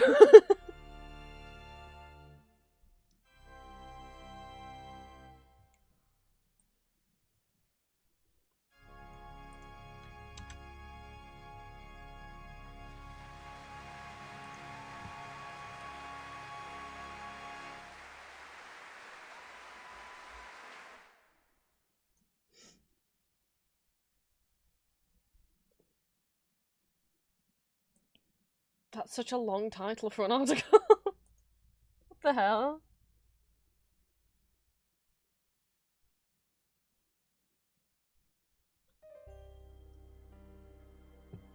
What is race? Oh, okay, it's not. I do got to eat though. Whoa! Nothing nice didn't happen? No.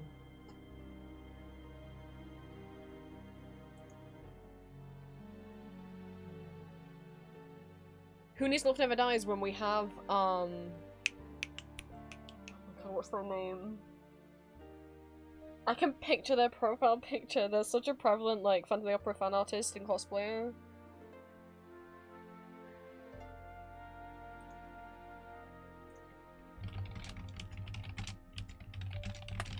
Whoa, I didn't mean to print. I'm gonna hit control.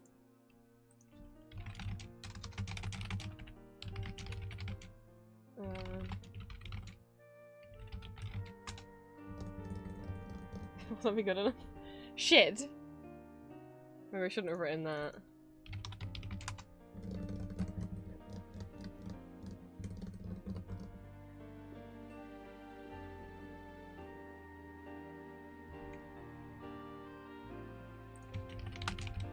I'm gonna kick myself.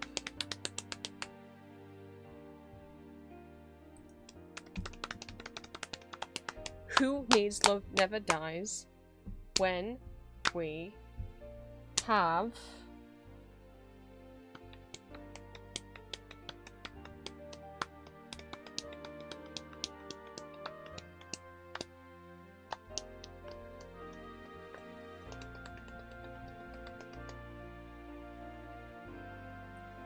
this is the original post. God damn it. You lied to me.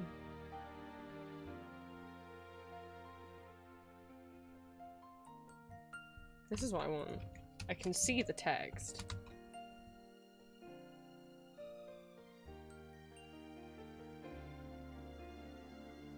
Don't tell me the original post's been deleted, because I'll cry.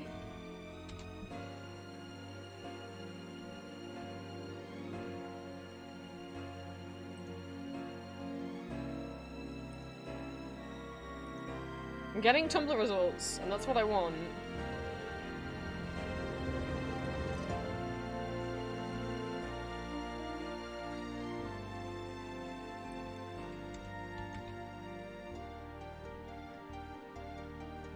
Murian! Oh my god, okay.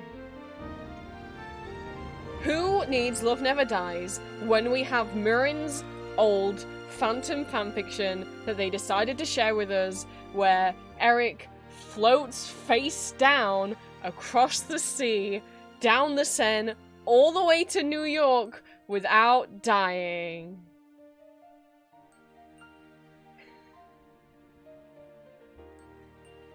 I've read this post out on stream. I mean, maybe this is what we end stream with, and then I go work.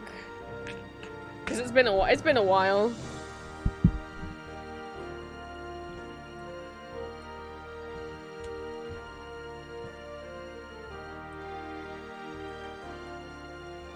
This is by Murian. Very talented artist, very talented cosplayer. Let's just establish that before. Here's some of Murian's art of Eric. I've been on Julia's stream today. Some of that art.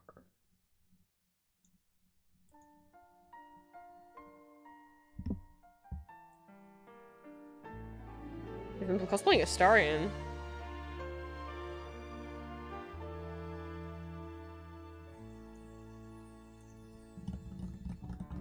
They do cosplay Eric, though.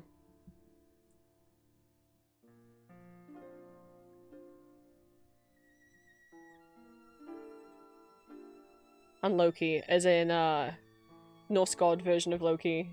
Not Marvel Loki.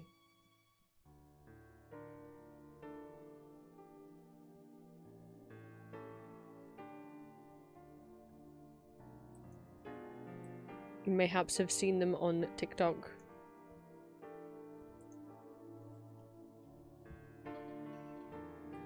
So, we can leave the instrumentals up in the background. Let's have a little reading of a post Murian made back in January 2020. Wait. Have I not told you guys this story? I must have mentioned it. I must have mentioned it at some point. Have I seriously not told you guys about my horrible 7th grade phantom fic? Okay. Buckle up, buckaroos. Here we go. This might get long because I can't shut up, but I'll put some really nice pictures in here to break up the wall of text.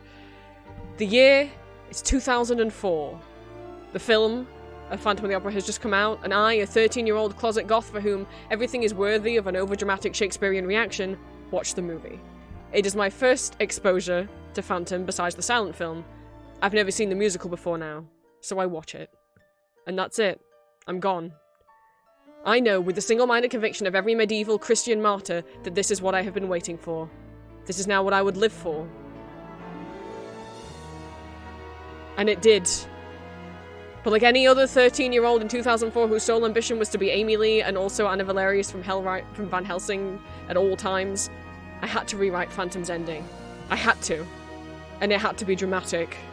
I don't remember sitting down to write the thing in my brown spiral-bound Mead 5-star notebook at like 10 PM on a Saturday night after aggressively photosynthesizing the entirety of fanfiction.net's Phantom section on my dial-up AOL connection. Above pictured me, well, me 13, about a dramatic recreate, a photo, stock photo recreation of me at 13 about to pen a cultural touchstone with my hot pink gel pen while the Lizzie McGuire movie soundtrack plays in the background. I was ready, people. I was flexing my knuckles for a fix-it fic, and I was full of whirling hormones and crying for no discernible reason other than The fact that I'm a crier, but I was also 13, and Eric is so lonely. The fic essentially went something like this. The story plays out as usual, and at the end, Christine leaves with Raoul. Eric, who looked like Gerard Butler in my brain because I had no other basis of comparison, and also I thought he was hot, thereby completely missing the ugly point, but whatever. Eric breaks all the mirrors and cries and wanders down a corridor and cries some more. The mob breaks into the lair, but they can't find him. Even though they should have been able to. Because he really didn't go that far. I think I wrote that he stumbled through a nearby corridor, nearby being the operative word here. Meaning the mob was either the worst mob in history or just really, really stupid. Okay, so the mob leaves after looting his lair. I mean, he's got like millions of francs stuffed in the walls down there, can you blame them? And at this point, Eric lets out a breath he's been holding. Oh, also I should emphasize again, this is Gerard Butler Eric, so he's ripped and wearing that torn puffy shirt and those unreasonably tight leather pants and riding boots, even though he's not been anywhere near a horse. Which, I'm gonna break reading. In the book, Eric has a white horse called Caesar, or Cesar, that he stole. Eric has a pet in the book that he loves very much. When we're gonna get a phantom adaptation that establishes that Eric's got a pet horse that he stole?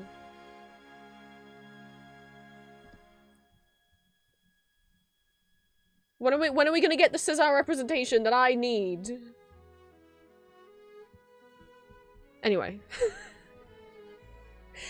And I amended the film so that thick dark Dracula hair was actually his hair and not a wig because I wanted it to fall wetly into his... Here we go. I definitely remember writing this. Piercing ice blue eyes. Actually, I think I gave him 2 different coloured eyes a la Crawford, but I don't remember what the other colour was. Probably red, let's be real. Because I was toying with the he was a vampire the whole time revealed that 13-year-old me thought was a stroke of literary genius.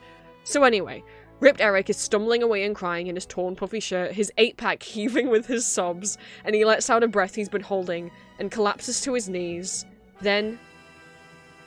faints with hunger. I don't remember why he was faint with hunger. I just remember writing that phrase, which is a truly baffling tidbit, honestly. He'd been well fueled enough to stage the whole Don Juan fiasco, and I hadn't even established hunger was an issue at play here. So unless Eric was hypoglycemic and needed to keep his blood sugar levels up, I can't explain his hunger fainting. My only explanation is that I was a fainter as a kid, so I just assumed most people passed out whenever things became vaguely inconvenient. Faint with hunger, he passes out on the banks of the underground lake and eventually rolls straight into the water. Meanwhile, upstairs, the entire opera house is on fire from the chandelier crash. People are screaming. I wrote that hundreds were dead and that mothers wept over their children, which also concerns me in hindsight because I was While I fully support introducing children to the arts at an early age, can you imagine trying to explain to your friends why you took a 5-year-old to see the horniest self-insert opera of all time, Don Juan Triumphant? So the opera is burning down and Paris is in an uproar. Cut back to the cellars. Eric, still passed out, is now borne by the furious currents. I kid you not, I remember that phrase of the opera lake. You know, the underground, stationary, man-made lake, mind you, with no currents at all in real life, like, none.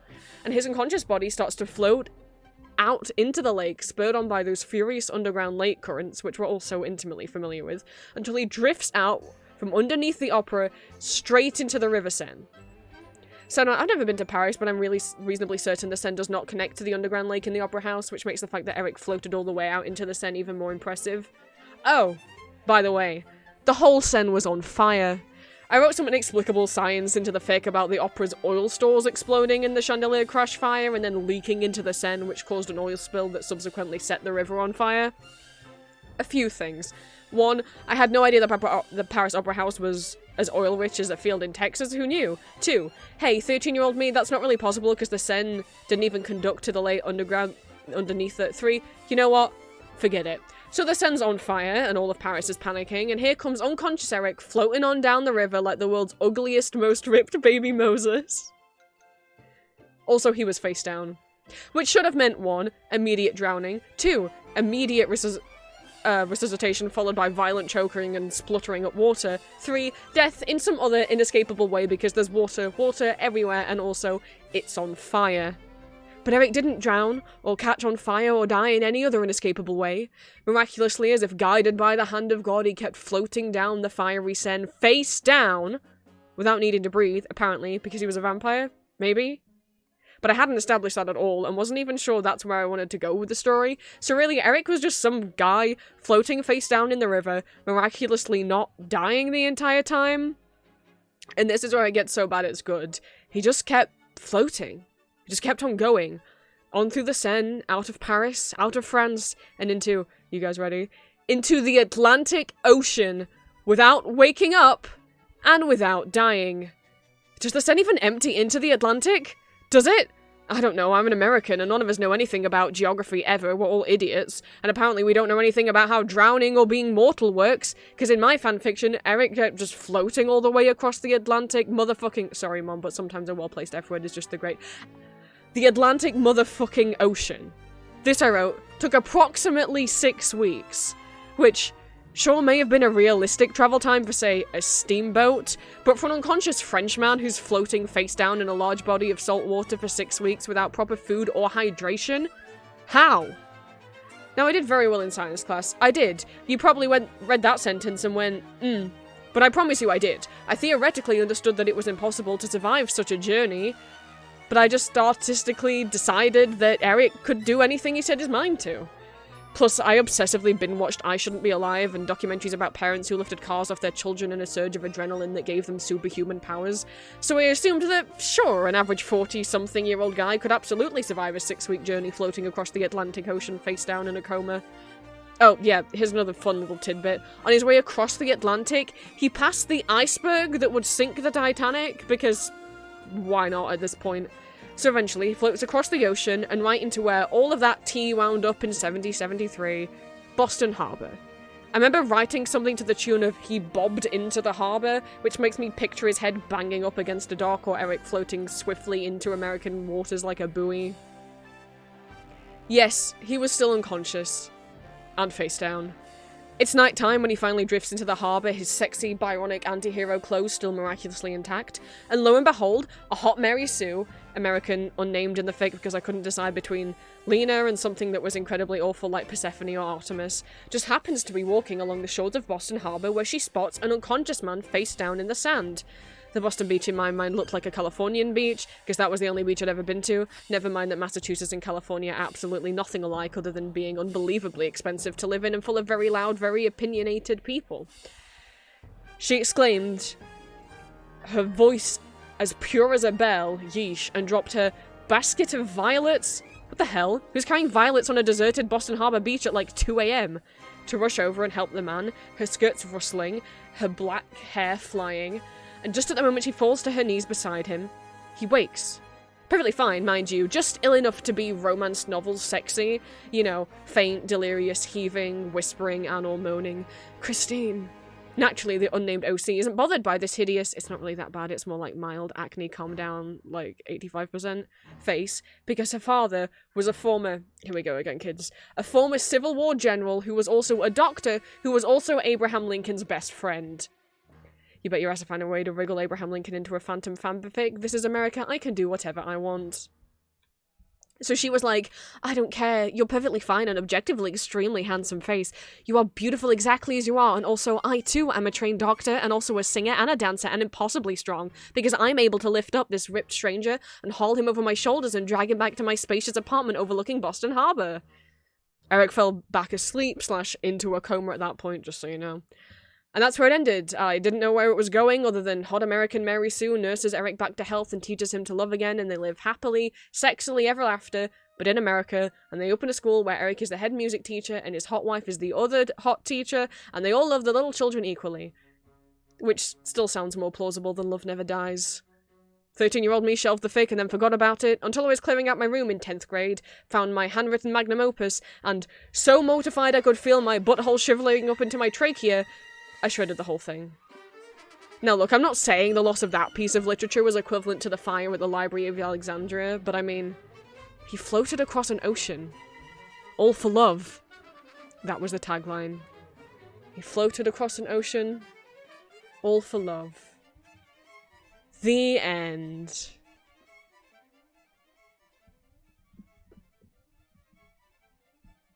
I think I've gotten better at reading things out loud. Whenever I used to try and read stuff out loud, I would stumble over my words all the time. I don't think I stumbled over that. Like, not stammer, but I just, like, my brain starts to say the wrong word. My brain just starts predictive texting and, like, starts to say in the next word even though that's not what the next word is. I think I've gotten better at reading things out loud. Still a better love story than Love Never Dies. Thank you guys for stream. Let's see if Julia has started hers. I will not be watching because I think the game's a little too spooky. I'll go read out the trigger warnings again so you guys are aware. The game is called Witchwood with a Y instead of an I in witch. Witchwood is a crafting adventure game set in a land of gothic fables and fairy tales. As the old witch of the woods explore a strange countryside. There we go, I'm already saying things wrong. Collect magic ingredients, brew sorcerer spells, and pass judgment upon a capricious cast of characters. Lovingly rendered storybook art style. I think this is like the Steam thing. It's like a puzzle game. However, she's also linked to the Does the Dog Die page. It says, mild, fantasy violence, mild blood. It also, 3 people have said yes to it having domestic violence. It says, the ox treated his family more or less as a disposable slave labor. The queen bee is also verbally abusive to the beekeeper. I don't know who these people are. Complete with the beekeeper blaming himself for her cruelty. There are animal traps. You can kill and hunt animals, I guess. You have to gather ingredients by killing them. There's flying insects in the swamp area. There is like a wolf storyline that this person says has undertones that could be like SA, because it's like Little Red Riding Hood, which... That's not what Little Red Riding Hood... Little Red Riding Hood's not meant to be about SA. People misunderstand it. It's meant to be about, like... I mean, I know she's a kid in it, but the point, if you look at some of the original illustrations, she gets into bed with the wolf. Full on looking, she takes her clothes off and gets into bed with the wolf. Like, it's meant to more be about the fear of, like, girls becoming women. Oh no, what if my daughter wants to start having sex? And less about... I mean, also definitely, like, don't speak to strangers. But it was also like, oh no! What if my daughter becomes a woman? In the graveyard area, there's a hanged ghost. There are ghosts, there's a hospital scene. That's all it says on the Does the Dog Die page, so if that sounds like something you might not be able to cope with, do not watch. The stuff like the hanging ghost and some of the characters being verbally abusive, makes me not want to risk it for myself, especially not after the day that I have had. So bear all that in mind. So I'll not be joining Julia on tonight's stream, but I'll still have the tab open and maybe like muted and just peek in every now and then. But it would mean a lot if you guys still came over and said hi to Julia. Here is the raid message you can copy and then paste into her stream. Even if you two also are like, ooh, I don't know if I can watch that game.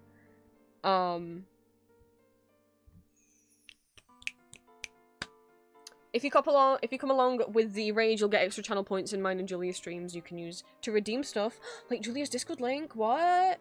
And then next time she does not stream, you could draw with us in Magma like we drew in Magma together last night. What?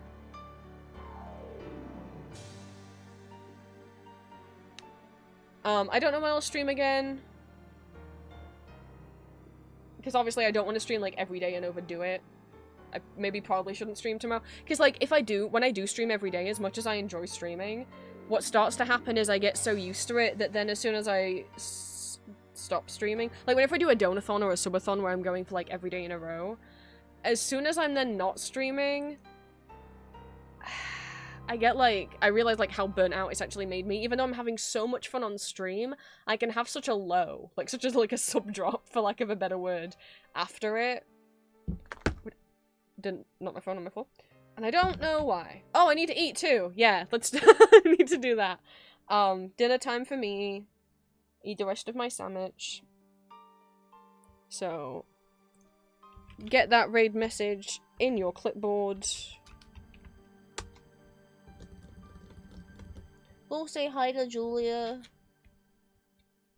If I don't see you guys on stream tomorrow, Julia is streaming on Friday. I should be there with her. At the very least. I might see you then.